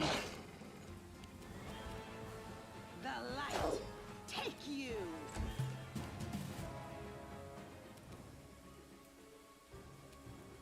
Out of my sight! You won't survive me. Yeah, I don't know.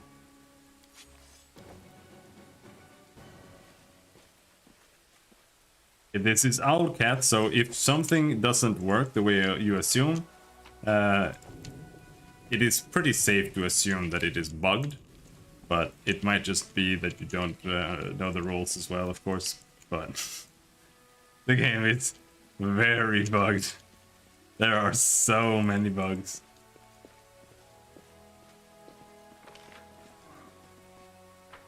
Right, how do I get there? There was a wolf up there.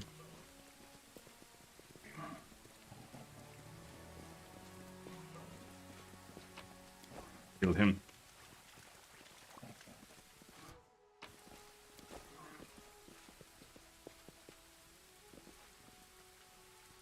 I'll leave the friendly elk and moose alone.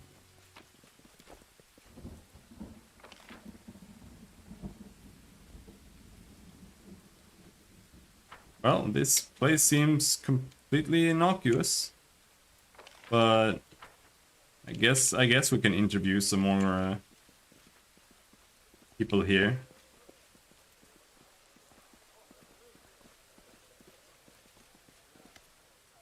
Look, the commander's here.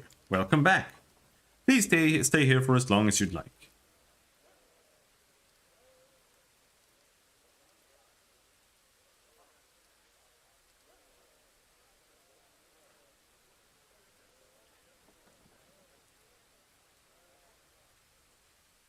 Yeah, exactly. That's the same kind of thing that I see all the time, and I don't get it.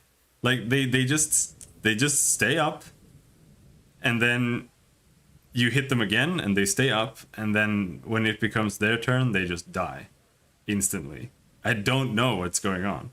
It's and it's curious that it's in this game as well.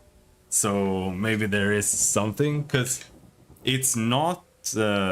It's not that they're treating them like characters, where, you know, they go below 0 and then they fall and collapse and then you have to kill them. It's not that, I think. They're just like delayed dead. It's weird. What are those grass dolls that hang from the trees in the grove? A shadow passes over Markill's face and he looks away. There's nothing much to tell, really. An old local custom. It's just a ritual. Do you worship any deities here? Faith, religions, deities? With all due respect to Jernau, no one out here has time for such things. Maybe people in the city can go around saying prayers and listening to sermons, but in a backwater place like this, we're just doing what we can to survive. There's only one provider and protector for us, our mother, Cyril. Markill nods toward the river. Yeah, the river doesn't care about prayers or sacrifices, and if the Cyril wants something in exchange for her help, she just takes it without asking. Malessa stares pensively at a piece of driftwood as it's carried away by the current. How are things going in the village? Not much happens in the village. I'm sure you have a lot going on and stuff is always happening in the cities on the front lines. But things are pretty quiet out here. But let's see, what's the latest news from our little village? Well, we went fishing and caught some ruff. They were big too, nice and plump. Fat as piglets, I tell you. What else? Weevils have eaten through our carrots. They gobbled up everything down to the last stalk. Then the other day old Breg went up to fix his roof and took a hard fall. If it hadn't been for Jernau and his prayers, he'd have kicked the bucket by now, no doubt about that. You must think it's ridiculous to call any of this news. Also, Jernau is just downright wonderful. I don't know. Maybe his prayers are working, or maybe he just has a lucky touch, but Whenever he blesses me, I always catch a boatload of fish. Also, he sings like an... Enough already. Jerkil frowns. Journal this, journal that. It's all I ever hear you talk about. Oh. What if we talk to her instead? No, we can only talk to both of them. I'll go ahead. Is there anyone else here who is named?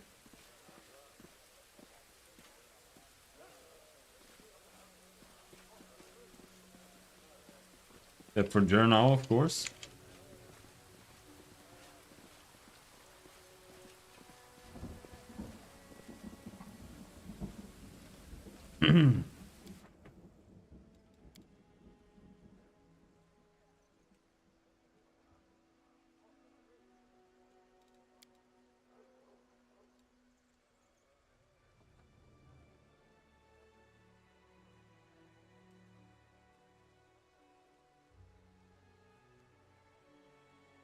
I kind of want to see their names, honestly. I'm not sure you can turn that on.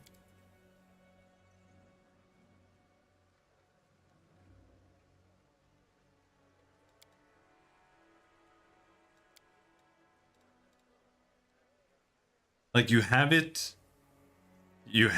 here for in combat, but this is for enemies and party only.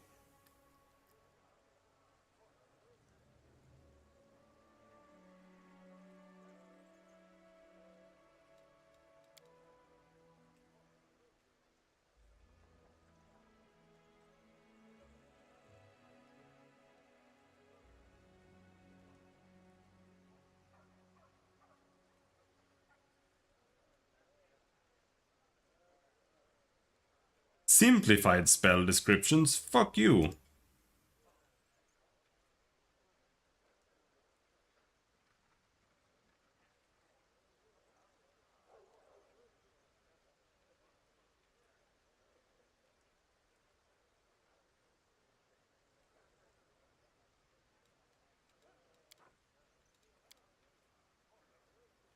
But no, I guess I just have to keep spamming highlights.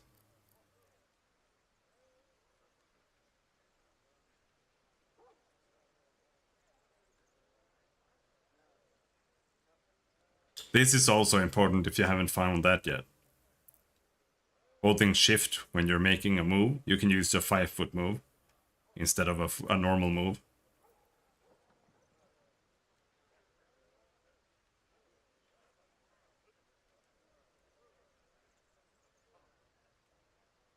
Lets you move a little bit, and then you can cast spells and even do full attacks instead of wasting a full move.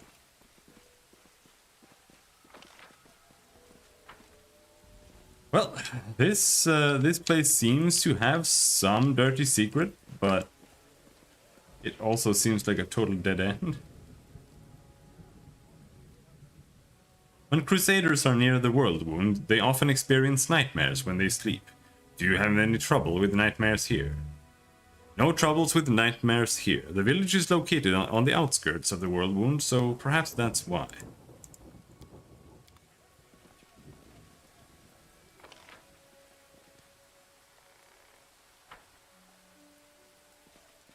Well, I give up. We're leaving.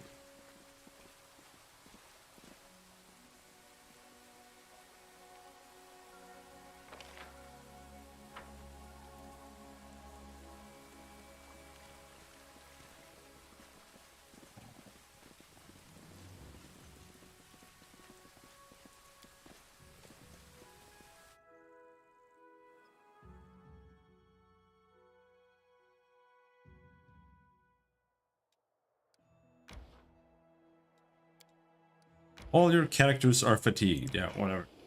We'll deal with that later.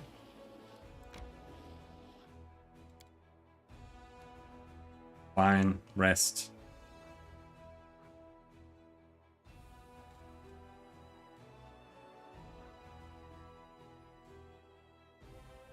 I only have a 6 there?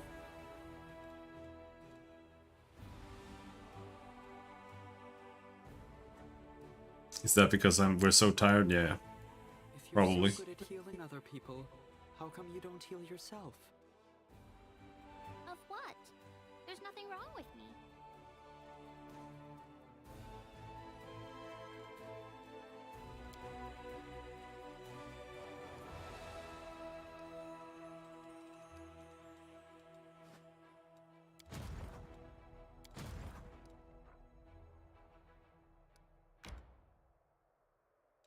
The enemies are retreating. Let them flee.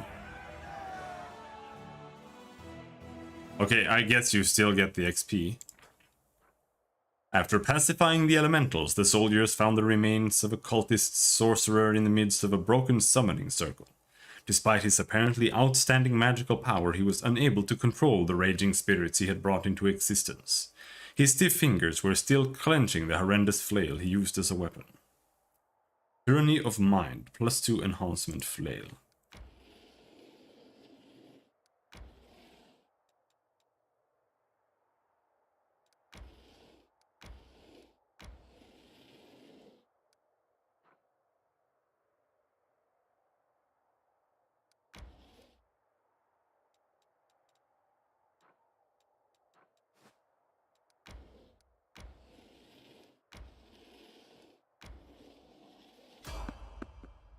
Failed to sneak past the enemies.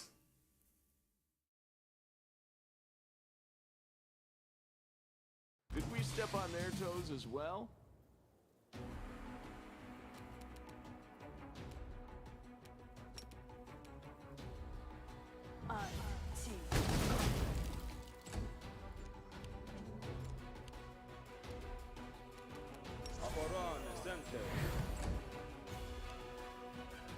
One thing I do like is how heavily the time passes, because it means that you don't fight like 60 fights in one day. It's like when you're doing a major dungeon, you'll go through it, but then you'll maybe rest still, like once.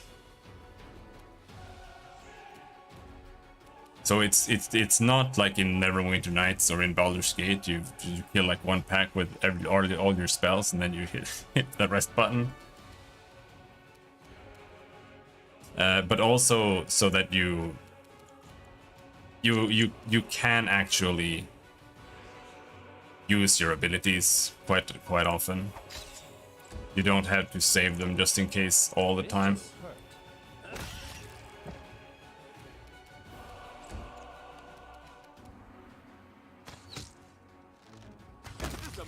Because of the rations. Oh yeah, there was a system like that in Kingmaker. I don't think they have the same system here.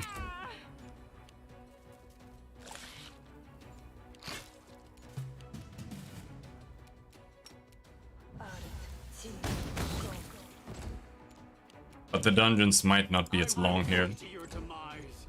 I don't know. Go for their hearts! A calculated risk.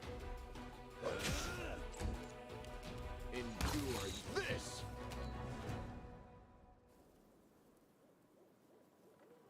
As it should be.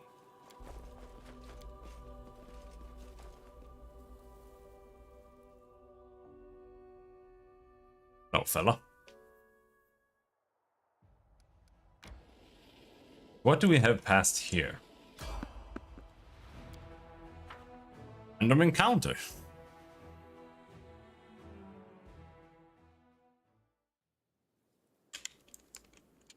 That is not Or far. spiders. Is that one spider?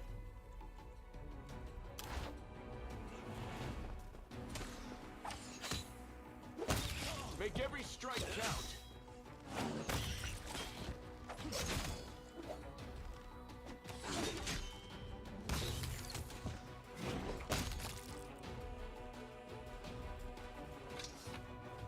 Oh, the waiting's never fun. Random encounters get real-time mode.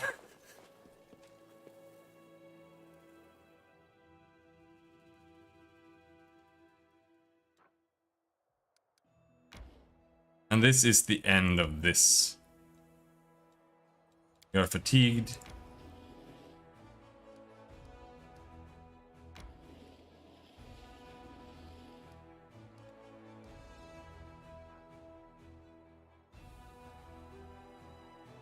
He seems to think we can take that. But maybe we shouldn't go so far here. Steady on, Dayron. They are perfectly ordinary mosquitoes. They are not spreading disease. And they will not bite you on the face. They wouldn't dare.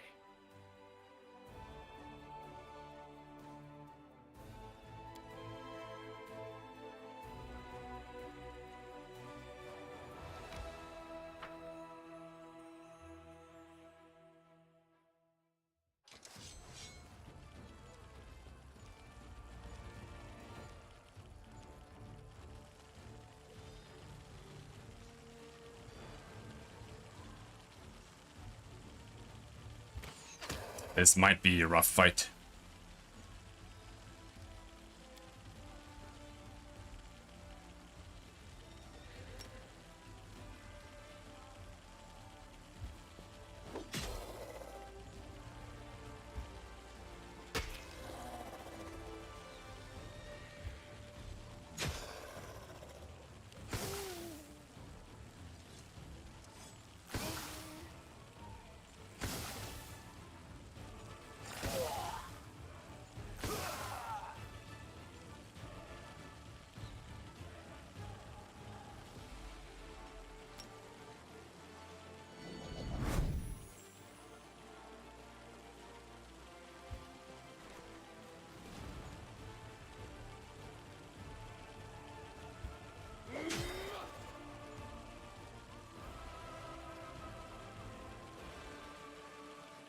This is a swift action, so if I heal that guy, then we don't get to attack.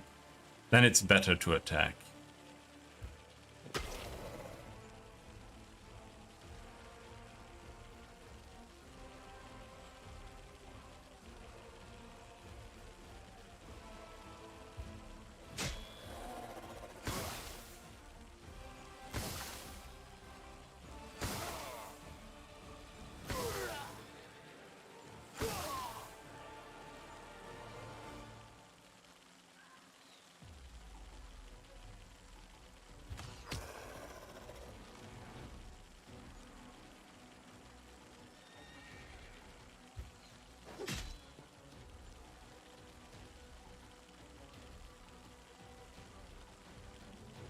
Giant flies are neutral.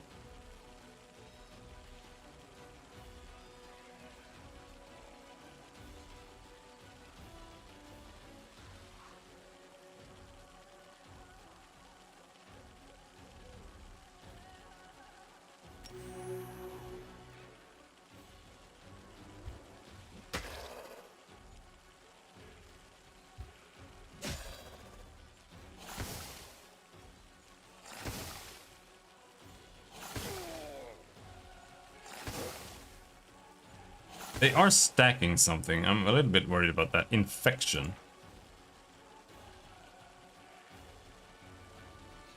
-2 penalty to dexterity and a -2 penalty to maximum HP every round. Oh.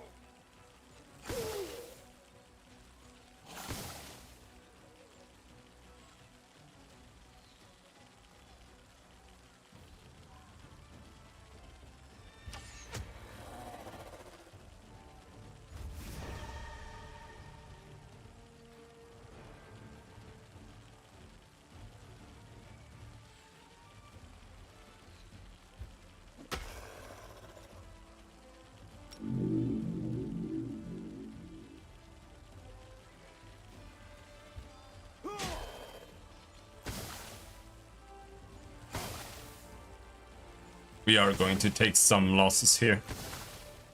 I mean, I can try healing that guy now, I guess.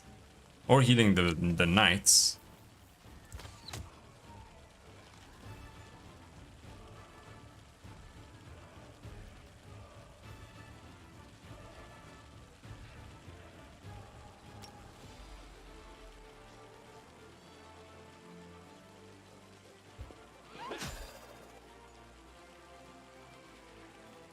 But it's like doing a standard heal. Kind of rough. Sure. We got 6 units back. That was pretty worth it.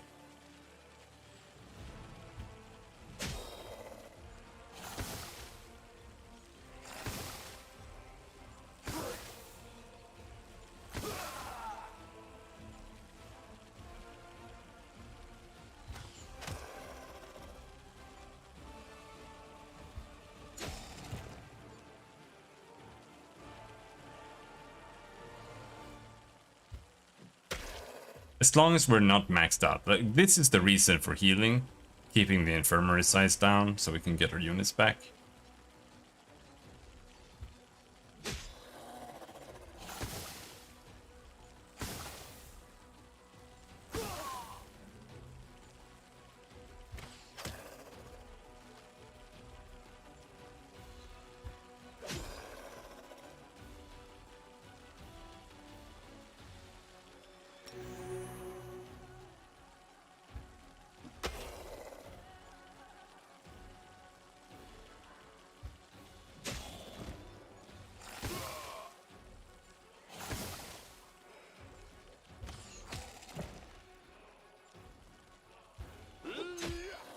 Did it? I don't think we lost any units, though we might have lost a few. No losses.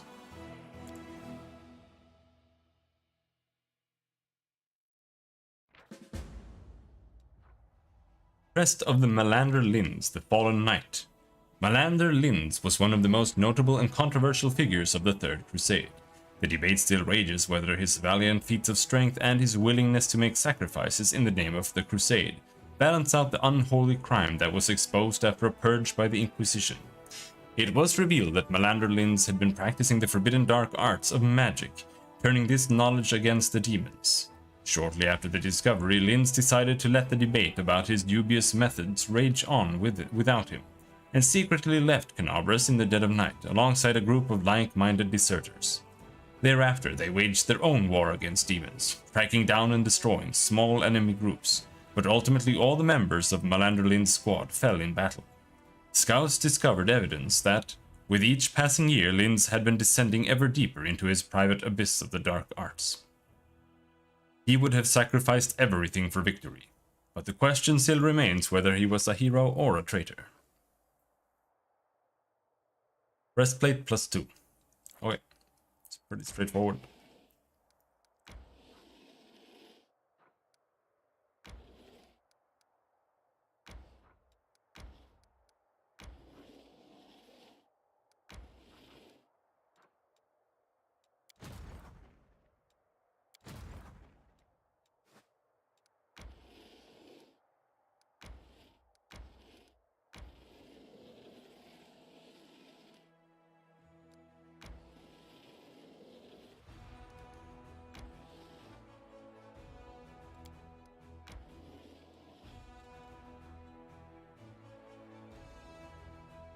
Ember did some check there.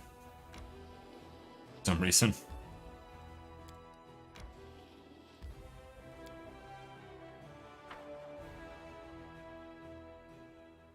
Hello, Charles. Would you mind reading something for me in your European accent?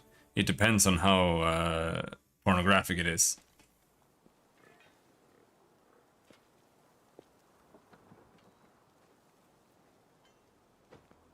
I don't know how to pronounce that. Jean-Paul Gaultier, ultra male, the sexy playboy, party fragrance. I had girls tell me they hate me. What are you making me do?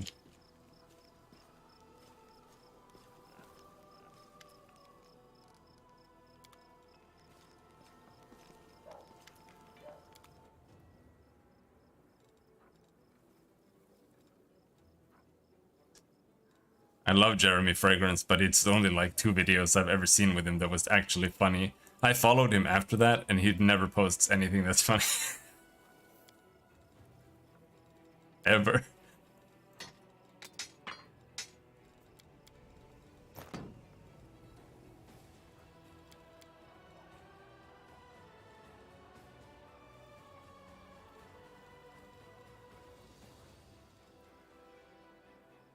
That's all?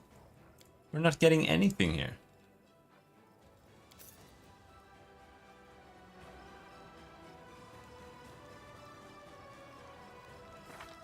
Yeah, I know.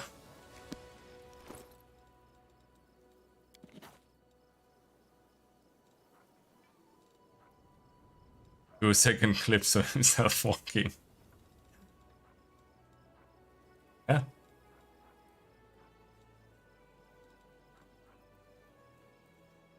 Now where is the fucking storyteller? Like, I'm going insane. Where is that fucker? He's just gonna be up in Dresden. That's where he's hiding. It's the only thing I can think of. I don't remember him saying that he was going anywhere. But he's just not here.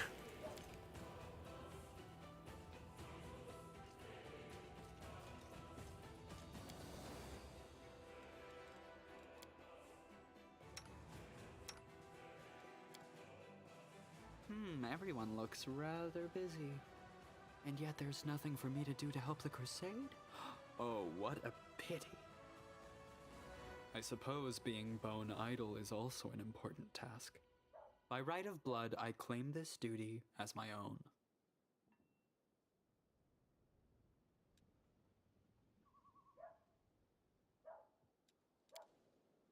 How's Star Ocean?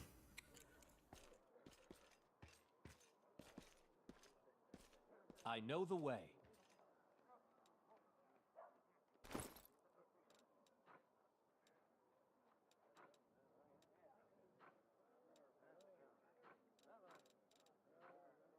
Charles is a Chad. He doesn't give a shit about frame rates.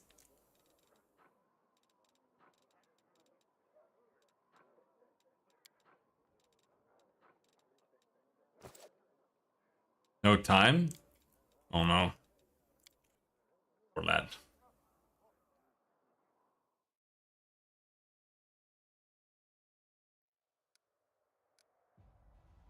I will be the receiver at work tonight. I need to shower, actually.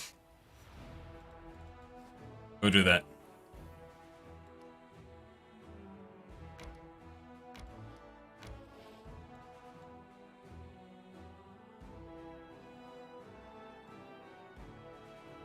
You have a label printer?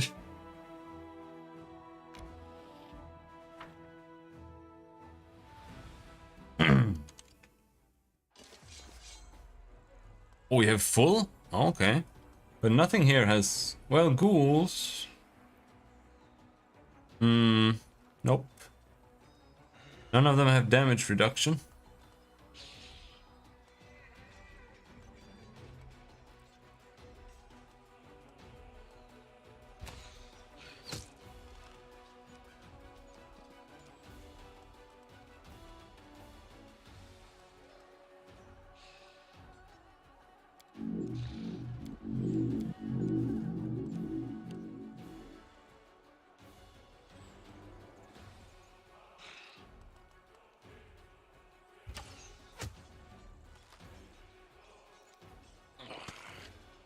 Oh no, he bit me.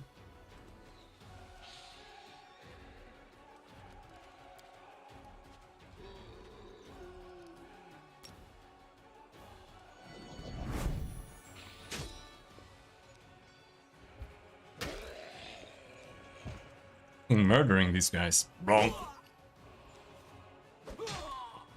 Now I won't be able to walk over there because I gave them -2 speed, and that was a really, really stupid move.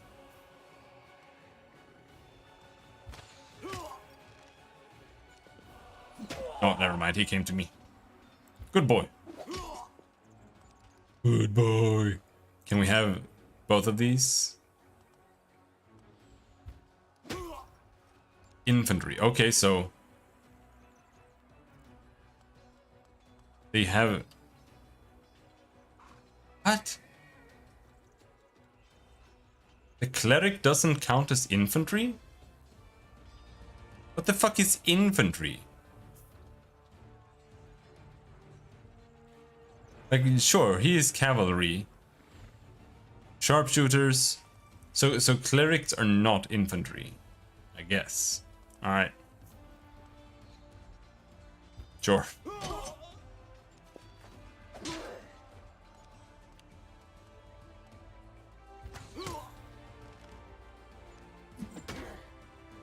Yeah, but it was this guy I was more confused about, because he is infantry, in my opinion. he's a cleric, so that doesn't count. It's only the poor fucking infantry that matters.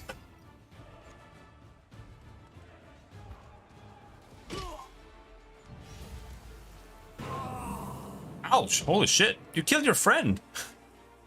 Oh no, we're maxed out when it comes to damage taken, because he went down. Heal thyself.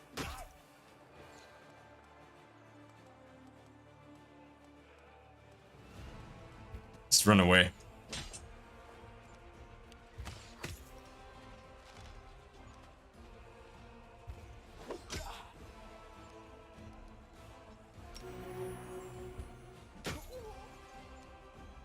That's a Gwent card? I know.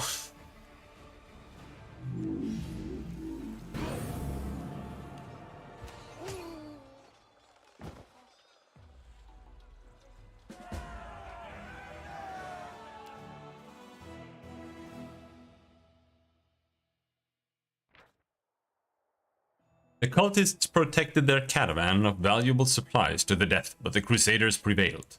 It seems that the demon worshippers plundered the treasures from nearby Sarkorian ruins. Finance points 1,500. Nice, thank you.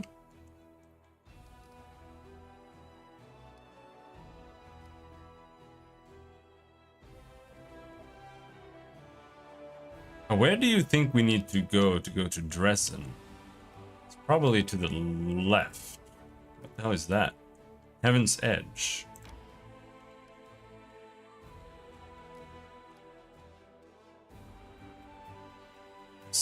What the fuck is this? Incubi. They have damage reduction. And what else? Crushing Despair. Critical Strike.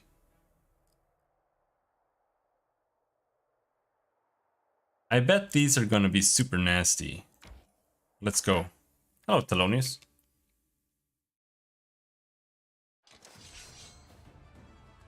So that's a lot. Okay, they don't seem that dangerous. My archers kill 3 of them. Or up to 3 of them. Unless they're ranged, that might suck.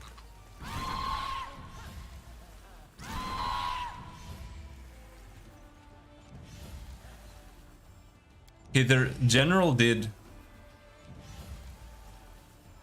1,000 damage. So is the general just gonna one-shot all my characters here?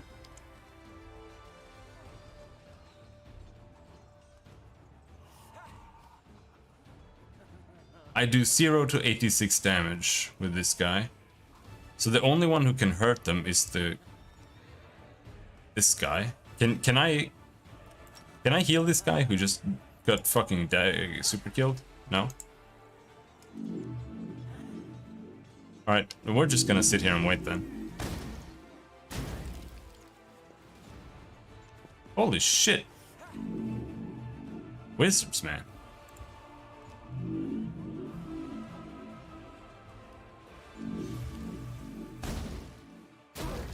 Holy fuck!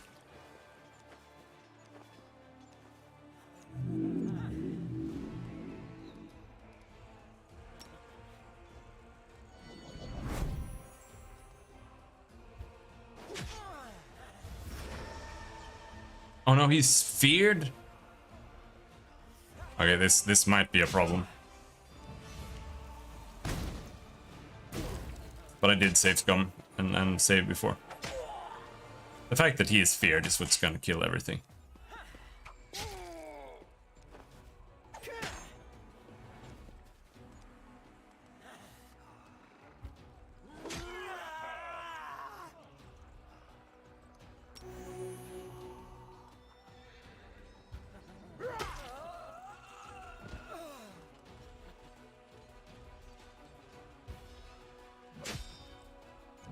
Yeah, I can't kill him. Or at least, I think I did.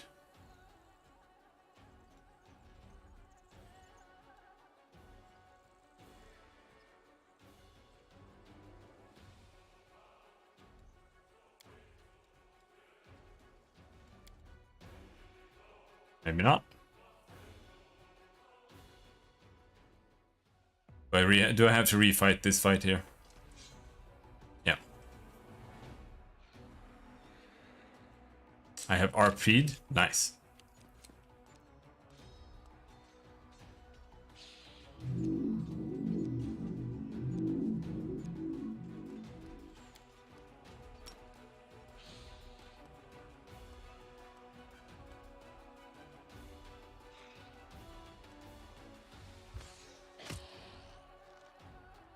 Are cultists evil?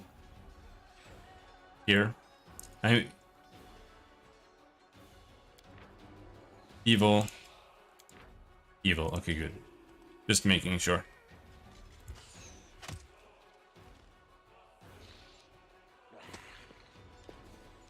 The thing is, sometimes they have infantry with them. And the infantry are just lawful good, like your infantry.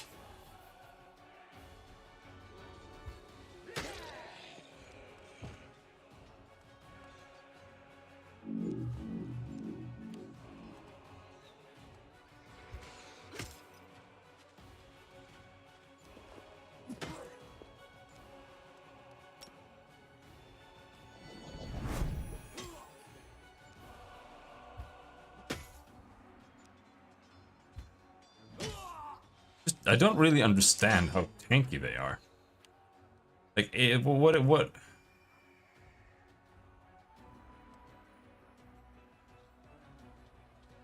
Smite Chaos. Do you have like an aura?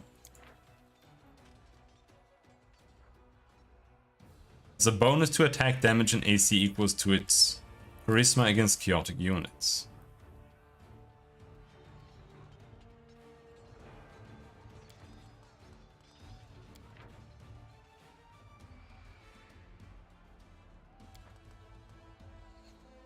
They're just so tanky.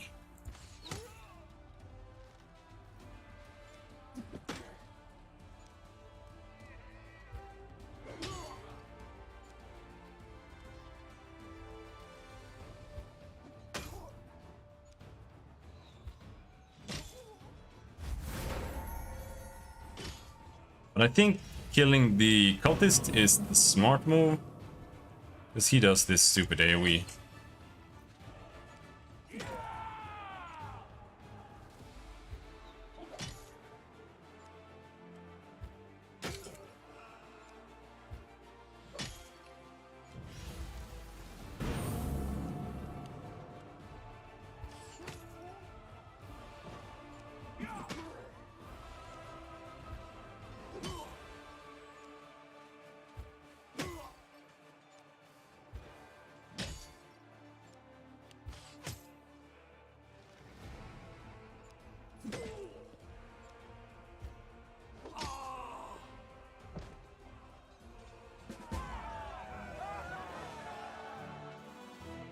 Yeah.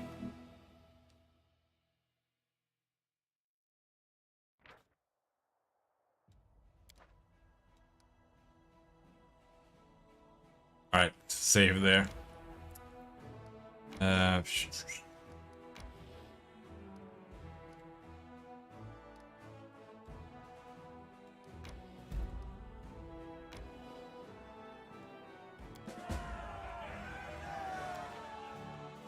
The wretches hitched to overloaded carriages had no chance of escaping, and their masters preferred death over giving up their cargo without a fight. The wagons were full of treasures plundered in the chaos of battle for Kenabres. Lair. 3 ash giants. Okay. Belt of giant strength.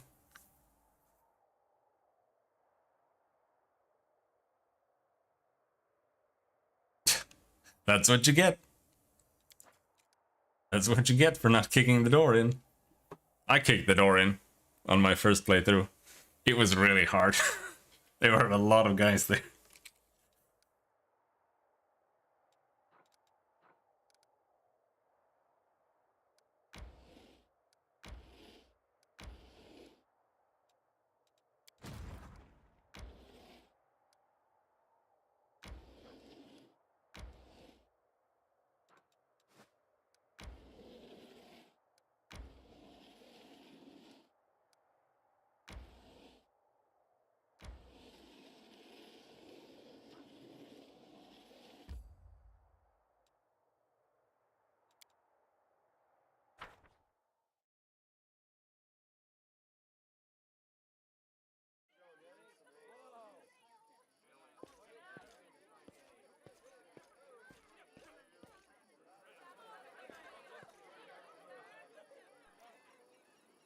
my not so numerous, but nonetheless dearest guests.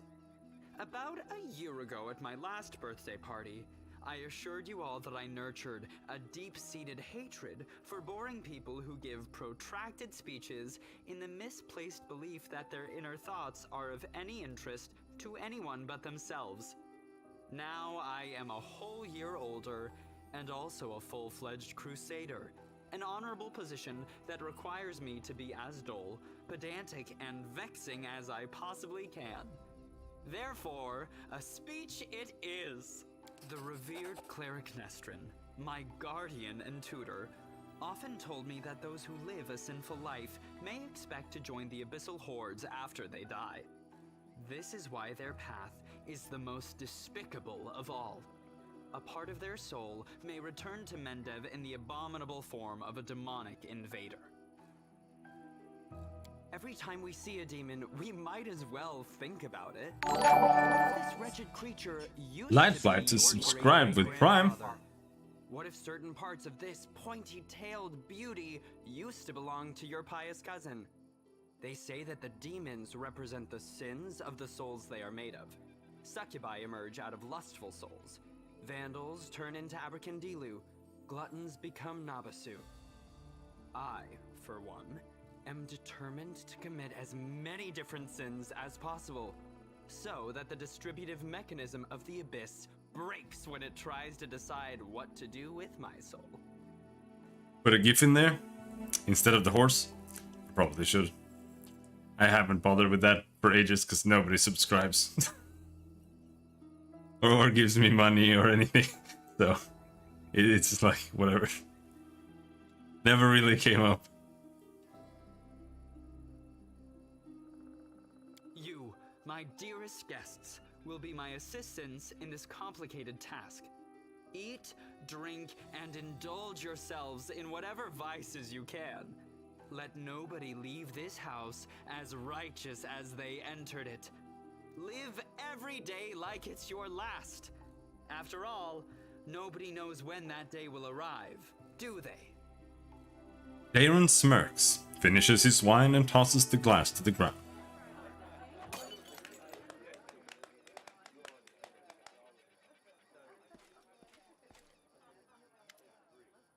How interesting. Inquisitor Lyotr whispers in your ear from behind. Did you find anything interesting? Nothing, really. I just took a note of a few things. I attempted to find out whether anything unusual or mysterious has happened to the Count over the last 10 years. During my conversations with his acquaintances, 2 people noted that he never speaks of the Reverend Nestrin, the priest of Iomade, who was his guardian and tutor.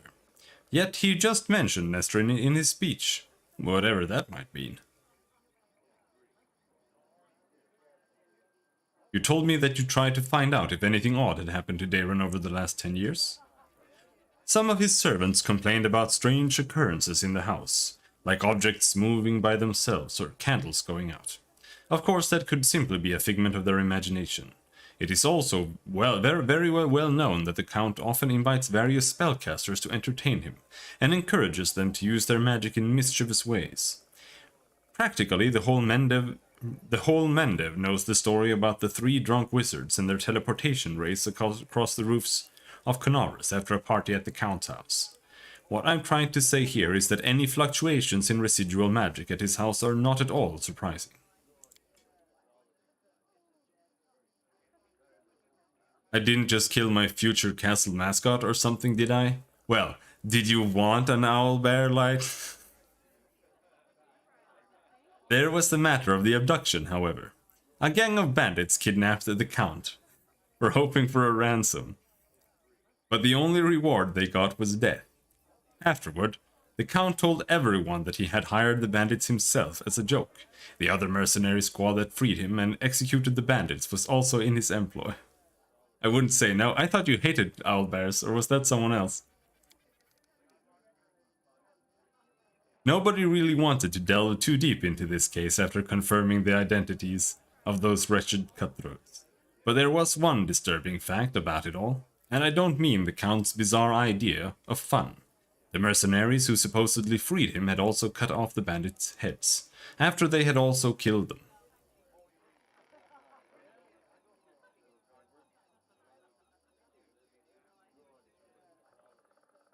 Hello, Biblio.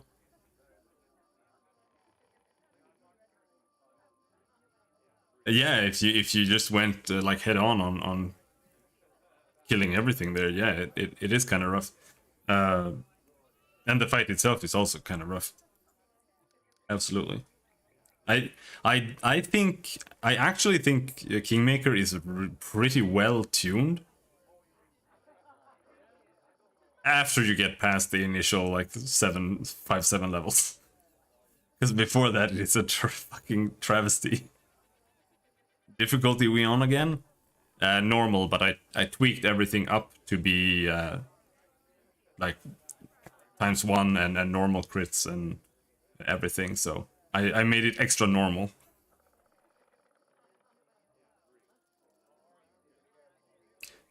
But after that, it's still hard most of the game, but yeah. I think most of it is pretty decent.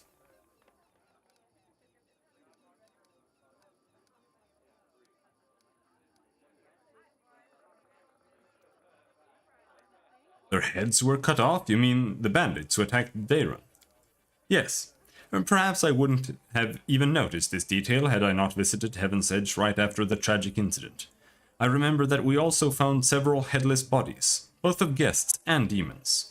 We thought they had been decapitated during the fight. What do we need to do, Inquisitor? Now, that's the hardest part. I need to dive deep into the past of this place, which requires casting several different spells over some time. It would be very convenient for me if nobody interrupted the process, especially the Count himself. I don't think he remembers my face, but a suspicious stranger casting unknown spells might attract his attention. All in all, what I want you to do is to distract the master of the house. Right now he is playing host, in the very place I'd like to start with.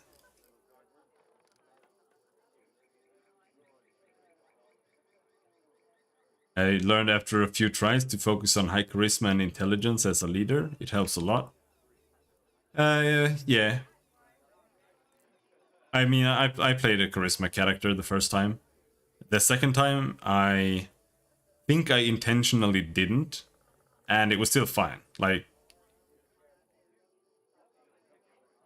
if you're like me, I always pick like persuasion and speechcraft and, you know, all that kind of stuff, because I just like that aspect, you know. I like winning those specifically. But it was also kind of nice to not play that way, but you usually have it anyway because someone in your party has persuasion, so. My second playthrough, I played Chaotic Evil, and then I just went sword to face on everything. Pretty much. So how do I distract him? I don't know. Maybe your companions can assist you somehow. Or you can take a look around. Perhaps there's something that can help us. I understand. Good luck. Come back to me when the Count leaves.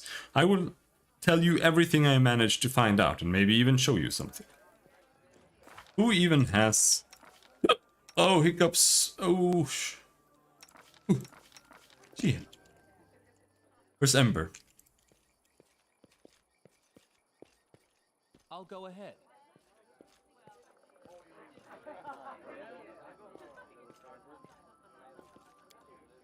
The decorative plants are in a miserable state. They've been neglected for many years.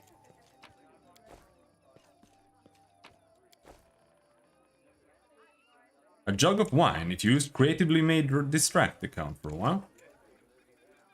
That may be true.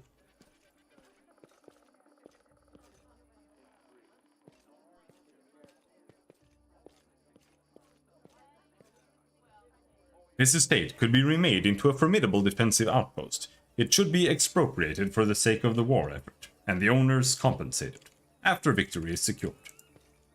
Yeah, after, of course.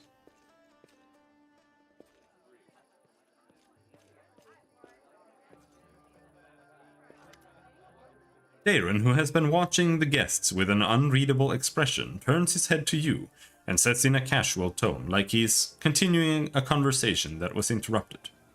I have always considered myself an aesthete. An aesthete, not a hero. When doomsday comes, I thought I'd pour myself a glass of 100-year-old wine, sit in the front row and just watch the world burn. Playing the violin was also an option. Now I'll be damned if I know how I ended up in the 5th Crusade. How did I become the companion of a hero chosen by Iomade?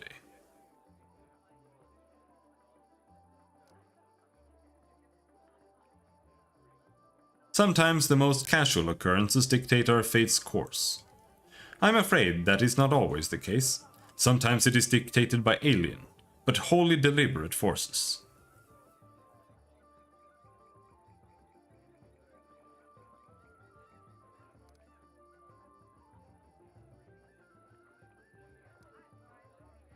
Tell me more about Heaven's Edge. This estate was once a truly beautiful sight, with its lush gardens and placid ponds. And Darren smiles briefly. It is a genuine smile, quite different from his usual half-smirk. The house itself is not that large, however. This land was part of the border region even before the world wound, so my ancestors took that into account when laying the foundations. The larger the mansion, the harder it is to defend. Playing a bit of Solasta, which is pretty good, but a bit too stiff and too much like a tabletop game. Yeah, I haven't... I keep seeing that game, but I haven't really looked at it. Something about it just makes me not really that interesting, but I don't know. Maybe I'll look into it. No, we are not going to romance him.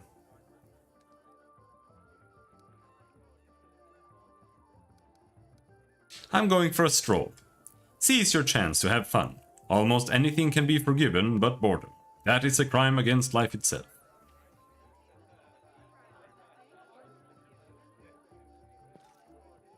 You never know when or if you'll get another chance to rest and have some fun during wartime.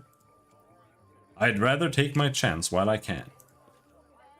So, I've somehow landed at the party of a royal brat. Go figure. Hey, Camellia. I adore this estate. So much beauty. So many quiet nooks. Alright, so it looks like there's literally nothing else we can do but spill wine on. Whoops! And did you also not mean to ruin a suit that costs more than a thoroughbred? Don't fret, I have a spare. Just you wait, when I return I shall look even more stunning. Return to Ljoter to continue the investigation.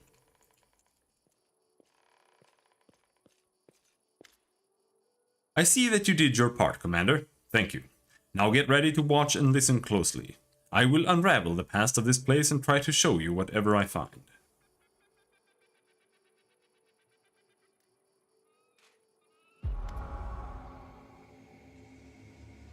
The hum of voices, laughter and music fills your mind. Then the visions come, fragmented and hazy at first, before eventually coalescing to reveal a single face. It is a woman of stunning heavenly beauty, and her delicate features instantly tell you who she is.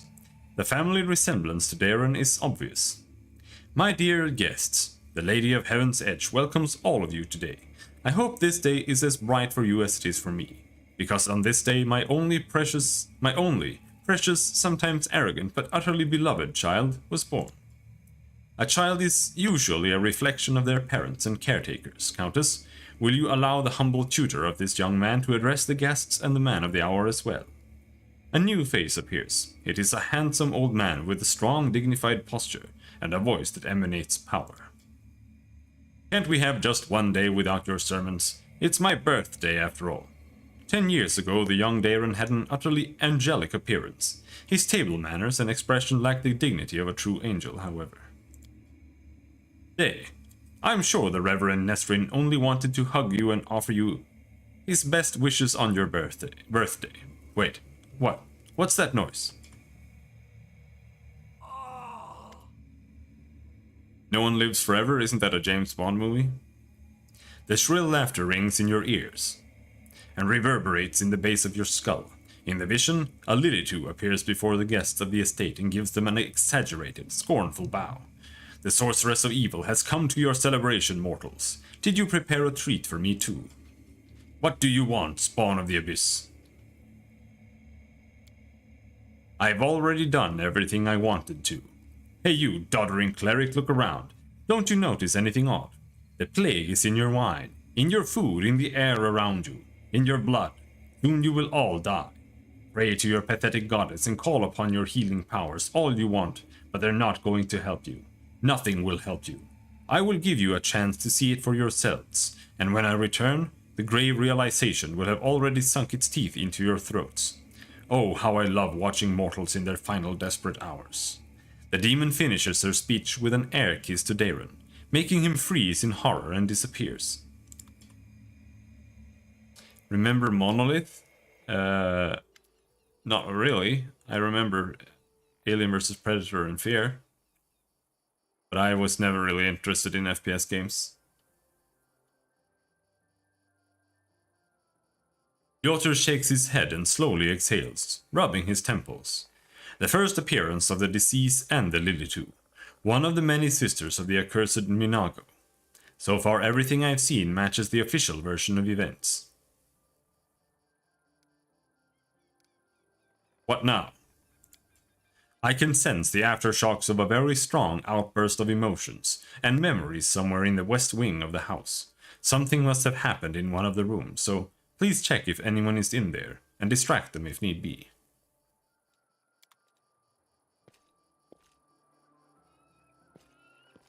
I mean, I kind of liked Alien vs. Predator 2.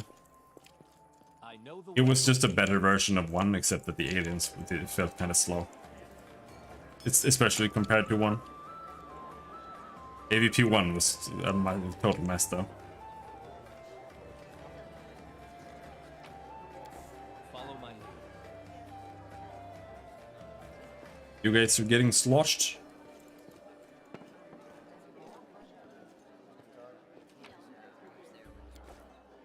Stealth around and hear conversations and stuff.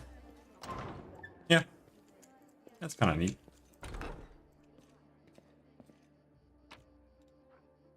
Cold Iron Masterwork Orc Double Axe. Okay. Or don't know what that's doing here. The door is sealed and looks like it hasn't been opened in a very long time.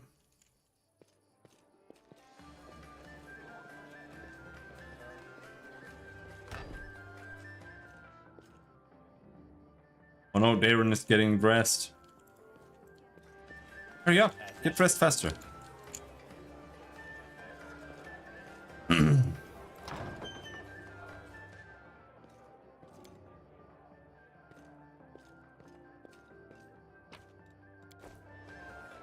Best Monolith game was Shogo Mad.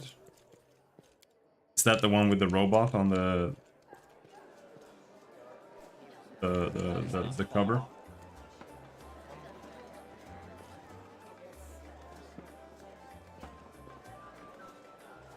I never played that one, I think.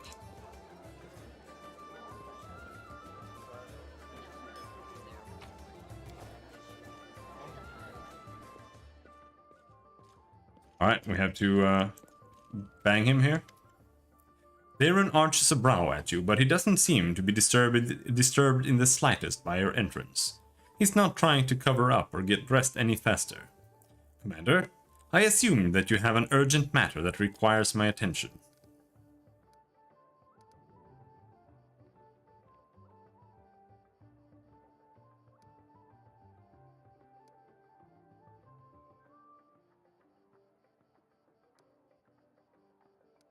What is this room? Darren casts a look around the room as if he had never seen it before, then shrugs carelessly. Just a random room. I told my servants to make rooms ready. This is one of the rooms they chose.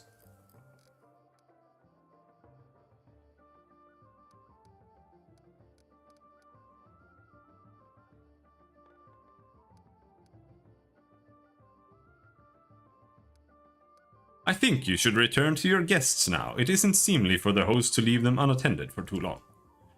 Oh, I love that patronizing tone of yours. I can't even remember the last time anyone attempted to chastise me for my impropriety. Perhaps you're right. I shall return to the Great Hall immediately, to avoid having to listen to any other invaluable comments on my behavior.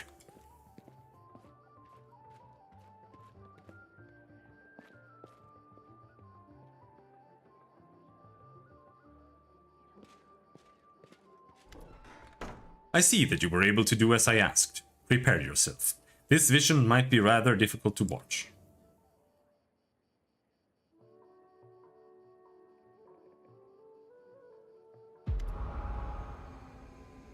Young Darren stands motionless by the Countess's bed. His face is pale with fear, and for good reason. His mother's heavenly beauty is gone. Her smile, once beaming with vitality and happiness, looks more like the grimace of a corpse. Only her golden hair still glows, a sad reminder of the healthy young woman she was just a few hours ago. Mother? Can you hear me, Mother? Day, my boy. How did you get here? The Countess's voice is fading. Don't come any closer, This disease... Mother, listen. The Reverend Nestrin has sealed the gates. He says that he won't let anyone leave the estate. If the plague reaches the larger settlements, nobody will be able to stop it. He claims this is why the demons attacked us in the first place. They knew that he would call upon the strongest clerics to heal us, and those clerics could catch the disease and die as well. The Fat Baron and his family tried to escape, but 3 armed paladins barred their way and said they would not let them go. Mother, we need help. Canabras is full of clerics, wizards, and demons. Who know else? And demons know who else. They might know how to stop it. We need to get there as soon as possible. We must obey the Reverend Nestrin. We are the lords of Mendev, and we must protect our people. If it reaches Canabras, thousands of innocent people will die. I don't care about any innocents. Darren's voice rises to a shout. You're ill, Mother. You're dying. You must tell them to open the gates and take you to Canabras. They won't listen to me, but you are the lady of the estate. They can't refuse you. I can't. I must. Please leave, my dearest. Don't lose hope. You can still... A convulsion overtakes the Countess's body. Her last words are swallowed by a long, guttural groan. Lyotr warily rubs his temples, but his face is unreadable. Now I have an answer to one of my many questions. Nobody went to Canabras in search of help because the Reverend Nestrin didn't let them. He valued the safety of the city more than the lives of his flock at the estate. What a difficult choice it must have been.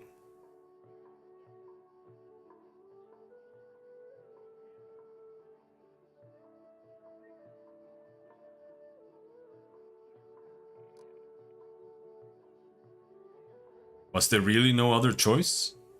Who can say now? They could have sent one of the paladins to bring help from Canabras, assuming that the Knight of God was immune to the disease. Perhaps Nestrin thought he might need them to maintain order, or maybe he understood that the demons would not allow anyone to leave anyway. Or maybe the plague was so strong that it could mow down even the most righteous warriors. We will never know if any of those hypotheses are true. Lyotr rubs his chin thoughtfully.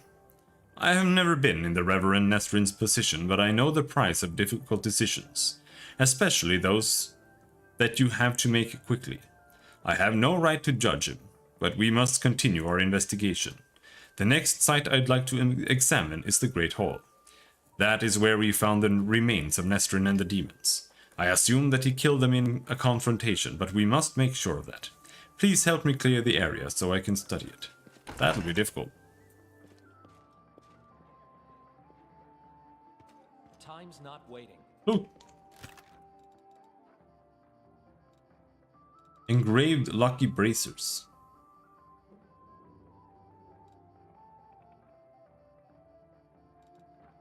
$200 diamond dust. Holy shit, what the fuck?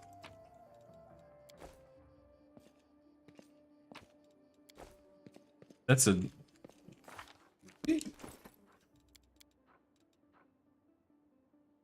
Clear purpose. These bracers allow their wearer to cast healing spells without provoking attacks of opportunity. They also grant a +2 bonus on concentration checks.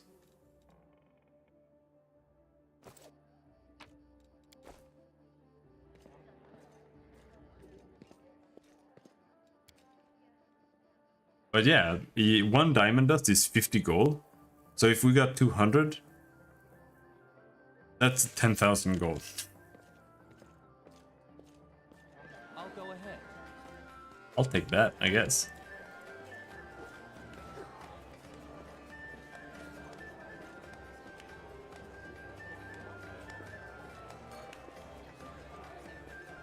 Can't really talk to anyone except for Daron.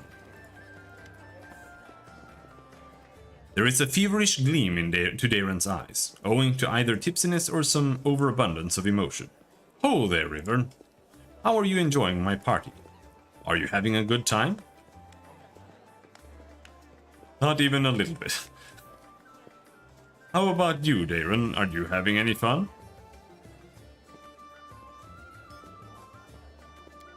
Of course I'm having fun, Daron says defiantly. What's wrong?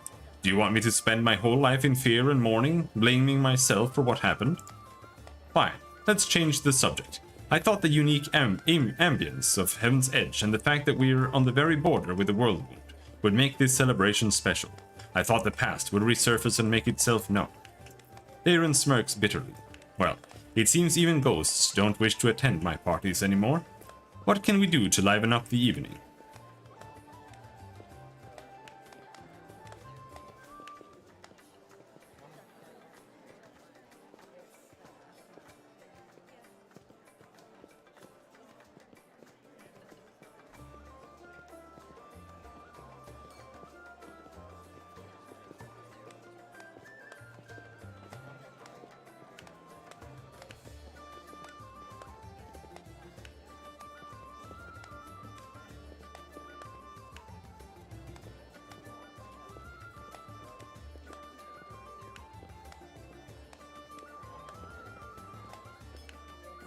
Well, there aren't really many choices here. Either we confront him here,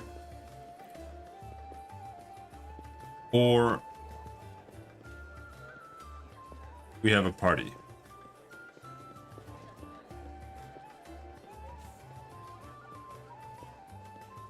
know what, I think it's time for a drinking contest. Ah yes, the tried and trusted method for salvaging a dull party. For salvaging anything, actually. I am ready. But who is my competition?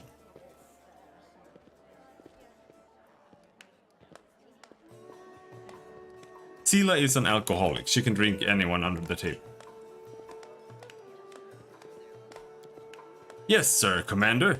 Daron, my boy, you've still got time to back out. You don't want Auntie Sela to spank you in front of everyone now, do you? What'll you do if I win? Are you going to cry and pray to Iomade for an alcohol resistance aura?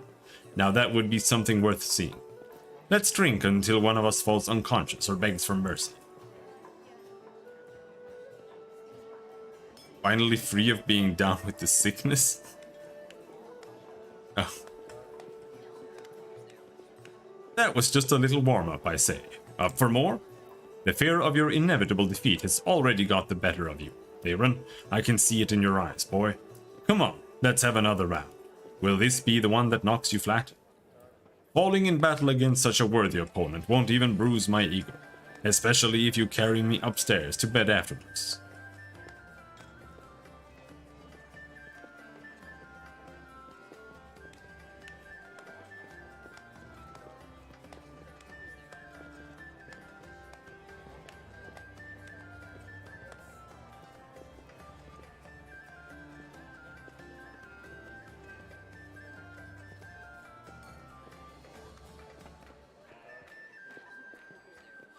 It must be quenched.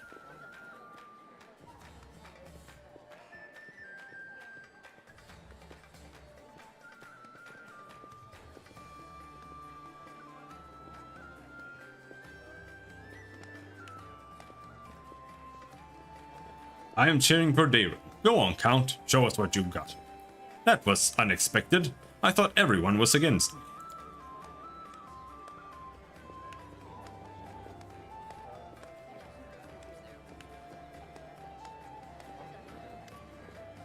Whoa, are we done here, or are you ready for another round? To whom should I dedicate this glorious feat, putting the haughty self-absorbed prick of a count in his place? To my dearest royal cousin, I am sure any failure of mine will bring her joy. Oh, my head feels funny.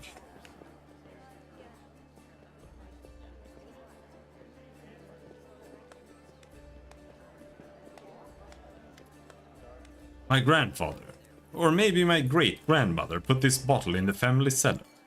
So why did it fail the scion of the illustrious Arondays in his time of need? Daron looks a bit unsteady on his feet. I don't feel very well. Hey everyone, let's go back outside. I need to get some fresh air in my lungs.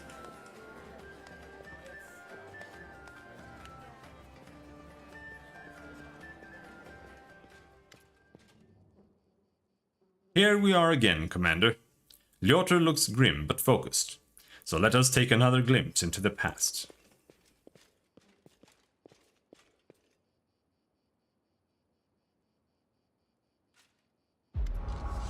This is what I do with all my friends. I stalk their entire Facebook page for years back. Find out what's happening. If I can trust them. A ripple of laughter flows through the hall. It begins as a sweet, charming chuckle, but then turns into a rasping cackle that makes Darren huddle even deeper into his corner.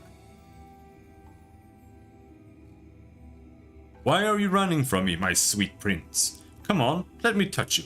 I'll give you... The booming voice of an old man dressed in Iomedean robes shakes the wall of the hall. Get away from him, demon! Let the boy go! By the blade of the inheritor, if you touch him only over my dead body. You touch him only over my dead body. You are pathetic, old cleric. Are you the guardian of this charming little prince? Well, you guarded him in vain. The disease is already circulating in his blood, and soon he will rot before your very eyes. You won't be able to help him. And I can at least make sure his death is beautiful, clean and sweet. The demoness turns her eyeless face to Darren and licks her lips. A coarse laugh escapes the young man's throat. We'll see about that. Lyotr turns towards you in astonishment. Droplets of sweat glistens on his temples. Something is wrong, Commander. My spells are not working as expected. It's as if some kind of a supernatural explosion occurred here 10 years ago, blending everything together. The magical auras, the emotions, the memories. I will try to read it again.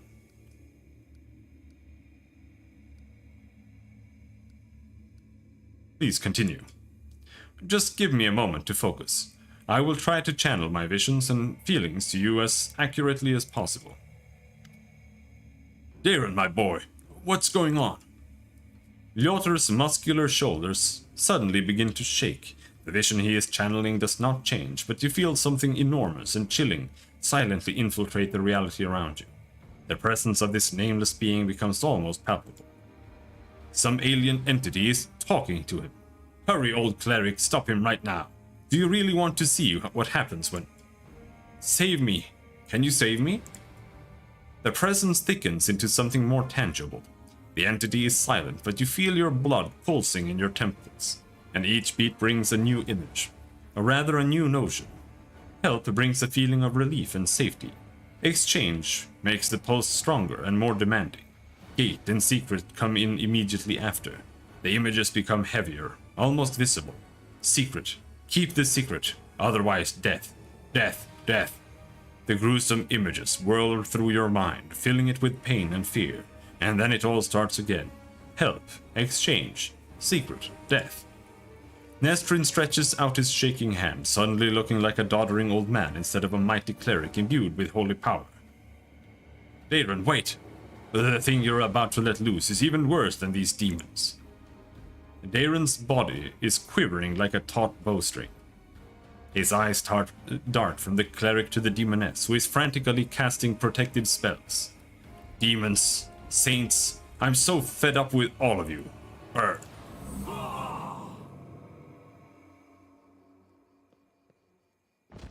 Bonk. Hey, you okay? Lyotr opens his eyes with a groan, and then gets back on his feet.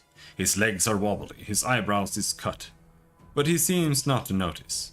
Sincere sorrow is written on his face, as well as a strong hint of horror. What a misfortune. No, what a disaster. Everything is far worse than I imagined. Are you alright? The strain, the emotions, they overwhelmed me and made me faint like an agitated youngster. It is nothing really. I will not be able to cast any spells for the rest of the day, but aside from that I am fine. Do you understand now what happened 10 years ago? The Inquisitor slowly exhales through clenched teeth and says in a low voice, still massaging his temples. Yes and no. Damn it. My thoughts are astray. I will try to explain everything to you in full detail. Many living things are capable of performing the most extraordinary feats, good or bad, when a deadly threat looms over them. 10 years ago, the young Count found himself cornered in every sense of the word, and he allowed some alien entity to intercede for him. It frightens me that all my experience as an Inquisitor is completely useless in this case. It does not resemble anything I've ever heard or read about. This entity, I think I will call it the Other, possesses uncanny power. It was capable of instantly killing 3 greater demons, a mighty cleric and a host of other mortals. You saw everything yourself. What's even worse is that this entity, this Other, it is still here. Lyotr takes a long pause. His gaze is drawn to the chamber where all the guests are laughing and dancing. Darren's eloquent voice rises above the music for a moment. He is asking someone to bring more wine and add more logs to the fire. I don't know what exactly this creature is, but I know what it did to the Count. It turned him into a living gateway. The Other is not inside the Count's body. It is not directly controlling his mind. That's why there are no obvious signs of possession, but it is looking through his eyes. It treats him like a window into our world, and it can instantly step through it to wreak whatever havoc it desires. Does Darren know anything about all this? Yes, of course he does. Did you hear what the Other tried to convey to us? Help in exchange for a secret. Death. Death to those who know the truth. It wants to have an opportunity to use the Count as a gateway, without anyone knowing. This is what made Darren deny that he remembered anything about the conclusion of the events at Heaven's Edge. What might the Other want? This is the strangest thing about it all. It came to this world 10 years ago, and it's still here, right? All this time it has been watching us through the eyes of the Count. Had it, for instance, wanted to kill Her Majesty the Queen, it would have had plenty of opportunities to do so. The Count can get close to practically every influential figure in Mendel, but the Other refuses to act, or its interests lie in some other sphere. Did the Other kill everyone then? The disease was not to blame. Not everyone. Just Nestrin, his paladins, and the few remaining guests. Damn it. I know that it was the work of a mysterious, omnipotent entity, but it still stings. I was here 10 years ago, and I didn't check everything personally, and those who did failed to sense that something was wrong. We have to do something. Yes, now I understand Father Nestrin perfectly. I must make a crucial decision despite a dearth of information. The Inquisitor falls silent for a while. Then he looks you right in the eye. Commander, first and foremost, I must apologize to you. Second, I must ask you to keep this secret. What are you so sorry for? I apologize for dragging you into this mess. You see, the Other, an entity of immense power, stated very clearly that it would kill anyone who found out the truth. Anyone who knows that the Count is actually its living gateway. I suppose this secret is currently known to 3 people on Golarion. You, me, and Count Darren. And that means... Lyotr gives you a crooked smirk and shrugs. Why should I keep it a secret? As soon as the Count finds out that we know his secret, the Other will understand it as well. We do not know what it is and what exactly is the scope of its powers, but we do know that it would dispose of anyone who might reveal its existence. I have made a decision, Lyotr says gravely. I will not tell anyone about the discovery we've just made, not even the Queen or my superiors. Instead, I will immediately go to Nerosian and sift through all the archives of the Inquisition in order to find out what exactly we are dealing with, and how it can possibly be defeated. I may also make some cautious inquiries in other places, including Absalom. Still, I will not reveal the truth until I have found at least some reliable information. I am asking you to do the same. Specifically, do not say a single word about the investigation to the Count himself.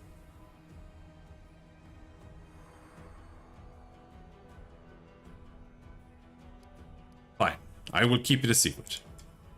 Lyotr lets out a sigh of relief. You have made the right choice. I recommend that you go back to the guests and spend the rest of the evening as you please. Anything else might raise suspicions.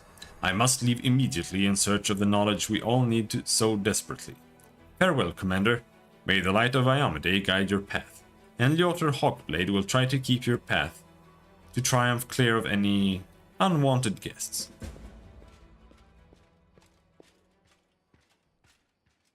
No discount pounds? I have no idea what you just said. You finished your jerky? I know the way. I don't know if my opinion matters to you at all, but you were the very best guest I could ever wish for.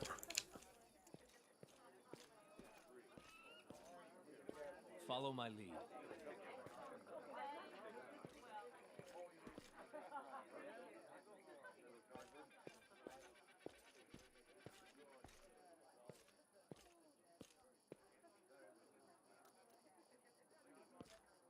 As it should be. Okay, he said to go and continue the party, but it seems we just need to leave now.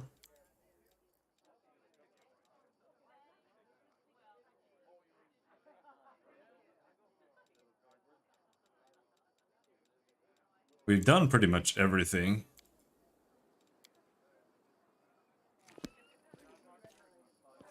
Alright, guess we'll leave.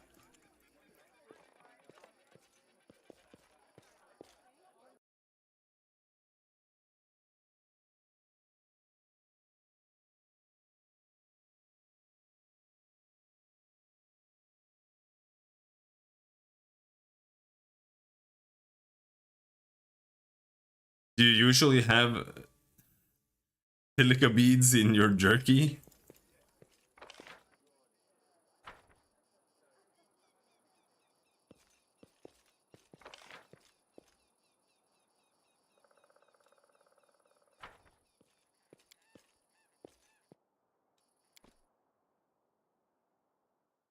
I have never seen that. I don't really buy jerky that often.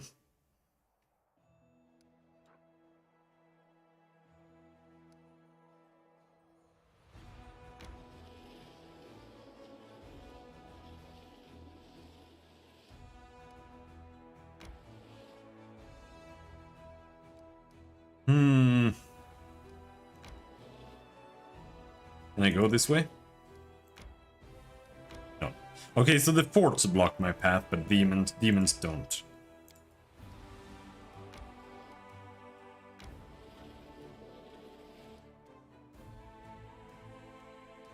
Is moisture another lie? Probably.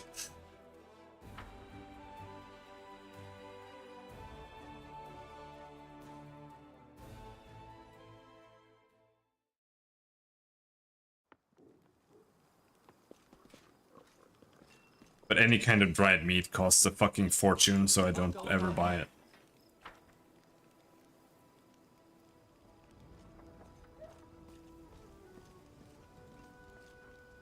We are exhausted after the party. I know the way.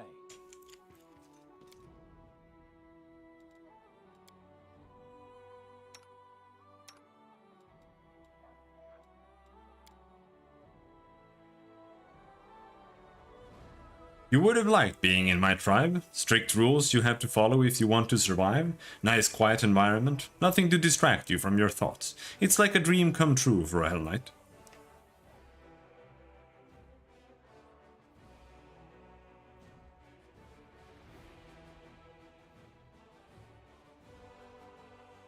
Survival without a greater goal is meaningless. But you are right, mongrels live more sensibly than many other peoples.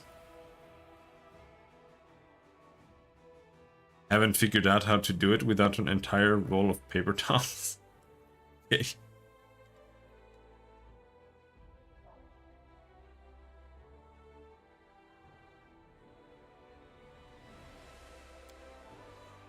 They failed to make food. Now, I still want to know, where the fuck is he? Because I don't get it. Wrath of the Righteous. Where is Storyteller in camp?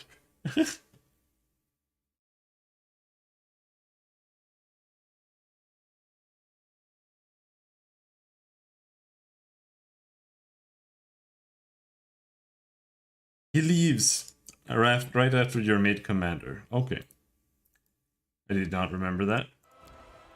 He is gone. I guess.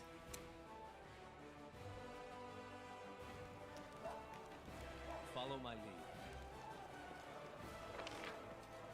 But we're gonna stop there for today. It's midnight. It might be the weekend, but I'd rather just continue tomorrow.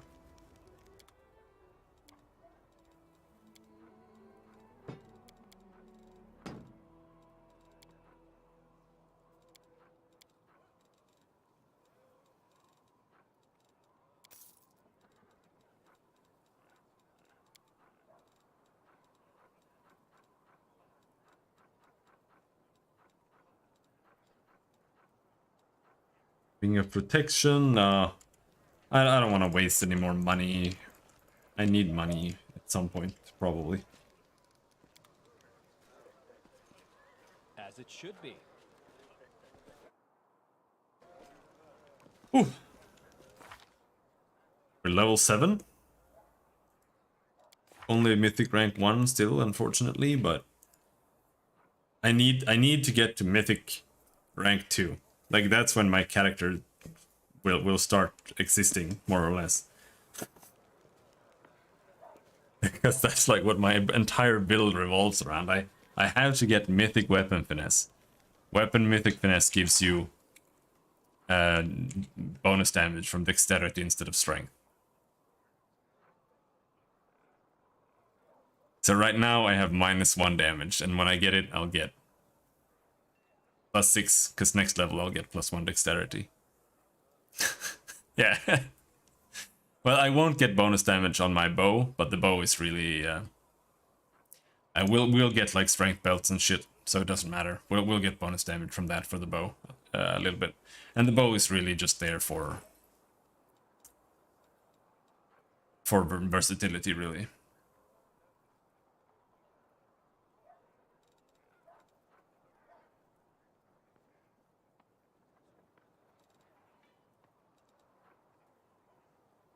But I have so many things I want to show the freaking Storyteller. Cast healing spells without provoking attacks of opportunity. I kind of... It's just so hard to cast spells at all, like in melee or whatever, and especially casting heals on yourself, because they don't heal enough, so it doesn't matter if you cast them. And now, like, this is just for the concentration in that case. But Darren, he can just 5-foot step away from anything and he can still cast his spells. So I don't even know who would benefit from this. Like, maybe Camellia? That's like the only thing I can think of. So I guess she'll get that. But she can also just 5-foot step away if she needs to cast something. It doesn't, like, really matter. What more do we have? Persuasion skills checks made to intimidate. Who is persuading? We've got Ember.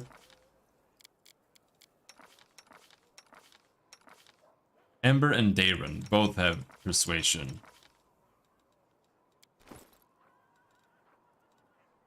Am I leveling her persuasion though? Yeah, I am. This as well, apparently.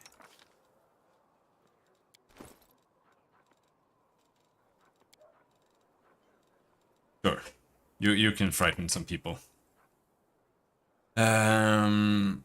And this is for her, so her hexes become a bit stronger. But right now the hexes are really, really terrible. Is someone not wearing a hat? I am not wearing a hat because I can't. I am too weak. She is not wearing... Here's +2 intelligence for the paladin.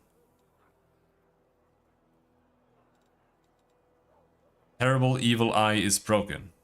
I don't know. I have sleep. That's what I have. Sleep is good, but it has like a... It has like a 30% hit chance. And I don't understand what the DC is. Because it doesn't say. Like it's this DC 19 now. Does that scale with anything?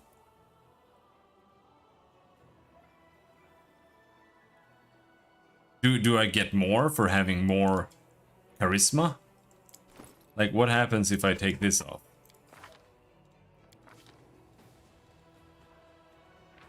Okay, yeah, okay, it scales with charisma. So that's decent.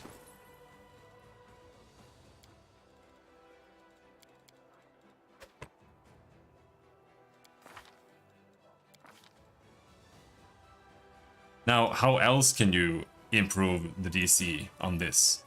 Like, it's a supernatural ability, so you can't get spell focus or anything like that.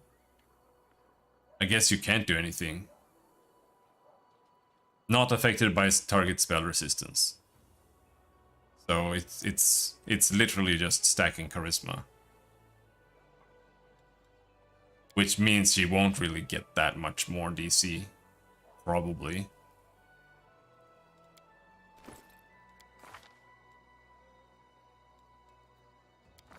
Unless it scales with level. Or some shit.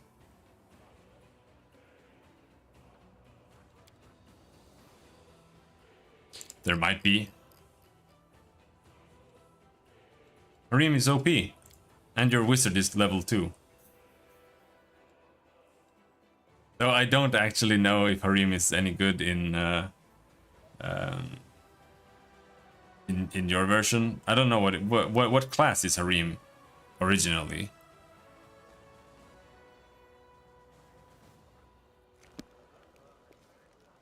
Cleric. Yeah. I don't know if it, because like I've said, I played Call of the Wild, and there he's a war priest, and he just demolishes people.